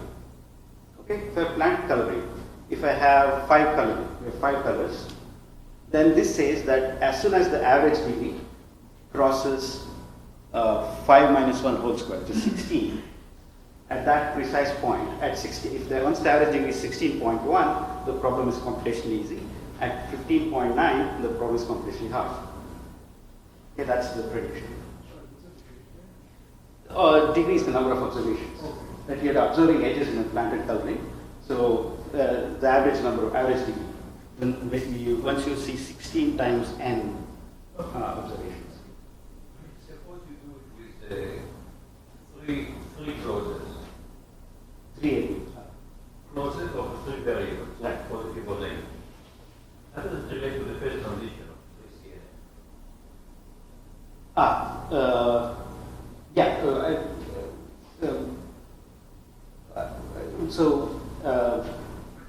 So we talk about planted models. So there's always a solution in that sense, right? There's no direct connection, but the techniques are the same. So If we look at first condition also with planted solution. yes. So there is there's a lot of actually. I know very little of this topic I'm learning, but a lot of statistical physics ideas go into all of these predictions, and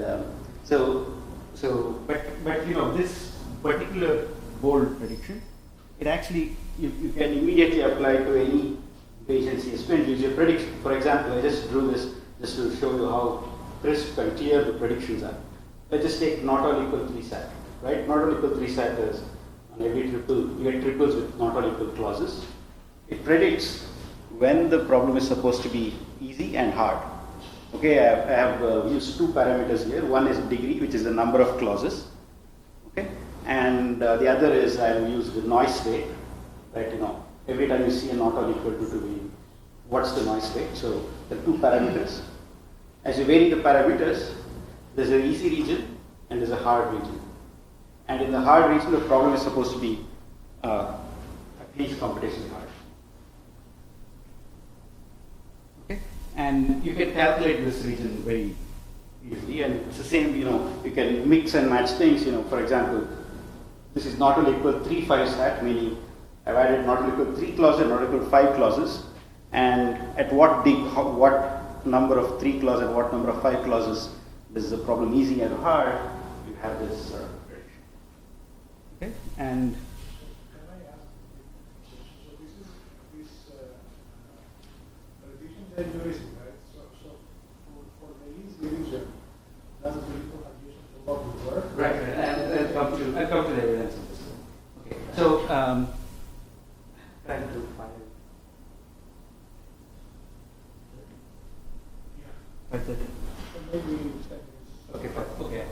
Okay. So let me just tell you how to draw these pictures that I drew. Okay. So the idea is to understand the stability of the naive fixed point. Okay. So let's just think of a not all equals hat instance. Fix a variable and look at its neighbors. Okay. The variable has a bunch of clauses it's connected to. The clauses are connected to other variables, and those variables are connected to other clauses. So there's like an infinite tree rooted at this node, right? Or a node, a tree, and the neighborhood distribution, as you look at a larger and larger instance, it looks like an infinite tree. Okay. So now look at this tree, and if I fix all the leaves to be random bits. Sorry, why you say Oh, the tree, okay, on any given instance it's a finite tree, but if you look at as n goes to infinity. okay, in that sense. Yeah, in that sense it's an infinite tree. Or alternatively, there's an infinite tree that you can associate with a distribution of these instances. And now if I go some depth down the tree and I fix the leaves to be random bits, then it's easy to check that the root will also be a random bit. Okay? Meaning its bias will be 0, if you unbiased. But now if I go to take the leaves and I perturb their biases a little bit, meaning every bit is not a random bit now, every bit is either a half plus delta bias bit or a half minus delta bias bit. But little bit bias. I introduce a tiny bit of bias in all the leaves. The question is, does this affect the root or not? Okay? If it affects the root, we say that the fixed point is stable if this perturbation by tiny delta in the leaves has no effect on the root as the depth goes to infinity. Meaning it's a property of the infinite tree that if you go deep enough and in the leaves you put in bits that are slightly biased, the output will stay the same. Okay, that's what it means to say that the naive fixed point for belief propagation is stable. And so then you can do a little bit more work and figure out that this calculation is actually something very easy. You can even write a program that, given a CSP, will spit out the graphs that I do. Okay? So it's a very precise characterization of where the problem is supposed to go conjecturally from easy to hard. Yes, question. Just to follow a little bit the entire thing, what is or why you call is it X1 naive fixed point or what is it? Oh, the naive fixed point of belief propagation here is that every bit is uniformly random. The original prior is kind of okay. the prior of your thing before you see the observations. That is a naive fixed point. I see. The question is whether you're seeing the observations changes your prior. So it's the whole distribution, not just the distribution of X1. Yeah, it's just the Right. So so now let me come to what we know about this conjecture. So this picture is supposed to indicate just a general Bayesian CSP. Okay, so there's a region where it's conjectured to be easy, right? In the easy region, there was an algorithm using stochastic, using the non-backtracking walk matrix for a particular problem, which is stochastic block models. For stochastic block models, these conjectures were made, and it was proved that there is an algorithm in the easy region. Recently, we actually extended that algorithm, basically generalized that algorithm for every Bayesian CSP. Meaning, for every Bayesian CSP, you can solve the weak recovery problem in the region where it's supposed to be easy. Okay, and what about the hard region? What do we know there? Well, we don't know much. We can't do hardness yet or anything of that sort. But we do know one thing, that the just low-degree polynomials also fail exactly at the same threshold as predicted here. So that's kind of an independent confirmation because the calculations are different.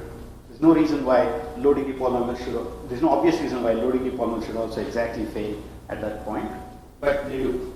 And so that's a little bit of independent confirmation, but it's very far from any kind of hardness or usual standards for evidence of hardness. So we don't know if the problem is computationally hard yet. Okay? Okay, so I think I'll,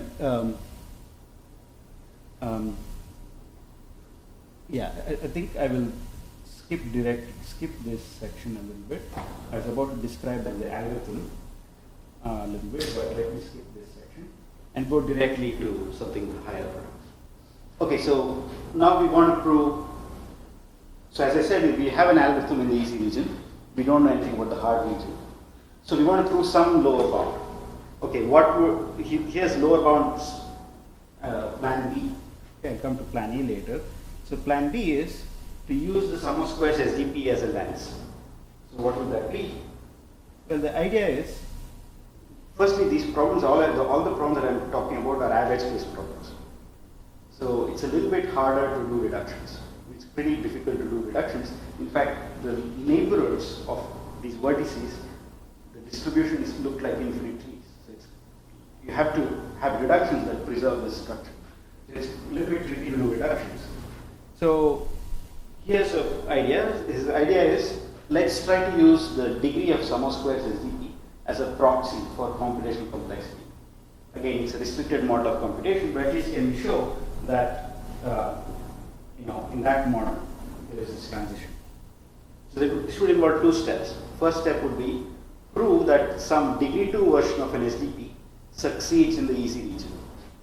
Right? There's a degree 2, like a simple enough SDP that succeeds. Yeah. And then, precisely in the hard region, you can take the same SDP and take its sum of squares SD lift of that, and that fails in the hard region. Okay? Meaning, there's some SDP whose degree 2 version works in the easy region, and hopefully, like a degree n to the epsilon version, which takes sub-exponential time, also fails in the hard region. Okay, that would be one way to establish this transition, or give more evidence to the transition. And so we are, I guess at the moment, one step through this. We now have a degree 2 version of an SDP that actually succeeds everywhere in the easy region for all the Bayesian CSPs. So I guess the next step would be to show that you take the same SDP and you take a high degree version of that, some squares version of that, fails here. Okay, that's again, this would be one way to show evidence for this transition. But really, plan A is always, of course, you should do reductions, right? We have complexity theorists. And here I don't have much to report, just a couple of questions that I think good to think about. Firstly, there are so many Bayesian CSPs, right? Not only Prasad, stochastic block model, coloring, any predicate that you think about. And much of hardness approximation, we've been doing reduction between CSPs. So there should be room to do something here.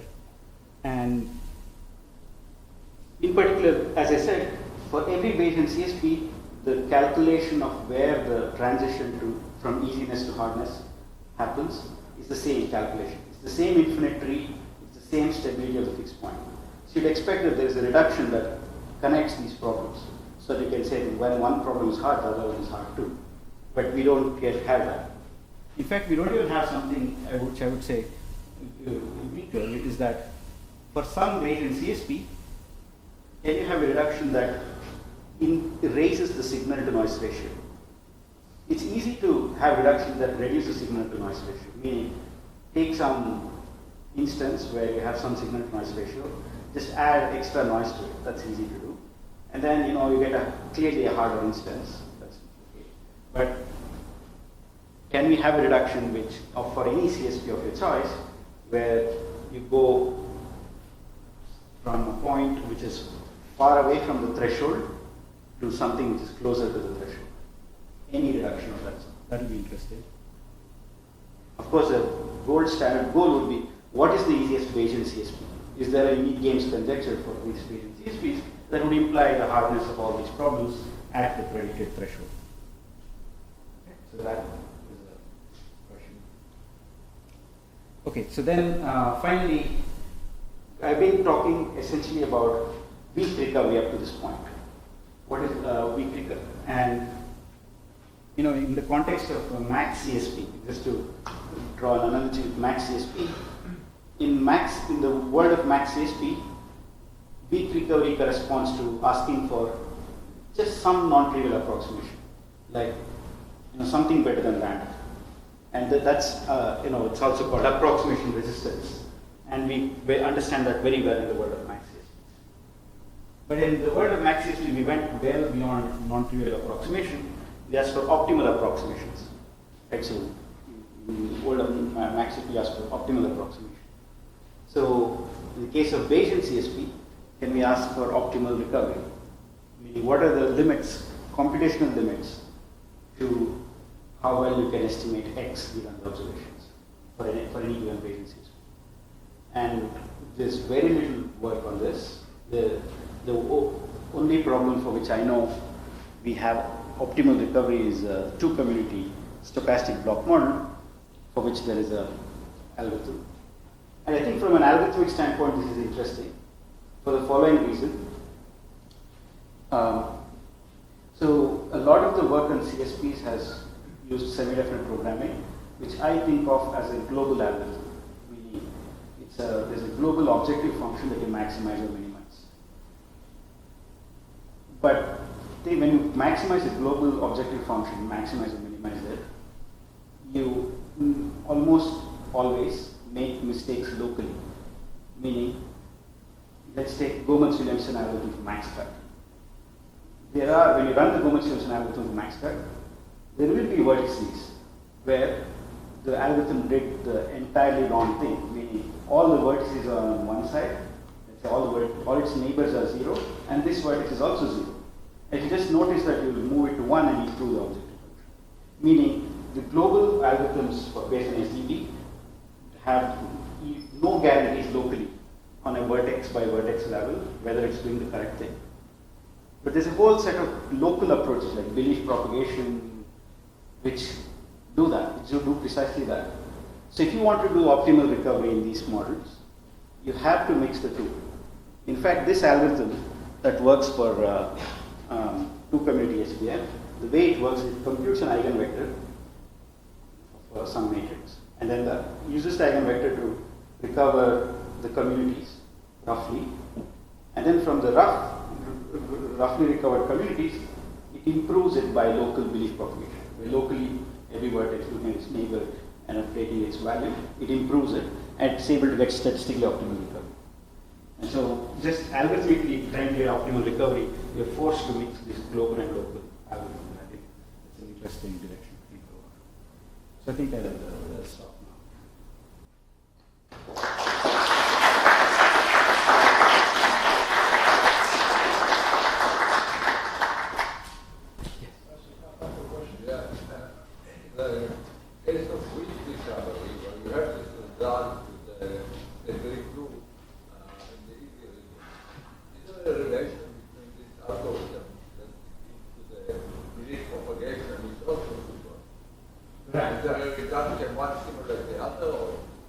Yes, okay. I think, yeah, so the question is there a relation between the algorithm in the easy region and belief propagation? And so the relation is more in that the belief propagation algorithm, it inspires the non-backtracking walk matrix, which is and the non-backtracking walk matrix is used in these SDP-based algorithms. So your SDP actually uses the non-backtracking walk matrix. Yeah. So right. So that's one of the. So SDP simulates belief propagation. Sorry?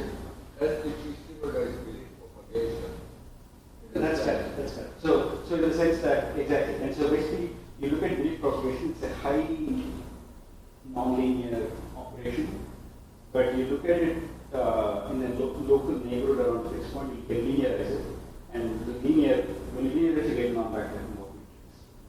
And so that's what the SCP is using. So just that matrix and it's a spectrum. But yeah, it doesn't indicate the local picture. So I was confused a little bit in the last part when we were talking about reductions. It seems that you were interested in reduction when you start from an algorithm that solves the good recovery and then to an algorithm that solves the open recovery, something like that. No, just I was asking for reduction between weak recovery to weak recovery. Right, but even if you do that, right, you would say, okay, if one is happening, the other is happening. How do you put that anywhere is happening? Oh, then, we can't really put any of them, but it's okay if you at least find one problem which is valid, just like, it's fine, at least reductions are. Like, for example, for some of these statistical problems, we have started from crypto assumptions and we're able to do reductions, but it seems that there's no such, no problem that is enough to reduce. Right. Okay, so. You have a comment on that? Yeah, so I guess the really great, I doubt we'll ever get there, is that if we have a complete problem for this class, I would be happy to even find the easiest problem in this class, like unique games. Like some problem which if you break all of them. Or if you break any of them, you break that. And so at least that kind of focuses the hardness of one problem. But do you think there is one? Or that it's like so diverse? I think there should be one. There should be one, and I think another kind of reduction which I would like is start from a qualitative assumption and get a quantitative assumption. The nice thing about unique games in nature is that it's a qualitative assumption. It just says for every epsilon there exists a sufficiently large algebraic size so it's 1 minus epsilon versus epsilon. There's no numbers there. But when you start with that assumption, you get 0.878. So here it would be good to start with qualitative hardness for some Bayesian CSP, some large algebraic setting, and actually prove that that threshold is right. That would be very nice. But these are all, I have no